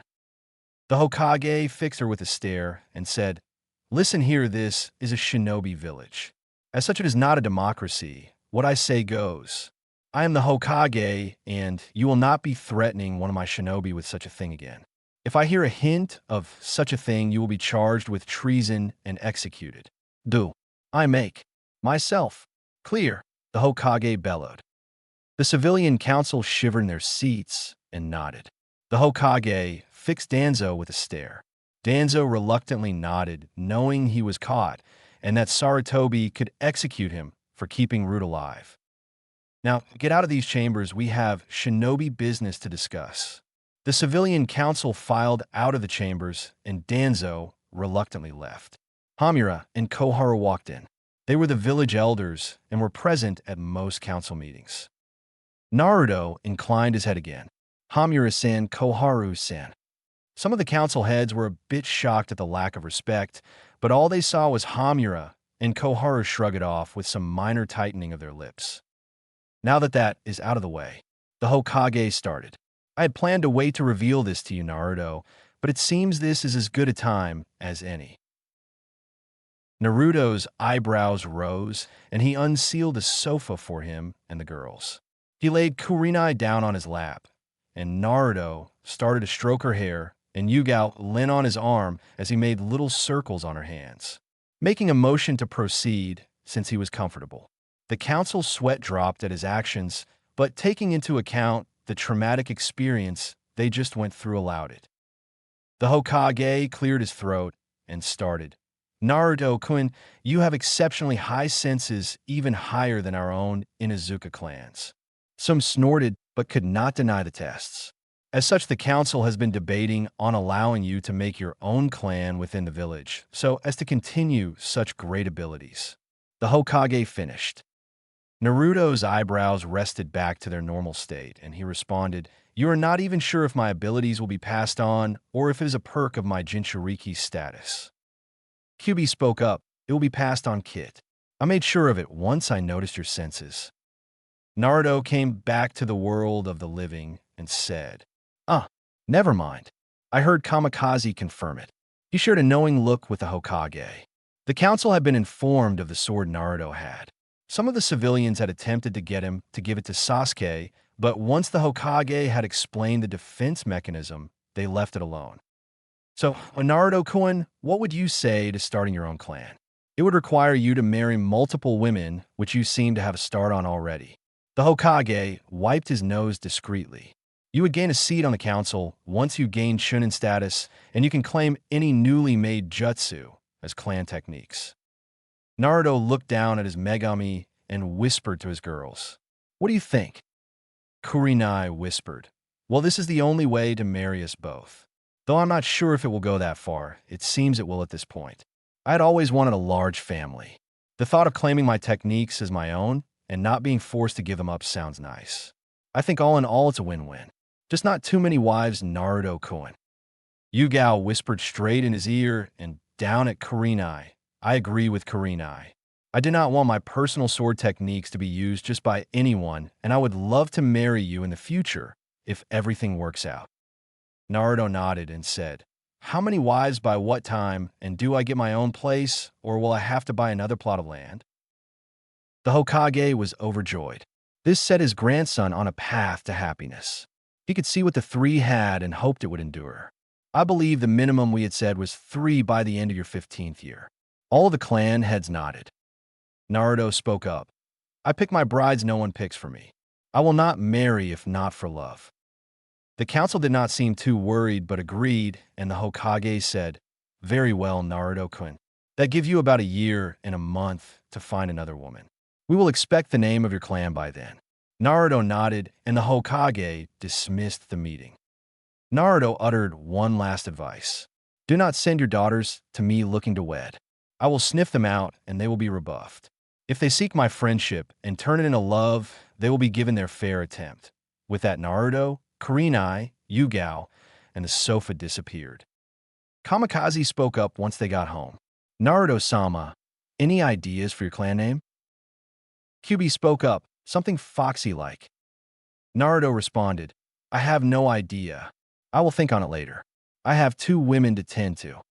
Naruto took Kurenai and Yugao to his room and sent KB to their room to get their night clothes. They both seemed to wear little over large shirts that would show off their bras and panties when they would move around. Kurenai's was crimson and Yugao was amber. He asked the girls, "Would you two like me to wash you in the hot springs tonight? Then we can go to sleep with my high-level security seals?" Yugao and Kurenai nodded. Naruto took them to the changing room, and they all got their towels on. Naruto washed their backs, and they sat in a comfortable silence while soaking within the spring. He was not going to leave them alone, not after that threat. They finished their bath and headed for the bed. Kurenai took her right side, and Yugao took the left. He spoke up once he was sure they were settled. Megami-chan, Murasaheim, you'll never have to worry about such a thing. I will protect you from everything. Nothing will harm you, so long as I draw breath. Kurenai and Yugao teared up and kissed Naruto with such passion he was dazed. Arigato, they both said, and fell asleep peaceful that Naruto would protect them. Sleep well, my little slice of heaven. Sleep easy, my little kingdom of paradise. With that, Naruto closed his eyes and drew his loves closer to him. Chapter 7. A Mizukage and Allies? Naruto woke to the most enjoyable feeling in the world. Love. He was smothered in his two girls' loves. He seemed to be waking up like this more and more often. Over the past few months, the girls had taken a certain liking to sneaking in some nights and asking on the others if they could sleep with him. He would never deny them. He enjoyed finally being able to have physical attraction and attention. The girls picked up on this and would hug or kiss him whenever they could, almost as if to make up for the years he had been deprived. He was never really lonely with Kyubi and Kamicazi, but the physical interaction was indescribable. Their favorite nights seemed to be when they would just cuddle in bed after a long day and just chat. They had become especially clingy since that council meeting a week ago. No one had been stupid enough to try to hurt the girls, but someone had tried to infiltrate the house. The rude ANBU was found staked outside the front door the next morning, a warning to any and all that they should not mess with anyone Naruto considered precious. The civilians had been a bit rowdy about it, but the Hokage had come down and said in no uncertain terms that one had the authority to infiltrate the premises of another. To prove his point, he knocked on the door to show that there was no foul play and the ANBU had just been trying to visit, as the civilians put it. Other than that one incident, Naruto tried to stay out of the public eye and live a quiet ninja life. He figured it would be through actions that he could win some people over. Indeed, after his stunt with the civilian council and how he put them in his place, many of the shinobi saw him in a different light. The ninja did not like the civilian council, and as such, when Naruto pushed them and came out on top, they were appreciative by at least no longer glaring at him. He figured it was a start. The Hokage sighed. I'm getting too old for this shit, he thought. He was happy for Naruto. He wished he would take his father's seat, but Sarutobi was sure he would at least incorporate the Namikaze's seat within his new clan. He turned from his clones doing paperwork and looked out over his beloved city. He was planning on sending for Jiraiya to track down Tsunade and bring her back. He was getting too old for this job, and it needed new blood.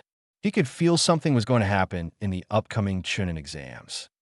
However, on to more immediate matters. The tension between the council and Naruto was affecting the village.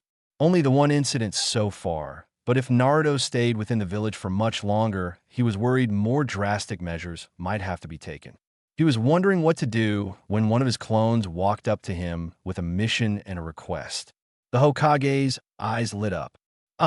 Perfect, and if this is who I think it is, Naruto would be the most ideal person to send.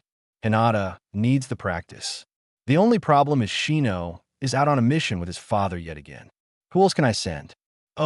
Yugao's team is off assignment. Yes, that will work, and a perfect protection.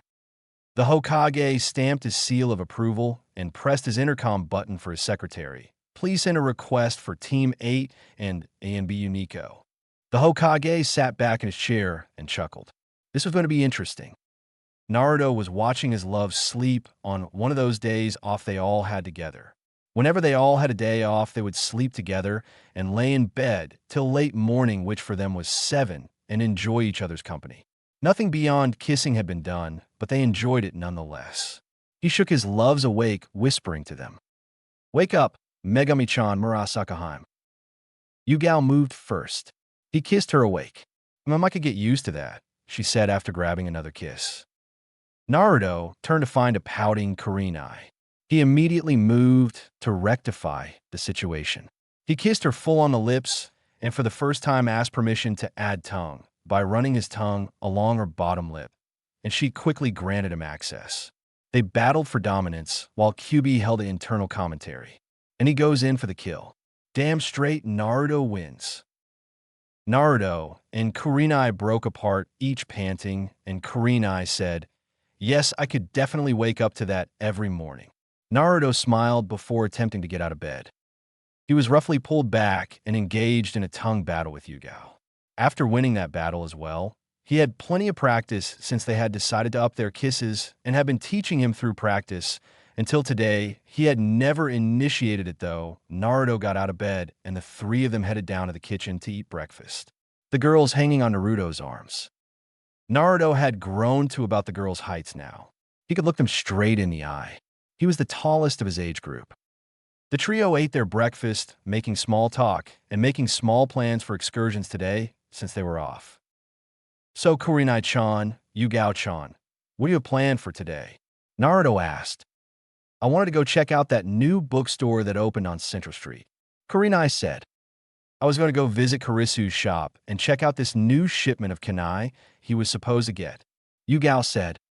Naruto nodded. Well, why don't I dash? Just then the doorbell rang. I'll get it. Naruto said. He got up and dumped his dishes in the sink and went to get the door. He pulled it open just enough to stick his head out and saw an ANBU standing outside. Hokage-sama wishes to see you, Yuhi-san and Yuzuki-san. Immediately, having said his piece, the ANBU shined away. Naruto stood looking for a few seconds more, then promptly closed the door and grumbled about old men and running his fun day off. He walked into the kitchen and said, Gigi wants to see us. Kurenai and Yugao nodded and walked off to their own rooms to get ready as Naruto took to his room. About 10 minutes later, they were all ready and the trio walked out of the house and continued to the Hokage's office. The Hokage was waiting for Naruto, Kurenai, and Yugao. Hinata was sitting in here, sipping a tea cup, politely waiting for her teammates. She had not been informed of the mission, but she was fairly certain it was not a normal mission considering the Hokage had pulled them off leave. Hinata had gained quite a bit of confidence in the last few months. She grew at an incredible pace once her shy exterior was, for lack of a better term, killed. She was still very kind to all those around her, but she could be vicious should the situation call for it. A true kunoichi if the Hokage ever saw one. Those training seals Naruto had come up with were amazing. Unfortunately, the seals were made with his teammates specifically in mind, so no one else could use them. Hinata's chakra seal was incredible.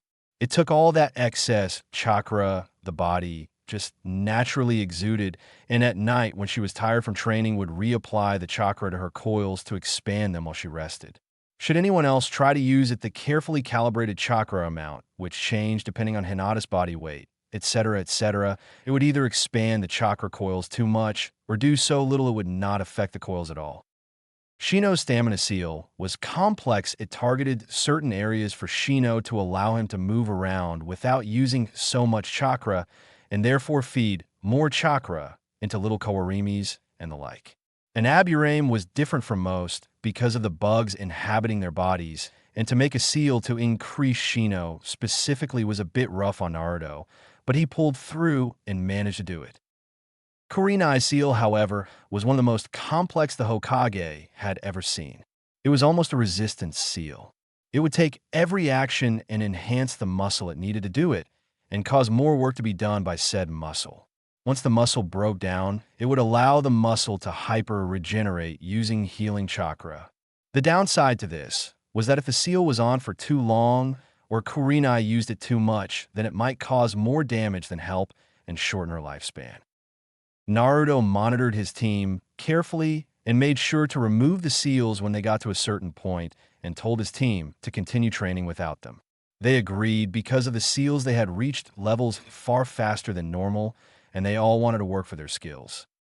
The Hokage was wary of letting them use the seals, but Naruto explained the risks, and they accepted, so he had little choice. Just as the Hokage finished his musing on the training seals, Kurenai, Naruto, and Yugao walked into the room and presented themselves.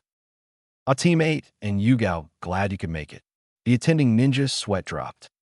While seeing Ashino is out again on another mission with his father collecting rare insects, Yugao shall be joining Team 8 for this mission in co-leadership with Kurenai.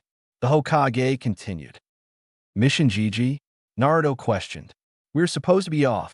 Angry at losing time with his girls, but happy at the same time for Yugao joining in on the mission. This is a diplomatic mission, Naruto-kun, and yes. I got this mission from Mist a week ago and need to send an emissary to meet with the new Mizukage and invite them to the chunin exams in about a month and a half. The Hokage said with a smirk. Kurenai and Yugao's eyebrows rose. Not to be rude, but why is Hokage-sama? Kurenai asked. You were requested. The Hokage said simply. How? None of us know someone in Kirigakure. Kurenai looked around to make sure she hadn't lied, and it appeared she hadn't, as they all shook their heads. You were requested by Hayashi-san. The Hokage supplied. Ota-san, Hinata said. Aye, he believes you need some diplomatic experience, and because Kiri is so new he believes it would be a good test for you. He hopes you will do well. The Hokage said with a comforting smile. Hinata smiled and nodded. Kurenai looked around and said, Very well, we accept Hokage-sama. Gotcha, the Hokage thought. If the new Mizukage is who I think it is, Naruto is in for a surprise. God, I love getting him back for all those times he switched my Aika. Oh shit, Gigi has that look in his eye. Naruto thought. Indeed, Naruto-sama, it seems this mission is as much for the Hokage's enjoyment and for his village. Kamicazi answered back. Either way, it should be interesting. Just hope he isn't trying to pull the same thing he did with your team and set you up again. Kyuubi said. That clicked a light bulb in Naruto's head. Hey, wasn't there dash? He was caught off from his musings by the Hokage. The Hokage had seen Naruto thinking about it and ran interference. Very well, you leave within the day. Dismissed. As they were filing out, the Hokage smirked in a very Naruto-ish manner. He wiped a bit of blood from his nose and pulled out his Aika. Damn you, Naruto. Naruto smirked as he made his way out the tower, twirling a familiar orange book. Mess with the best round like the rest. Naruto thought as he made his way home to pack. About 20 minutes later, the team was situated at the gate leading to the port that was going to take them to Mizu no Kuni. Okay, everyone, this is a diplomatic mission, but there is no reason to treat it carelessly. This is to another hidden village. Diamond Formation, Naruto, take point. I am west. Yugao east. Hinata watched the rear with the Byakugan. Any questions? Kurenai said. The entire team shook a negative and Kurenai said, move out. Time skip 1 week. The team was making their way through the morning fog. It was about 8 in the morning. It had taken them a week to get to Kiri. They had seen the poverty of the outlying lands, but the living conditions improved closer, and though not by much.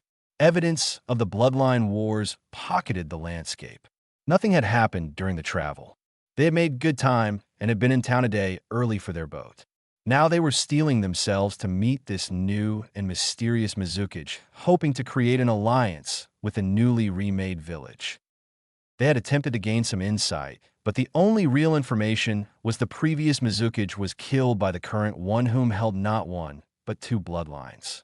Apparently, she was also the first female Kage in the history of the elemental countries. Kyuubi had had a few positive things to say about that. About damn time men started to see us as equals, she had stated. Naruto wisely did not comment when the man insisted it was not to be and that she would not be in office long. Needless to say, the man had not remained in their presence for long when Kurenai, Yugao, and Hinata heard this. Kurenai was wearing her trademark bandage dress with a bit of a flair to it. She had on crimson earrings and some lipstick. Yugao had on AMBU dress, but with some silver moon earrings and her sword hanging across her back. Hinata was wearing a kimono she had changed in the village before they left this morning to be more presentable. It was white with blue flowers. She had her hair left down in a shimmering fold that fell to her shoulder blades. The person who looked the most mysterious, though, was Naruto.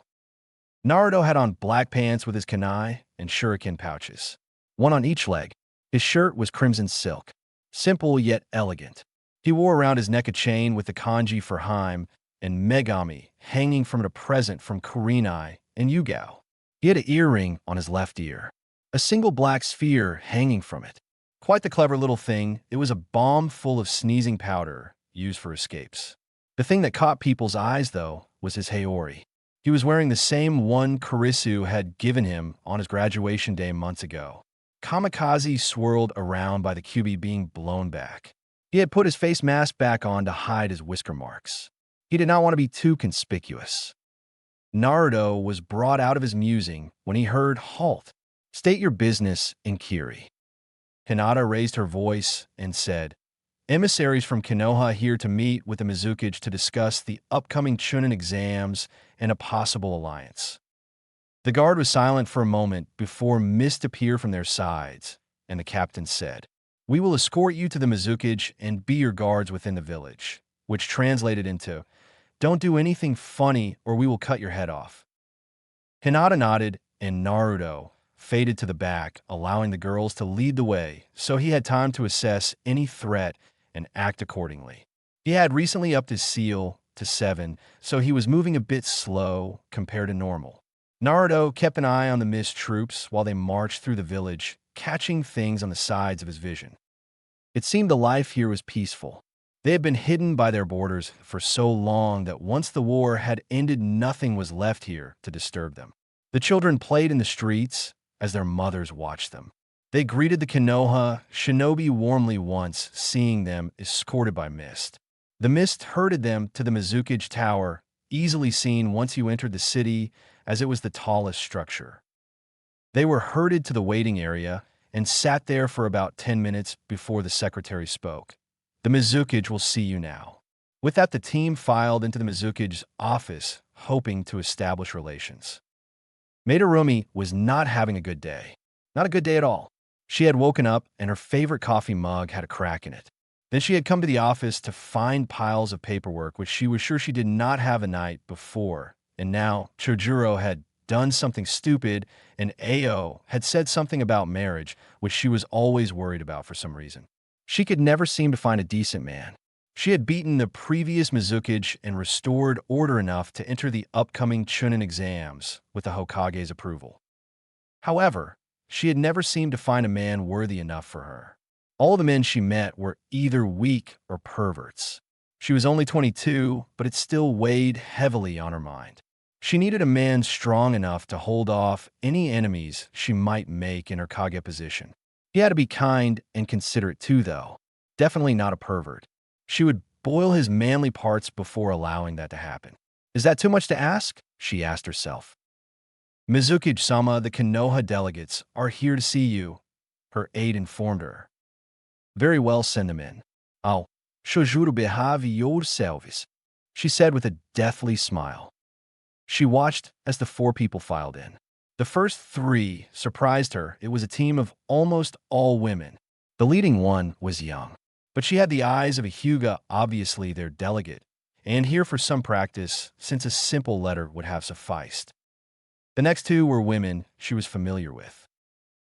The first, Kurinai Yuhi, Jinjutsu mistress of Konoha, ranked low A in the bingo books. She was a woman world-renowned as being second in Jinjutsu, only to Itachi Uchiha. Mei was glad the Hokage had sent a strong woman to her in the team, and not some weak fangirl. The second Yugao, Yuzuki sword mistress of Konoha, ranked mid-A in the bingo books for her mastery of the sword and slight Jinjutsu usage. She was one of the foremost women sword users in the world. Again, the Hokage had sent a strong woman. Mei was pleased at the Hokage's choices. However, the last one eluded her. He stayed at the back, obviously a protective position, his haori keeping him slightly covered. The hilt of a sword peeked from his back, and his blonde hair spiked in all ways. A face mask blocked the lower half of his face, but his blue eyes seemed to draw her in. She noticed how his aura calmed the entire room down. Oh yes, this person interested her greatly. Perhaps she had found a man worthy? If he wasn't a pervert, she would have to get to know him better. The Hyuga brought her out of her musings. "Mizukage-sama, I am Hinata, Hyuga heiress to the Hyuga clan. To my right is Dash." The Mizukage was a bit stunned at the heiress of the Hyuga clan coming out here, but finished her introductions without letting any of her emotions show. Kurai, Jinjutsu mistress of Konoha, and Yugao, Yuzuki sword mistress of Konoha. "I do not recognize your companion, however." Hinata frowned as Naruto spoke up. Oh, you will recognize me in time. Naruto had noticed the woman immediately as the same one he had met directly after the Hokage's meeting with Kurenai all those years ago. May frowned at not getting his name, but smirked soon after. Perhaps we should meet after this, so you could help me remember you, continuing her flirting game. Naruto chuckled as Kurenai and Yugao sent blank stares between Naruto and May. We shall see, but first I believe we have terms to discuss about upcoming events. Kurenai and Yugao were obviously not happy. They knew he would have to marry another, but it still invoked feelings of jealousy. So they schooled their faces and bottled it up so they could speak to him later. Hinata began the real reason for the visit. Mizukage-sama, we are here to inform you that you would be most welcome within the upcoming chunin exams in Konoha, and that you are welcome to come and watch at any point within the exams. May looked excited for the first time their visit. Thank you, and should my teams arrive within the village? Hinata answered swiftly, they are allowed within the city walls 1 week before the start of the first exam. May responded, very well, as her eyes wandered back to Naruto, hopeful to end this meeting soon.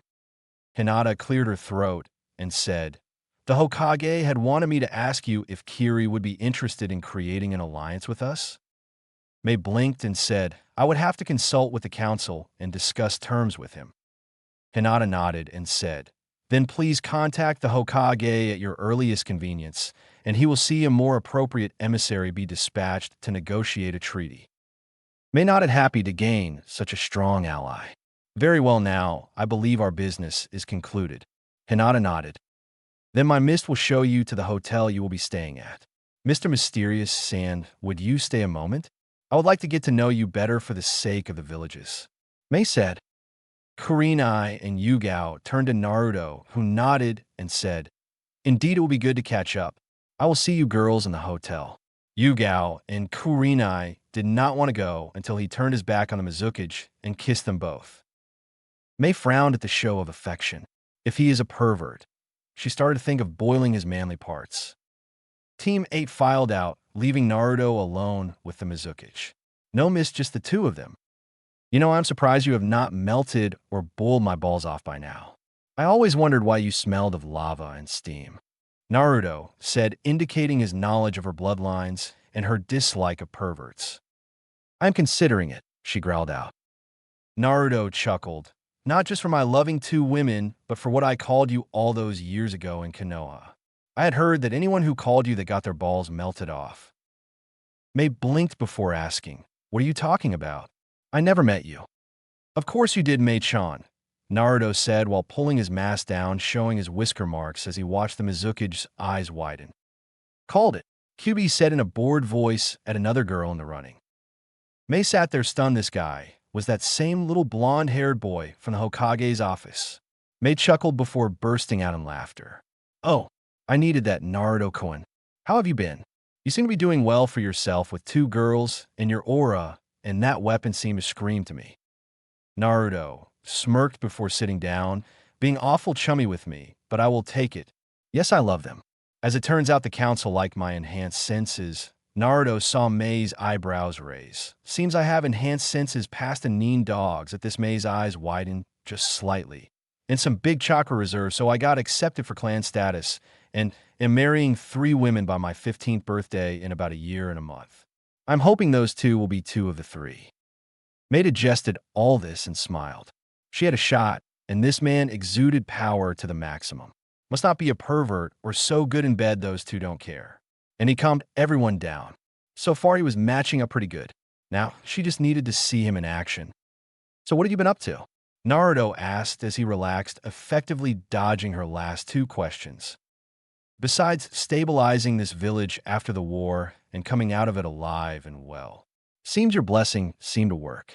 I am looking to settle down. May said. Her eyes widened.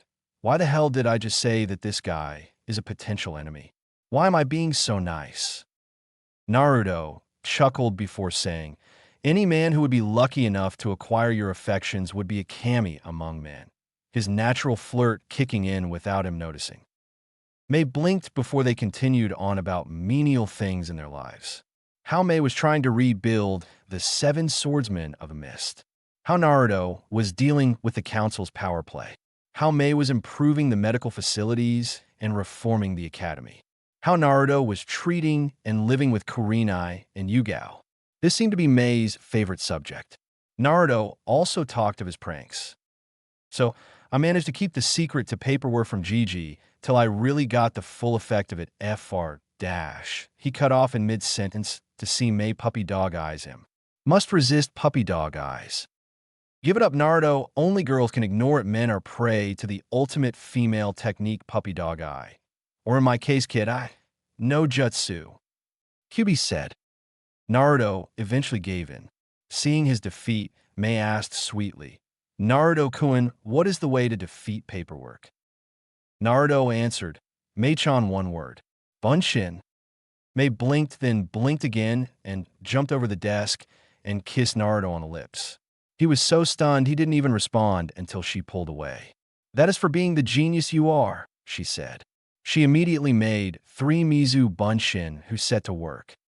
Naruto's sweat dropped and said, well, I better get back to my team. They probably think I'm being interrogated. Mei smirked. I hope to see you around, Naruto-kun, she said suggestively.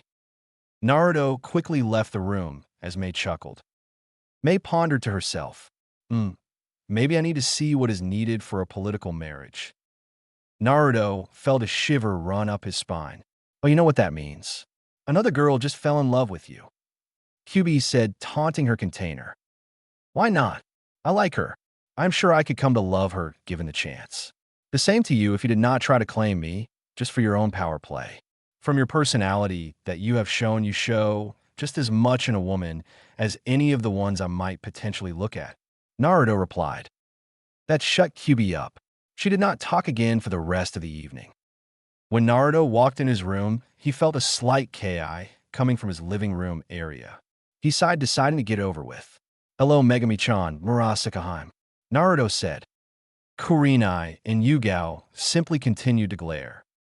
Naruto-kun, where do you know the Mizukage from? Yugao asked sweetly. Yes. And why did you not tell us you knew her? Kurenai asked just as sweetly. Naruto sighed yet again and began his tale of how he met Mei. I met her in Gigi's office right after Kurenai left, when she had woken the day after I saved her. She was requesting reinforcements for the Bloodline Wars, and I had said some things to her to get her to stop being mad at Gigi. Kurenai and Yugao blinked. Okay, but why didn't you tell us you knew her? Naruto responded, I had only met her the one time. I didn't even know she was the Mizukage. The only reason I recognized her was because of her scent.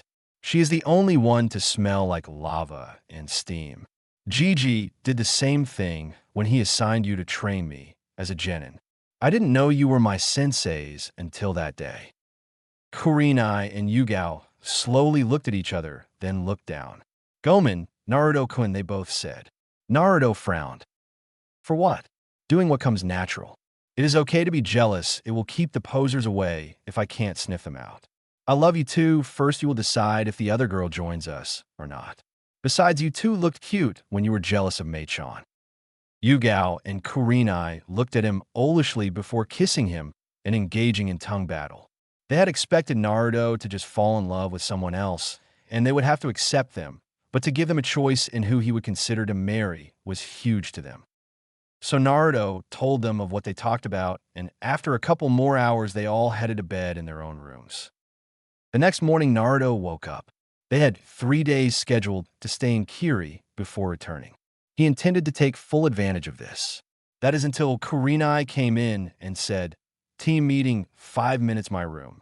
Naruto cursed at losing his precious time with Yugao and Kurenai. He was up and dressed almost instantly, and after taking care of hygiene, he walked to Kurenai's room. Naruto walked into the room to see Kurenai reading a note with a monkey near her. He recognized it as one of the old man's summons and waved to it. It waved back. He had been watched by them when he would go to the Hokage's office when he was younger, so he was well known in the monkey realm. He noted the frown on Kurenai's face, and noticing he was the last one here, spoke up. What's wrong, Kurenai-chan? Kurenai reread the note before looking at Naruto. It seems Team 7 with Kakashi has embarked on a mission to wave when they had run into the demon brothers. They decided to continue despite the fact they should have returned and sent a higher team and ran into Zabuza Momochi and a fake Hunter Nin from here. They are now requesting backup, and we are the closest team. If we are already finished, we are requested to move to Wave and assist Team 7 while taking control of the mission because of Kakashi's odd decision to continue. Kurenai explained. Naruto frowned and thought about it. Zabuza is an A-ranked nuke Nin. This unknown could possibly be as strong as Zabuza. This was two A-ranked shinobi. But Wave was owned by Gato of Gato Industries, and he was known to hire missing Nins to do his dirty work. Naruto thought quickly and spoke up. Well, we could take out the current enemies, but if we come across any more ninja of the same caliber, we could get into some serious trouble. I have an idea to even the playing field.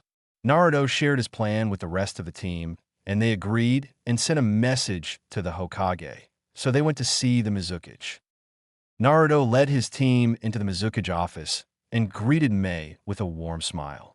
Good morning, Mei-chan, how are you today? Mei chuckled at the glares given her by two other kunoichi and responded. Good, Naruto-kun, but what brings you back here? I thought our business was concluded, though maybe you wanted to see me again. Well, Mei-chan, I remember you saying you wanted to reform the 7 swordsmen from the mist, right? Naruto asked. That's right. Mei turned on the Mizukage mode. Well, I have information on where Zabuza Momochi is currently and was wondering if you would like to do something mutually beneficial. Naruto offered. I am listening. Mei said. Well, one of our Jinin teams is under attack by said ex-swordsman and a cohort who is masquerading as a Hunter Nin. We were requested to go back this team up since we are in close proximity to this team. We were wondering if you would allow us to escort you to the location and you could attempt to negotiate with Zabuza to stop the bloodshed between the teams and offer him a home again. Naruto explained. Mei pondered for a moment before responding. That is an awful big risk for a Kage, Naruto-kun. Nevertheless, I feel I can trust you as I felt I could all those years ago. Give the information to my aide, and I will accompany you. If I acquire Zabuza, I will see you are paid for an A-rank protection mission. If I do not, I will send a recommendation to your Hokage along with a B-rank commission for your quick thinking of helping your potential allies. Naruto smiled before bowing deeply. Thank you, Mizukage-sama. We won't let you down. Mei smiled down at him. No formalities, Naruto-kun. I hate them. Let's get a move on. We don't want them jumping the kanai, do we? About 2 hours later, Mei had the village running steadily without her and was surrounded by the Konoha Nins. We will take a diamond formation with the same positions as on our way coming here with Mizukage-sama in the middle. Everyone ready? Kurenai asked. Everyone nodded. Move out. They all took to the trees, hoping to get there in time. Time skipped 2 days. The trip had been uneventful. They had managed to avoid bandits using Naruto's and Hinata's abilities. They were closing in on the town and wave that Kakashi and his team were supposed to be staying at with a bridge builder named Tazuna. When Naruto walked into the town, he got flashbacks of his childhood when he saw the amount of kids living in the streets. The women had watery eyes at the sad state of the village. Naruto gave all the money in his current wallet to a grocer and said, let the kids eat what they want even though most of it was past its fresh date, it was still edible. He handed the man over 20,000 ryu. He said, give whatever you can spare after paying for your wares to the children or use it to feed them again later. Do not cheat me on this, or I will hunt you down and make you suffer worse than Gato has made this village. The grocer quickly nodded and thanked Naruto for his kindness. Naruto spoke to the girls. When I find Gato, his head will be served on a silver platter to these people. He spoke it with such vehemence that the girls flinched back from the malice rolling off him. I agree, Naruto-sama. No one deserves to live like this. Kamicazi spoke agreeing with his wielder. Let's find Tazuna-san's house. If we stay out here for too long, I might go a bit crazy. Naruto said and continued his trek through the town. Naruto questioned an elderly couple near the edge of the village if they knew where Tazuna was located, but they just pointed them down the path towards the sea. The group decided to go to the sea and figured they would find a bridge builder near the bridge. They walked for about 20 minutes before coming into view of the bridge and its workers. Naruto saw Sakura sitting on the side, watching an elderly man directing the rest of his workers. Naruto was about to speak up when a worker walked up to who he assumed was Tazuna. "I can't continue, Tazuna. It's going to be too much. I can't continue." Tazuna tried to argue with the man, but he just walked off, and Tazuna just sighed. Naruto walked up to Tazuna, his Haori whipping from the wind coming off the sea. "How many workers do you need, Tazuna-san?" Tazuna looked up surprised before responding. "Who are you?" Naruto ignored the question and said again, "How many workers do you need?" Tazuna said, "Oh, about 200 more would be more than enough." "Why?" Naruto said, "Kage Bunshin." In an instant, 200 Narutos appeared on the bridge, startling Sakura. She was supposed to be watching Tazuna, right? "You heard the man, get to work." Naruto shouted to his clones. Each of the clones started to pick up the discarded tools and got to work on fixing the bridge. He had read a lot of books. Tazuna's jaw dropped. He was gaping like a fish. "Kage Bunshin? How can he make so many?"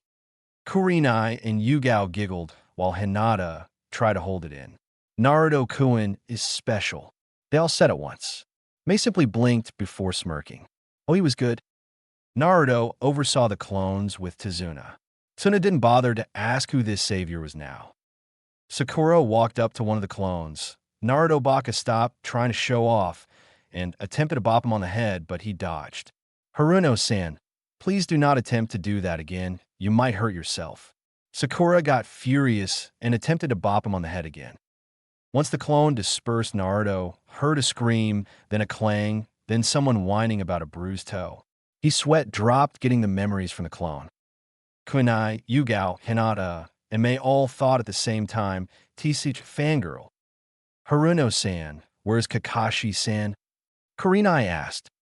Sakura answered with tears in her eyes, "Teaching Sasuke-kun and Kiba-san tree walking." Kurinai and Yugao raised their eyebrows. "You are just now learning tree walking?" "Hi," was Sakura's reply. The rest of the day went by swiftly with the girls watching Naruto help Tazuna speeding up the process so that it could be finished tomorrow. They were sending the workers home when Tazuna finally revisited Naruto. "So who are you?" Naruto looked at Tazuna and said, "Tazuna-san, I am someone who does not like what has been done to your land, and am here to help you. My name is Naruto Uzumaki, and I swear to you that Gado's head will be served to this village. I am reinforcements for the current ninja guarding you. My team is over there." He motioned to his team sitting on the guardrail. Tazuna was overjoyed. "So you're here to help Cyclops, Dog Boy, that Sakura girl, and the Bug Boy?" Naruto was confused. "Bug Boy?" Tazuna replied. Yet his father dropped him off on their way back to the village, stating something about meeting up with his team. Said his name was Shino? "Yeah, that's it, Shino." Naruto was a little taken aback. "Well, let's get you home, Tazuna-san, before Kakashi-san comes looking for you." With that, they gathered themselves and headed for Tazuna's home. Naruto informed his team of Shino's presence, and they were all happy for another talented person on this mission. They arrived at the modest two-story house. They were greeted by a black-haired woman about Kurinai's height with brown eyes, which spoke warmness. "Please come in," she said, seeing the new arrivals. "Who are you?" she asked as they filed past her. "We are escorts to the Mizukage, reinforcements to the ninja already stationed here." Ms. Kurinai trailed off. "Tsunami dear, well, dinner will be ready in a few. Please sit wherever you like," she said, motioning to the sofa. She walked into the kitchen. "So, Tazuna-san, can you fill us in on what has happened here?" Mei said. She was curious, as this was a neighboring country. So Tazuna told of how Gado had came in with his company and monopolized the shipping. How Gado starves the island, and how his son had tried to stand up to him only to die. How he sneaked to Konoha and tricked it into helping him, and how he was finishing the bridge to fix the problems. By the end, Naruto was livid. He could not stand people like Gado, but the presences of his lady's distress calmed him, and he wrapped Kurinai and Yugao in a loving hug as they all three sat on the love seat. This was the scene that Team 7 plus Shino came in on. Shino, Naruto said, "Good to see you, man." Kakashi spoke up. "What are you doing here, Kurenai-san?" "We are here to take over this mission. Your leadership has been called into question by letting Jinin decide whether to continue a mission or not regardless of procedure," Kurenai said while handing the letter to Kakashi. Kakashi read the letter while Sasuke spoke up. "I will not take orders from a dope," Yugao said. "You will take what orders are given Jinin," putting emphasis on Jinin. "Naruto is team leader when we are out on mission, and that is the way it is going to stay.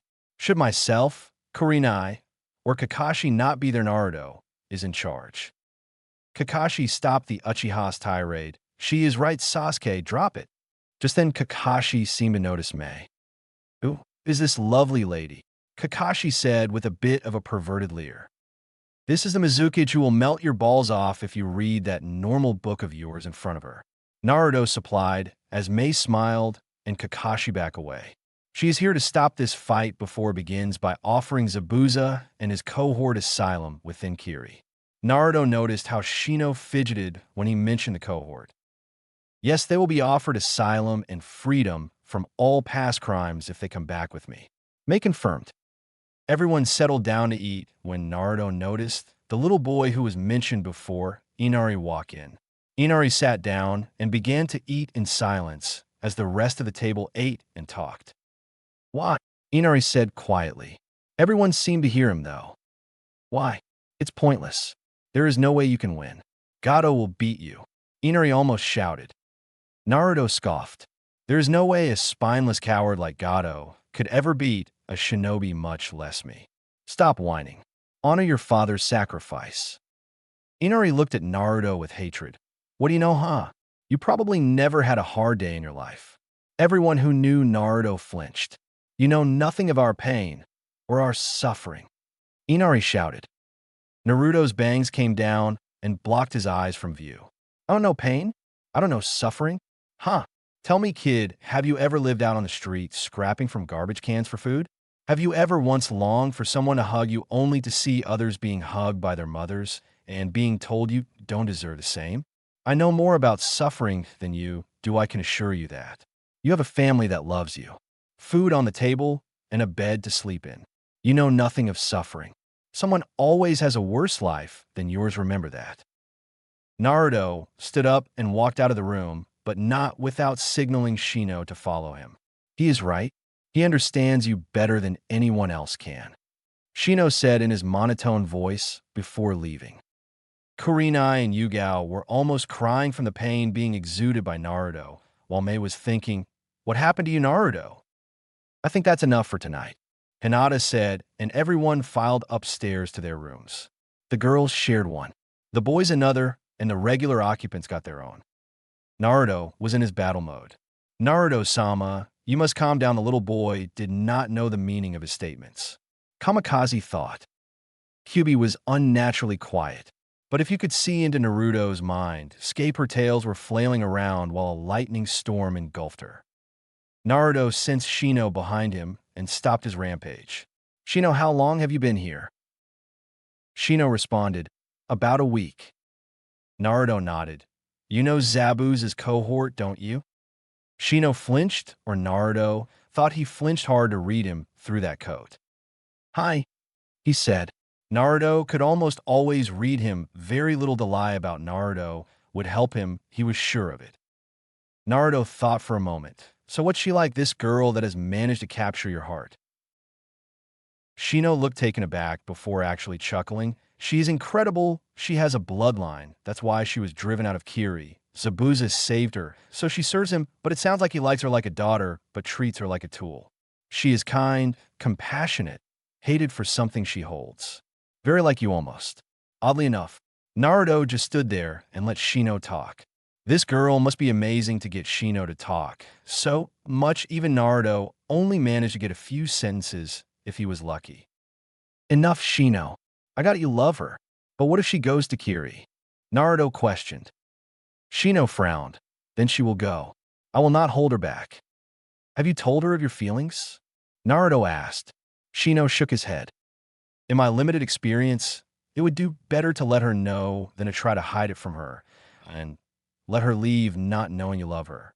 If she loves you back, I will give her asylum, as will your clan, and we could probably get the Hokage as well. No one will touch her of that, you have my promise. Naruto said and patted his friend on the shoulder. Tell her on the bridge tomorrow when Zabuza and the Mizukage negotiate. I will back you up.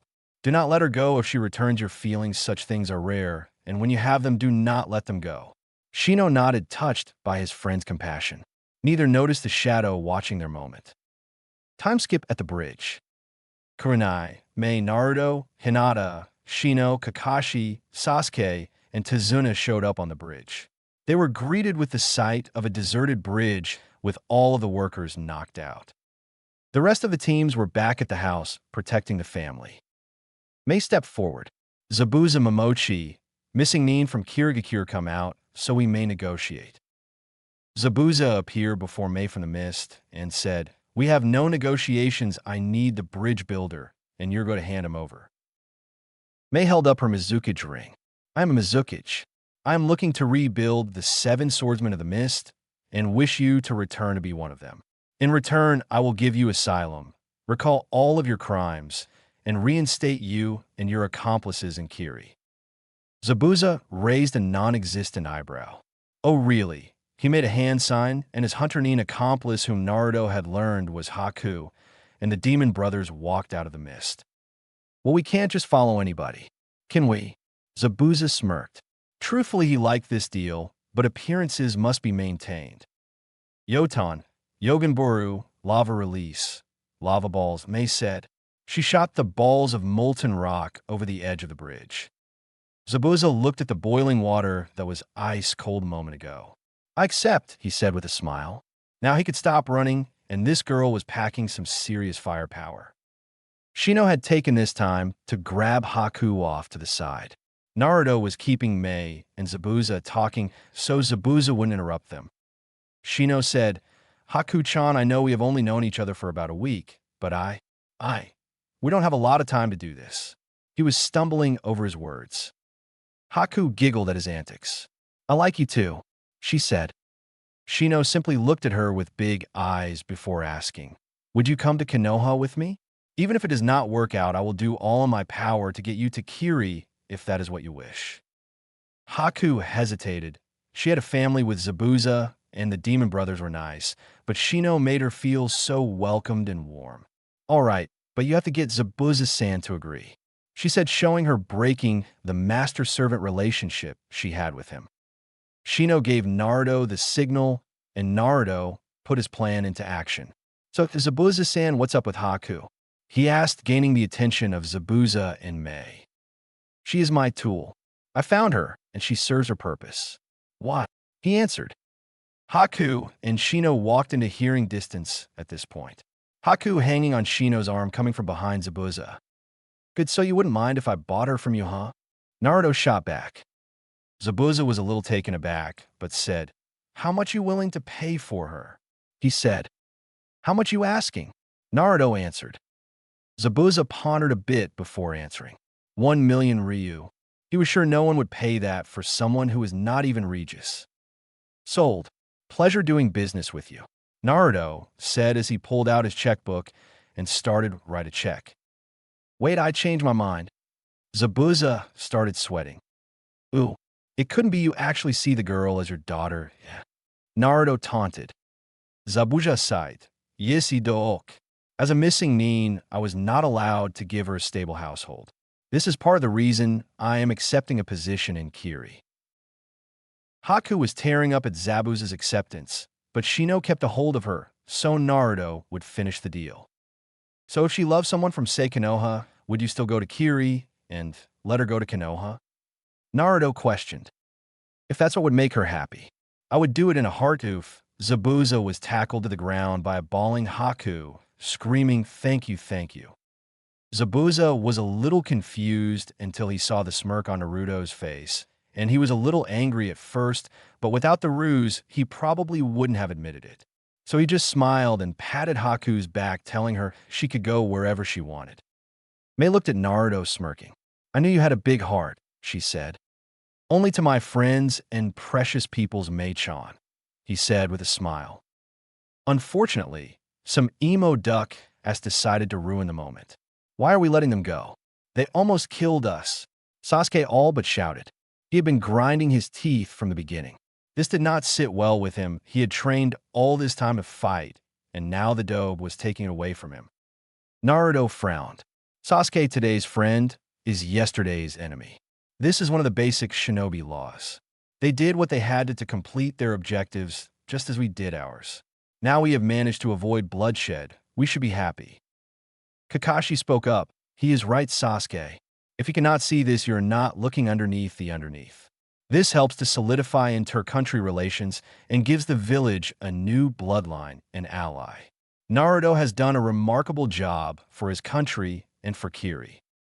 Sasuke mumbled something but seemed to let it go. Everyone was gearing up to head back to the house. The bridge was finished and would be open tomorrow morning. Unfortunately, this is when Gato decided to show up with about 500 bandits. I see even the great demon of the mist couldn't handle some genin. Get them guys, and bring the girls for some fun later on tonight, especially that red-eyed one and the one with the long hair. They seem like they would be a lot of fun. The bandits started to move towards the group. However, Gato had done the wrong thing, and Kurenai knew it. He threatened rape to one of Naruto's precious people. She wasn't sure if he included Mei as a precious person yet, but it was getting there. She could see it. She liked Mei so far, so she had no problems with it. But Naruto's Ki suddenly skyrocketed. Even Mei was shocked at the amount of Ki. All the females were blanketed in a comforting aura. All the males, however, were sweating seeing their lives flash before their eyes. Naruto-sama, protect your precious people. Use that attack we have been working on. Kamicazi said. You are borrowing from me, but I will allow it. That disgusting vermin needs to die. Kyubi said. The seal will be weakened after this. Only one more push, she thought. Naruto's chakra spiked. Gold, yellow, and crimson swirled around him. He spoke, Gato, for your crimes against humanity, you must be punished for starving people, for stealing, for forcing women into sex, for almost destroying the land of Wave, but most of all for threatening my precious people with rape. Dine in hell, you son of a bitch. Naruto then put his sword point down, facing the bandits who were starting to charge again. He pulled his sword up in a diagonal path from his right hip up to his left shoulder. Benikase no Kisu. Crimson Wind Scar. No, I don't own Inuyasha. This will be the last thing I base off something else, hopefully. The group watched in awe as the wind in front of Naruto rippled, and it headed toward the group of bandits. It easily tore through the men like a hot knife through butter. It cut the men into pieces and made it look like a slaughter. When the attack was done, just under 50 bandits and Gato was left. Naruto made quick work of the shell-shocked bandits and appeared in front of Gato. He beheaded the disgusting man and handed it to Tazuna. He hugged Mei and Kurenai before blacking out. That was the cost of such a technique. He would black out once his adrenaline stopped pumping, as such it could not be used very often. Time skip. 2 days later, everyone was ready to go their separate ways. Mei-chan, are you sure you don't need an escort back? Naruto asked. I'm sure Zabuza and the brothers will protect me. I will see you again at the chunin exams. And Naruto-kun? Mei answered back. Hi, Naruto said. Well, then I will see you, then, Naruto-kun. Mei kissed him on the cheek before walking off with her new ninja, ignoring the glares from Kurenai and Yugao. Well, everyone, let's go home, Naruto said to teams 7 and 8 plus Yugao and Haku. They walked off amidst cheers from the land of waves. The bridge was named the Bridge of Hope, for the hope inspired by Naruto for peace. Time skip. They were in the Hokage's office giving a report on the mission. They had just finished the report when the Hokage rubbed his temples. I'm getting too old for this shit. The Hokage said, so basically you want to give Haku-san here citizenship, and you let Zabuza go to Kiri? Naruto unleashed some attack that killed almost 400 people in one stroke. Everyone nodded in the Hokage side. Very well, I will have the papers drawn up. Oh, by the way, Naruto, Hinata, good job. The Mizukage was very impressed by two genin. Dismissed. Everyone filed out of the office and headed H Chapter 8, Council, Heritage, and Chunin exams. Naruto and his loves were eating breakfast. It had been about 2 days since they had returned from their trip to Mizu, no Kuni, and Metme. Naruto was going to talk to Yugao and Kurenai about her, and one other thing he was considering. He did not make assumptions, but he felt this last thing he was so sure of with their help he could confirm it. So Naruto began, Megami, I want to talk to you about a couple of things. Yugao and Kurenai looked up. Truthfully, Kurenai had been waiting for this. She had seen Naruto being antsy, but Yugao had had a report to her ENBU team yesterday, so she was less prepared. They both nodded to him and finished their breakfast before retiring to the living room. Now, I have two important things to talk about. Please do not interrupt me until I ask for you to. This will be hard, Naruto explained. Yugao said, You can talk about anything. We will listen to whatever you have to say. Kurenai nodded, and they looked at Naruto, waiting for him to start. Naruto's heart swelled. Okay, the first will probably be the hardest for you, so let's get this out of the way.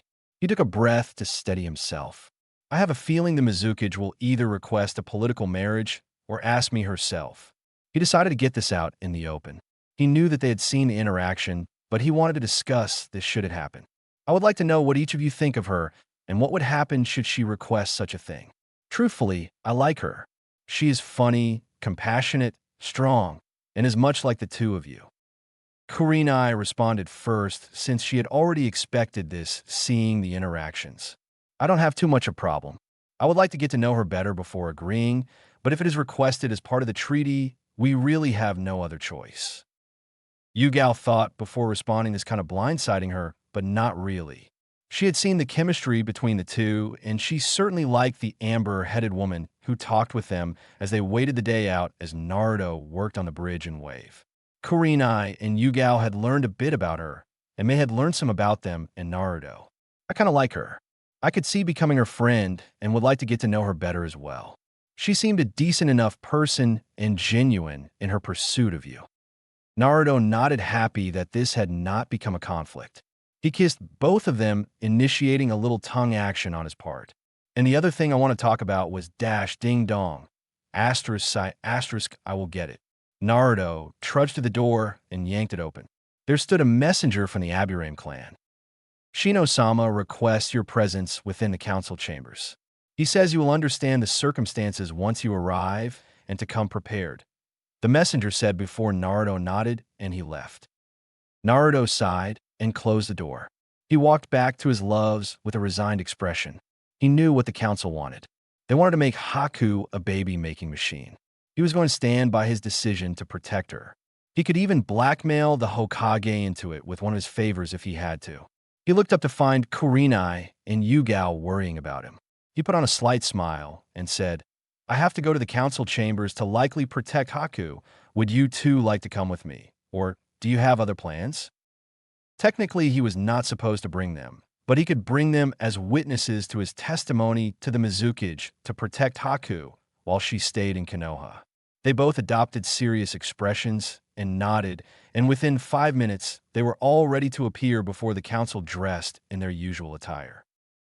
Naruto, however, was dressed like a clan head, dress kimono that allowed for mobility in a fight with Kamicazi tied to his back. The kimono had wind gusts with lightning swirling around the gusts. A very imposable figure he cut with the intimidating garment. They appeared outside the council chambers in a triangle formation. Naruto leading like a spear point with Kurenai and Yugao flanking him. They heard the council chambers in session. Naruto decided to be a bit of a hothead and simply kicked the doors open. Every eye in the room turned to Naruto and his loves as they crossed the threshold and entered the chambers with the doors hanging off the hinges. Miyu tried to step in front, but Naruto had stated he had official business, and if they impeded him, he would go to the Hokage after this. They relented easily because the council was not really liked, and Naruto was playing the part of a clan head very well, despite his young age. Naruto took in the council at first glance. Everyone was here, including the Hokage. Danzo, Hamura, Koharu, and the Civilian Council, as well as the Shinobi Council. Shino and Haku were sitting behind Shibi, and Haku looked like she was hanging on to Shino for dear life. His eyes softened as he took them in. He spoke up. Why was I not aware that someone with the protection of my clan is being held in front of the council? The council seemed taken aback before Hamura said, You are not yet formed and do not have a seat on the council dash. That still does not excuse me not being informed. When I said she had my protection, I meant it. That means should she be brought before the council for any reason, I should be notified of such proceedings. As stated in the Konoha Charter, Law number 85326. Every potential clan has full rights unless put under review for suspicious activity by the Hokage. Naruto said with conviction in his voice. Remember, he kept up to date on all laws. The Hokage was struggling to hold in his laughter. Naruto had just effectively silenced the room because he proved his right to be here. Now, why is Haku-san in these chambers? And someone better speak soon, or I will have all of you arrested for trying to lie to a potential clan head on matters pertaining to his domain. Shino was glad his friend had shown up and nudged his father. Shibi felt it and spoke. Naruto-san, they are attempting to give Haku to the Uchiha so as to strengthen his bloodline. Naruto growled as Kurenai and Yugao looked horrified. And who, pray tell, thought up this brilliant idea? Midobe, Sasuke said as he emerged next to Koharu. She is powerful, and she will bear powerful children.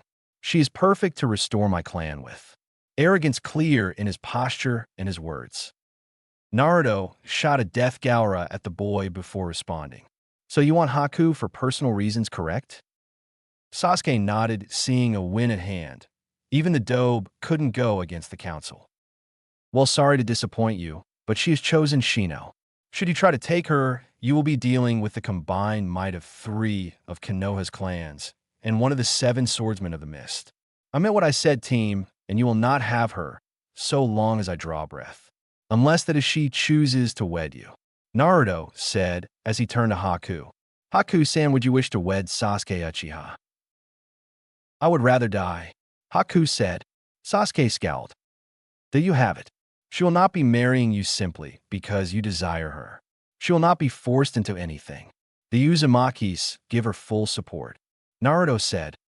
The Aburames will support her as well. Should any action be taken against her, we will respond with appropriate force. Shibi said with unusual emotion in his voice. Naruto motioned to Sarutobi as to use one of his requests. The Sarutobi clan supports Haku-san as well. The Hokage said. Truthfully, he despised giving her up to the Uchiha, but as only 2 clans, it would have been almost impossible to stop it. Add in Naruto and his impressive state within the shinobi ranks recently, and others would not dare touch her or help the Uchiha. If that is all for today, I will take my leave. Naruto said as he bowed to the Hokage and some of the shinobi council and turned to leave. Give me your sword, Dobe, Sasuke said. He was angry he could not have Haku, but with such an incredible weapon at his disposal, he could easily defeat his older brother. Naruto paused in mid-step as the civilian council joined in on supporting their golden child's wishes. They seemed to have forgotten the demonstration he put on years ago. What was that, team? Naruto asked in a deadly quiet voice. All of the shinobi watched with chuckles at the stupidity of this genin going against Naruto. In their minds, Naruto was worthy of Jounin rank, and they ranked him that in their minds, not the genin this whiny little Uchiha seemed to be. Give me your sword, Dobe. You don't deserve such a weapon. It belongs to an elite, Sasuke said with a smirk. Kurenai and Yugao stared at Sasuke, amazed at the stupidity in his statements. Could he not see what was right in front of him? Naruto chuckled before going into outright laughter and ending on his knees, gasping for breath from laughing so hard. Why, you an elite? Very well. He. If you can grasp Kamikaze's hilt and pull him from his sheath, you may keep him. Naruto-sama, I do not wish to be touched by such filthy hands. Kamikaze said. Naruto chuckled. Then don't let him touch you. I know you can protect yourself. This is the only way to keep him from trying again. I am sorry, but do not cut his hand off. Just enough to make him back away. Sasuke's eyes gained a gleam. He was sure he could do so. He arrogantly strode up to Naruto, who was presenting the hilt to him. One of the civilian council remembered and tried to warn Sasuke, only to be shushed by a fellow council member. Sasuke's hand reached for the hilt. All of a sudden, Sasuke was clutching a bloody hand that looked like it had been cut to ribbons. It was messy, but with immediate care, he would regain full usage of his hands. The council was suddenly reminded of how they had requested this same blade for the Uchiha years ago. They immediately carried Sasuke to the hospital using ENBU.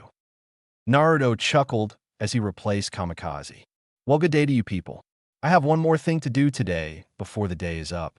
Oh, and GG, I now have one request left. With that, he exited the council chambers and returned home to finish his interrupted conversation with his loves.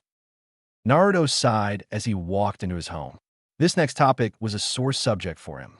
If he was proven correct, that meant the old man had been lying to him. He could understand that to a point, but he had proven himself capable of holding secrets and that he was much stronger than a genin and most chunin. But he needed his love's help if he was to pull this off without the old man trying to run interference. The council would keep him busy for the next few hours, so Naruto decided to capitalize on that. Kurenai and Yugao sat on the sofa, watching Naruto's face. They had been impressed with the way Naruto had handled the council and Sasuke. Not a perfect politician, but the way a clan head would deal with certain matters was right on the mark. They saw a few emotions run across his face before he turned to them and began to speak again. Okay, now, as I was saying, before we were so rudely interrupted, Naruto said with a smirk that the girl smiled at, I would like to know what you girls know about the Yondaime, specifically where his house is. Yugao and Kurenai looked at him owlishly before Kurenai said, I believe his house was in the forest.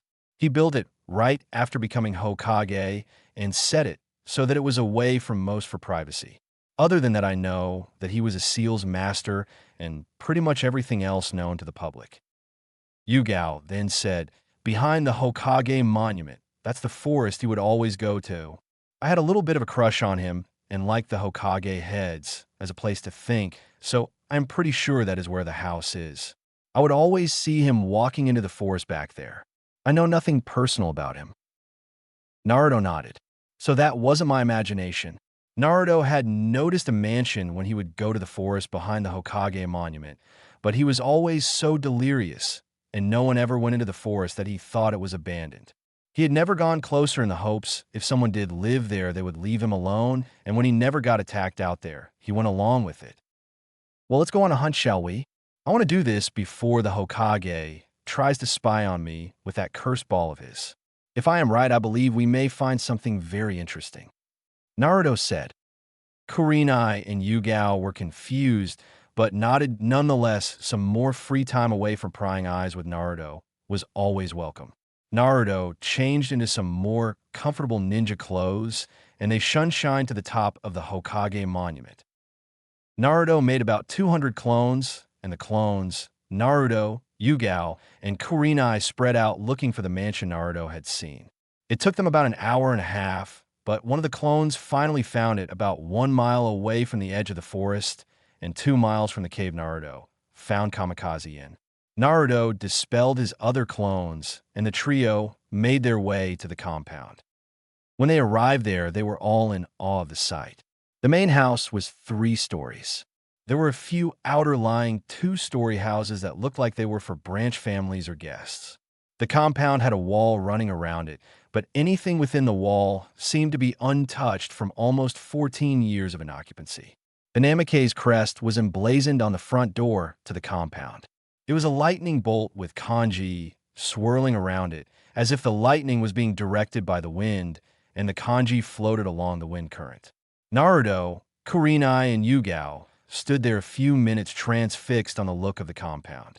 Naruto finally shook himself and took a closer look at the door. Naruto-kun, why did you want to come here? Kurenai finally said. Naruto turned to his Lvos and said, take a good look at me. Remove the whisker marks. Who do I look like? Yugao and Kurenai took all of 2 seconds to realize what he was saying. But why? Why would you be hidden? If it was known, then the village would have celebrated you as the hero you deserve to be. Yugao said, why else? To keep the peace. If he is my father, then his enemies were numerous. It does not make it easier to know, or the fact that Gigi lied to me every time I asked about my parents. He would say that he didn't know them. I lived most of my life thinking I was either abandoned for being a demon or that my parents just didn't love me. But when I saw the chibi drawing he drew on that note to Gigi and the fact that I look exactly like him, I began to wonder. His famous motto was, do not ask of others what you cannot give up yourself. So it makes sense he would use his own son and not some random orphan. This is all just speculation. Let us see if I am right. Naruto explained. Naruto walked up to the gate, and Kurenai and Yugao waited with bated breath to see if this was true. Naruto searched for the opening seal and found it. He looked at it for a second before determining the blood and chakra seal needed to open. He bit his thumb and swiped some blood across the seal. He applied some chakra and stood back waiting to see what would happen. For about 5 seconds, nothing happened, and Naruto sighed and turned around to leave. All of a sudden, he heard a click, and he felt the wind whoosh as the doors were flung open. Naruto turned around with watery eyes at knowing his heritage, or at least his father, and gasped at the sight within the compound. It was beautiful. He heard the accompanying gasps from his loves. There was a garden that expanded the whole front yard. It looked like a mighty forest. There were an abundance of animals, but foxes seemed to be the most prevalent species. He soaked in the sight of his home. This was where he belonged. He felt it. There was no hatred here, no animosity, just a place to live in comfort and peace. In love. Kurenai and Yugao were giddy for Naruto. He had found an integral part of his identity. The grounds were beautiful. They both had a bit of green thumb. Not much, but it would be enough to keep up with a small garden. This was a little overwhelming, but if it had lasted 14 years without help, it could not need much tending. They could see the many buildings now. Apparently, Minato had planned on populating the whole area with whoever Naruto's mother was. There were about 5 outbuildings. 2 seemed for guests, and the other 3 for separate families. Each of the outbuildings were 2 stories high. They seemed as if they had been kept in shape the whole 14 years. The main building, however, was the crown jewel. Pure mahogany wood. Strong odor. There was a balcony on the 3rd floor that looked out towards Konoha. A wraparound porch that would allow for lounging during any part of the day. All in all, a paradise. Naruto turned to his loves. What would he say we break the place in? I want to explore, and I want to move in. Would you girls like to join me? He would let them live in the compound. He was sure he was going to propose to them as soon as he made chunin. He loved them.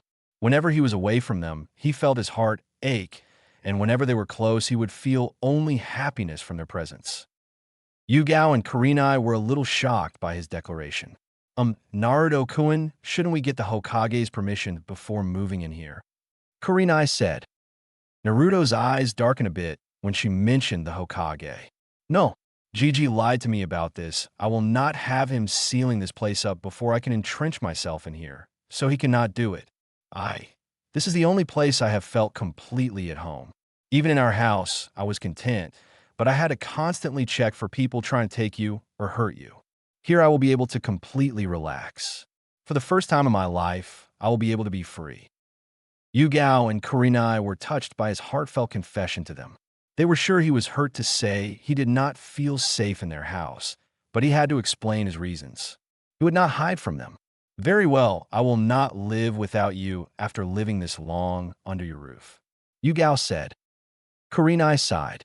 Yes, I will come live here too. Let's search and discover, and we can move later tonight. Naruto flashed them the truest smile they had ever seen, and he walked to Yugao, kissing her straight on the lips and engaging in a tongue battle until she was short of breath. He walked to Kurenai and massaged her tongue as he explored her mouth, eliciting a groan from her. He pulled back, leaving them both flushed, and said, Thank you, Megami-chan, Murasakaheim. I would have been lonely without you. But permission to raid your rooms yet again? He asked. They looked at him with accusing eyes until he brought his hands up in the seal for Kage Bunshin. They quickly realized what he planned to do, and with a nod, he created 5 Kagebunshin to pack up the other house, and for 3 to stay there should anyone come and get them. He was going to keep it secret until after the chunin exams, and he had, like he said, entrenched himself there. They decided to check the yard first. The front was a garden, but it was built like a small forest. The foxes frolicked around Naruto and his group as they walked seemingly nonplussed that there were humans. "Are you back, master?" One of the foxes with a red fur and white tips yipped to Naruto. Naruto had always had the ability to sort of understand canine speech, enough to understand the general direction of a conversation. However, he had never heard it like this. So he stopped wide-eyed as he stared at the fox kit, which had a few friends surrounding it now. "What?" he asked as Kurenai and Yugao shot him worried looks. "Have you returned finally, master?" the fox kit repeated. "What are you talking about? Why would you refer to me as master? I may have titles to this place, but I do not command you," Naruto said back. Kurenai and Yugao were a little alarmed at Naruto speaking to a fox, but they chalked it up to Kyuubi's influence. "Of course you are. You carry Kyuubi-sama and—" the fox kit sniffed. "Smell like us. You have been here before." Naruto was stunned. He heard Kyuubi gasp and he thought, what is it? "So you are the one. I know what your mother's name is. Kushina." I had not known her last name. "We will talk more about this later. For now, focus, and I will explain tonight," Kyuubi said back. Naruto was reeling from this information. He now knew his mother's name, and it seemed that Kyuubi knew something about her. "Very well, I will be your friend, not your master. Do not call me that. I own no one, and I command no one's respect I have not earned," Naruto said to the fox kit. "Very well, Naruto-sama. However, you have already earned our respect just from your statement alone. While you live here, the foxes will protect you and your soon-to-be mates. We are honored one has come back." The fox kit jumped away, presumably to inform the rest of the foxes and animals of their new lord. "We will talk tonight, Kyuubi," Naruto thought and turned to his wide-eyed loves. He chuckled, which brought their glares to him. It seems that the animals here respect the lord of the manor and protect all who live here. The fox kit was just relaying the message. I have never spoken of foxes being there so rare around Konoha, but I had some basic understanding of the canine language before. The girls seemed placated and latched onto Naruto's arms as they continued their trek through the forest. The animals seemed to bow to Naruto and his loves as they walked, but only once, so Naruto waved them off after they had paid their respects, and they reached the back of the compound. Here was the training ground. It looked like a regular training ground, but there were seals to repair the ground. A few training dummies with self-repairing seals sat in a corner as well. Naruto could see himself sitting on the porch watching as his kids practiced or just played.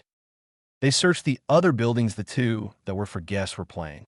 Very little adorned them, and each room had their own bathroom. The houses had about 8 rooms each. The ones meant for families had about 4 rooms upstairs, a living quarters downstairs, kitchen, and dining room. Each of these had their own hot springs for the residents, though the master bedroom had a bathroom, and the other 3 had to share another one for showers. Naruto and his loves walked into the main building. There was a marble staircase leading to the 2nd floor. The opening hall was wide and open, but not overly done. Sigils and paintings hung upon the walls, allowing for a peaceful and welcoming ambience. Off to the left was a kitchen fit of a clan with everything a cook could possibly want. The fridge had to be cleaned out from some bad items, and Naruto sent a clone to transport the fridge from the old house. It was larger anyways. The food was stored in storage seals to ensure freshness, and Naruto found the liquor cabinet easily opened. On the right side of the hall led to a hallway with 2 guest bathrooms, a banquet hall, and a ballroom. They walked up the marble stairs to the 2nd floor, which had a massive living room after a short walk from the stairs and down a hallway. It took up much of the 2nd floor, but it served as a central hub that led off to about 5 to 6 different rooms, all with their own bathrooms. They checked the rooms and decided none of them were the master bedrooms and were used for older children or guests if they were important. Finally, they arrived at the top level. This level was the most personal of all. At the top of the stairs hung a portrait of Minato and Kushina. Naruto teared at seeing the first picture of his family. They had a dresser sitting underneath it with 2 letters addressed to Naruto. He took the letters, and they continued searching. Naruto knew once he read them, he would not be able to continue. They saw that the top floor seemed to be dissected into 3 sections. One was a library which contained limitless jutsu scrolls that Naruto decided he would look into for the exams. The other third had Naruto crying. It was a nursery for the younger kids. He fingered the orange Ninetales plushie that was supposed to be his as he kneeled next to his crib. Kurenai and Yugao had him in a hug, comforting him. Once Naruto had regained some composure, they left this section and turned to what must have been the master bedroom. It took up the whole area. There was a king-size bed pushed up against the wall, 2 dressers, a walk-in closet with connecting bathroom. It opened to the balcony scene from outside that looked over Konoha, a very beautiful room. Naruto sat down on the bed, running his hands over the crimson sheets. Seems his mother loved crimson. He was reminded of QB, but he wanted to read the letters first. Yugao and Kurenai sat next to Naruto. They saw him pulling out the letters, and Kurenai said, "I think we will go wait downstairs. Pick out our rooms." Yugao nodded, and they got up, but Naruto dragged them back down. "Stay, please," he said with a look at both of them. "I want you to hear this." The emotion in his words stayed their hearts as they sat back down, and Naruto opened his father's message. "Dear Naruto, if you are reading this, then I am dead, and you have a burden no one should ever bear. You bear the 9-tailed fox. The fox was not known to be naturally destructive. As such, I do not believe it attacked freely. I hope you are a jounin when you read this. However, regardless of, when you find this, know that no one can deny your heritage. The seals keep all but my blood out. But if you decided not to be a ninja, then I wish you luck within the village. Know that I loved you with all my heart, and it tore me to pieces when I realized I would not be there for you. Did the villagers treat you like the hero I asked? Have you found a woman to love you, and whom you love? What has happened? Do you hate me? I hope you have lived a normal life. Enough about that. I have little time. My name was made into a clan. Once I became Hokage. I am Minato Namikaze. You are the heir to the Namikaze name. My clan was not powerful, but I was a master seal maker, and I have more money than the Hyuga clan. Take this money and this house as your inheritance. If you are a ninja, the Hiraishin and Rasengan, my personal techniques, are in a special vault within the library which can only be opened by you. You are free to use them once you have mastered them. They contain the steps I took to use them. Please use them with discretion and with the intent to protect your precious peoples, which I hope includes Konoha. Oh, if you need help, just ask your godfather Jiraiya. He knows the Rasengan. He should be around to help you. Sincerely, your father. Minato Namikaze, 4th Hokage, Yellow Flash. Naruto was happy about his father's letter. It confirmed what he wanted to know, that he was loved and that his parents had not abandoned him. He silently folded his father's letter and placed it in Hao's soon-to-be underwear drawer. He was smiling the whole time, and Kurenai and Yugao were watching him carefully. Suddenly, Naruto blinked and then refocused his eyes. He smiled wider. "Girls, our stuff is here. Would you like to pick out a room?" Naruto looked hesitant to complete his sentence, but he put his head up with a blush rivaling Hinata of old. "Or would you share this room with me?" Kurenai and Yugao said almost immediately, "Hi," in unison. They turned to see his blush and giggled, giving off a little bit of a blush themselves. "We have been sleeping in your room every night anyways," Yugao commented. Naruto smiled before kissing Yugao and running his tongue along her lower lip. He had found this was a bit of a weak spot for her. If he ran his tongue along her bottom lip, it always elicited a moan from her. He pulled back after he heard her moan. Naruto turned to Kurenai and massaged her tongue with his as he engaged in a tongue battle again. After receiving her moan, as well, he pulled back and spoke. "Well, I will have the shadow clones bring the stuff up here. Let's go take a soak in the hot spring before we come back and read my mom's letter. I need to relax before overloading my mind with things today. Then I think I need to talk with QB." Kurenai and Yugao nodded. They grabbed their scrolls from the Kagebunshin and grabbed the teddies they had worn the first night in Naruto's old house, and all 3 headed to the hot spring. Little did Naruto know he was in for a surprise. Naruto went to his side of the barrier to undress and put his towel on. They had bathed together in the other hot springs. Naruto had washed their backs as they washed his in return. There had been a few peeks at the flesh, but nothing had been done to entice the other. The girls and Naruto were content for the moment to take the relationship slow. Kurenai and Yugao were undressing in their changing room when Kurenai spoke up. Should we tease him a bit to get his mind off the stress, Yugao? Yugao seemed a bit surprised Kurenai would make the first move. I thought we said we were going to take it slow, she commented, though she had been feeling the need lately. With being around Naruto constantly and her ever-growing feelings, the thoughts were getting almost too much to bear. Kurenai looked at Yugao with a slightly incredulous look. We have been in a relationship with Naruto-kun almost 6 months now. We know almost everything about each other, and we just admitted we sleep in the same room almost every night. I just think we can relieve some of our tension with this, and Naruto-kun will get some more enjoyment and relaxation than normal, she said with a slightly innocent voice. Kurenai-chan is a pervert, Yugao said, sing-songly teasing manner. I am not, but you have to admit it is getting harder to resist doing something with him so close all the time. I love him, Yugao. I can't seem to get him off my mind, Kurenai said with a wistful sigh. Yugao nodded and said, I love him too. I know how you feel. Very well. We will see what happens, but no touching. Not until we confirm the third girl. Kurenai nodded, and with that the plan was set in motion to relax Naruto. Naruto walked into the hot springs communal area, looking to see if the girls were there. They weren't, so he sat down on a stool and started to scrub himself, waiting for the girls to show up. He had almost finished his front when he heard the girls approaching from behind. He turned around with his towel still around his waist and said, Hey Megami-chan, Murasakaheim, what took you so low dash? Then they were out of the mist and in front of him. Naruto's brain crashed at the sight before him.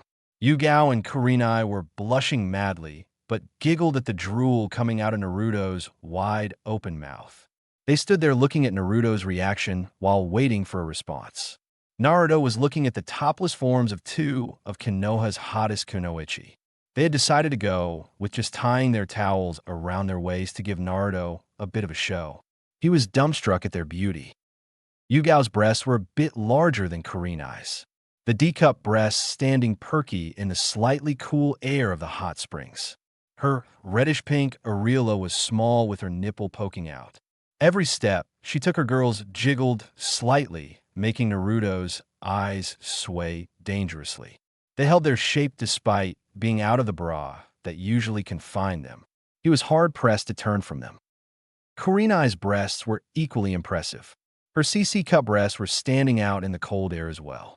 They were slightly smaller, but seemed to move with her body in a sensual display of femininity. Her areola was pure pink, her nipples poking straight out towards Naruto. They held their shape even better than Yugao's. They seemed to just draw Naruto's eyes. Kyubi growled and giggled in Naruto's mind, angry that these girls did that to her Naruto, but amused at Naruto's reaction. Wonder what Naruto would think of mine, she thought to herself as she pushed her breasts up from her kimono. This brought Naruto's brain restart. He responded almost immediately. I would love it just as much as Megami's, and Heims, you know I care about you. I just am not anyone's property. You heard that, Kyubi blurted out. Yo, was I not supposed to? Naruto responded. Kyubi grumbled, but Naruto said, Go take a nap or something, we have a long talk ahead of us. With that, he severed their connection and turned his attention back to his Megami and Heim. So what brought this along? He asked. What? I can't come in the hot springs topless, Kurenai said innocently. Naruto chuckled at the response. No, you can't. It is a hazard to my health. I almost died of blood loss. They looked down to see the amount of blood that had escaped his nose while he was thinking. It was pooling, but the girls saw something else. Yugao smirked. Well, we know this worked, she said as she pointed to the tinted towel. Let us wash your back, Naruto-kun. Just relax, and let us take care of you, Kurenai said.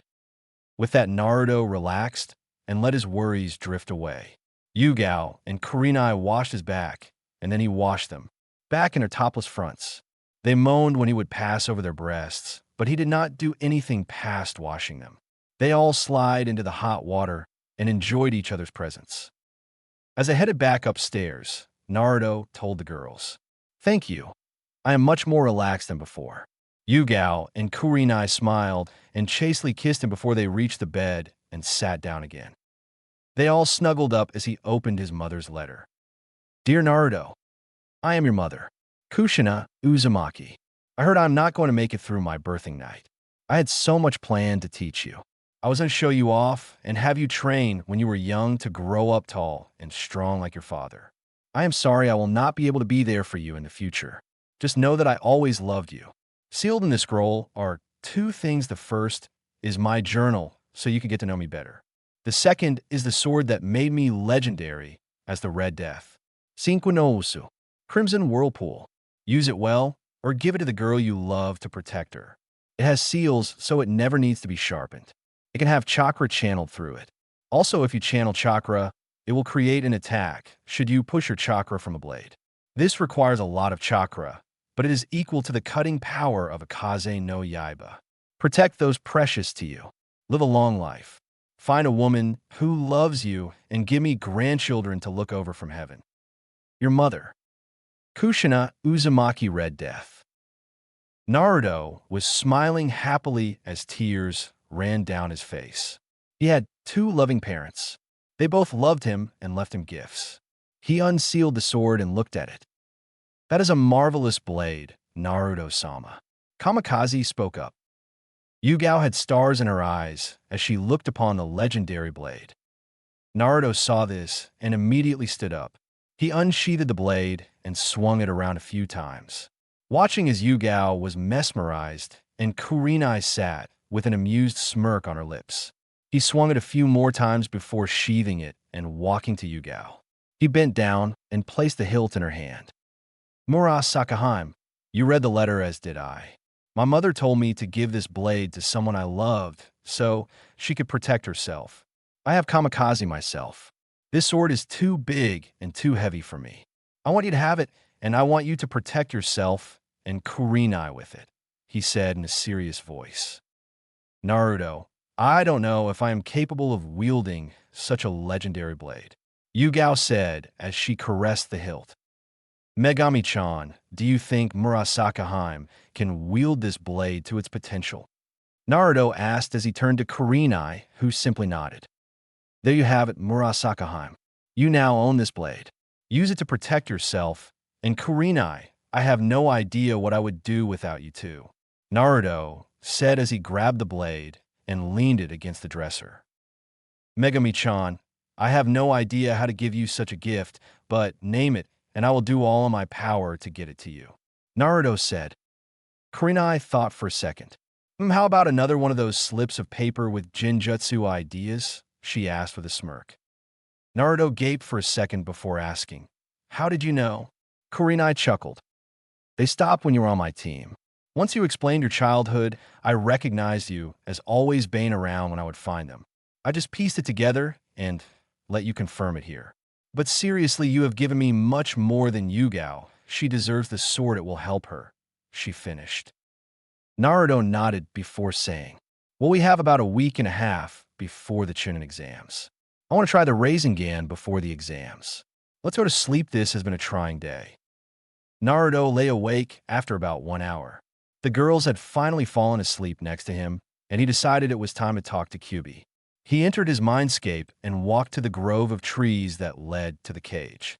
He peered inside, hoping to catch a glance of the tall fox. Instead, he was treated to his foxy lady sleeping under a tree's shade, enjoying a nap. He chuckled and walked through the sealed gates. Naruto walked up the knoll and took Kyubi's head in his lap as she continued sleeping. He began running his hand through her hair, and she started purring. About 30 minutes later, Naruto looked down to find the yellow eyes of Kyubi staring at him. "Why did you stop?" she asked. "I think it is time for that discussion," Naruto said. Kyubi grumbled, but rolled over and sat up. "So, I suppose you want to know what I was talking about," she said. Naruto merely nodded. Kyubi sighed. "Okay, because of recent events, I have decided to tell you about why I attacked Konoha. Please do not interrupt. I was on my way to witness a birth. Your birth, to be precise. Foxes have a weird system of honor. Very few humans ever gain the respect of Fox because of our ways. But I had heard from one of my underlings of a human who had been named Fox Friend by the foxes surrounding Konoha. This woman's name was Kushina. She had found some fox hunters hunting the foxes to extinction around here and offered the fox clans a place to stay at her compound, so they could flourish and allow the hunters to move on. Because of this, she gained her Fox Friend title. It means little to you, but to us it is a great deal. Each of these humans has the protection of the foxes in the elemental countries that includes me. I may be a bijou and infinitely more powerful, but if they are recognized by this many foxes, even I cannot fight the appointment. There has not been a fox friend in almost 1,000 years, so I was anxious to see how her kit would turn out. She paused before continuing. I was on my way when I came across a den of foxes slaughtered. I recognized one of my most loyal underlings and grew into a rage. The last thing I remember was smelling a snake and seeing a weird red I had before blacking out and ending up sealed inside you. Kyubi finished. Naruto frowned for a moment before looking contemplative. So the last thing was smelling a snake and a weird red I. Very well. Thank you for this information. Any idea as to why I can communicate with foxes? Naruto asked. Something to do with being the son of a fox friend, Kyubi said instantly. Don't want him knowing about the seal, then he would try to lock it up again. I'm tired of this mindscape. Naruto narrowed his eyes but left it alone. He said, well, then I should be sleeping now, and was about to leave the mindscape when Kyubi said, wait, can you stroke my hair a bit more, please? She said while looking embarrassed. Naruto chuckled but patted his lap. Kyubi immediately put her head back in the same position as before, and she was out like a light. Naruto sat there a little longer before drifting off himself. Good night, my little demoness, he whispered as he drifted off. Time skip day of chunin exams. Naruto was walking down the road with Hinata and Shino. They were headed to the academy for the chunin exams. Kurenai and Yugao had kissed him good luck this morning before attending to their duties as Anbu and Jounin Sensei. Naruto could sense Konohamaru following them, but ignored them until they stopped in their path and made a mess of their entrance. Naruto smirked before saying, hello, Konohamaru, moeg udon. Oh hey, oh boss, they said. You said you would play ninja with us. Konohamaru mentioned.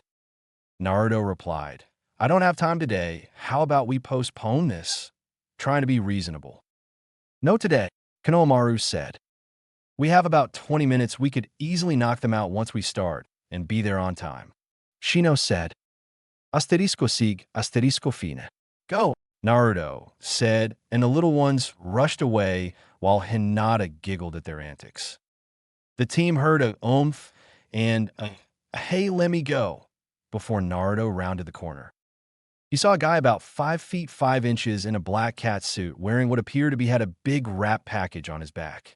He had a blonde-haired girl about the same height flanking him. She was wearing a huge fan with red sash, a white short kimono, and some combat boots. Naruto growled lowly before hearing the girl say, Kankuro, just let him go. We don't want to get caught by him, do you? The now named Kankuro said, shut up, Temari. I'm going to teach this kid a lesson on how to treat his betters. Naruto spoke up in an ice-cold voice. You might want to let the boy down. Moegi and Udon ran behind Naruto, who was standing alone. Oh, and why is that? Kankuro asked. Because I do not take nicely to those who attack my friends, and neither do my teammates. Naruto responded. Hinata had a Jukin strike aimed at Temari's throat, while Shino was behind Kankuro with his bugs all ready to suck him dry. Kankuro suddenly had a log in his hands, and Konohamaru was behind Naruto. Naruto said, next time you might want to accept his apology instead of trying to start a national incident by attacking the Sandame's grandson. Hinata and Shino relaxed and moved toward Naruto. Kankuro started to unravel his package. Temari said, you're going to use it here? I am just going to teach him a lesson. Kankuro replied. Naruto sensed kispnik. Seems your sandy friend in the tree over there does not agree with you. Kankuro and Temari froze. Kankuro, you're a disgrace to me and the village. The sand ninja appeared within a whirlwind of sand. Definitely a chibi, right, Kyubi-chan? Naruto thought. Kyubi blushed and responded, Hi. Hey, what's your name, brother? Naruto said. Gara no Suna. Gara replied, I'm interested in you. Mother says to stay away from you. You tell mother that if she does not let you sleep. Number 9 is coming after you. Naruto replied cryptically. Gaara's eyes widened before he turned to Hinata. What is your name? He asked. Hinata was a little intimidated, but responded. Hinata Hyuga. With that, Gaara turned around and said, Come Temari, Kankuro, I will see you around, brother. Naruto shook his head before turning to his team, seeing Konohamaru already gone. That guy's a Jinchuriki, stay out of his way. His team nodded and they walked to the academy. They passed the fake Jinjutsu downstairs and appeared in front the doors to the first exam. Kurenai had already explained they all had to take it, so they waited until they felt they were ready, and Naruto pushed the door open to enter the room.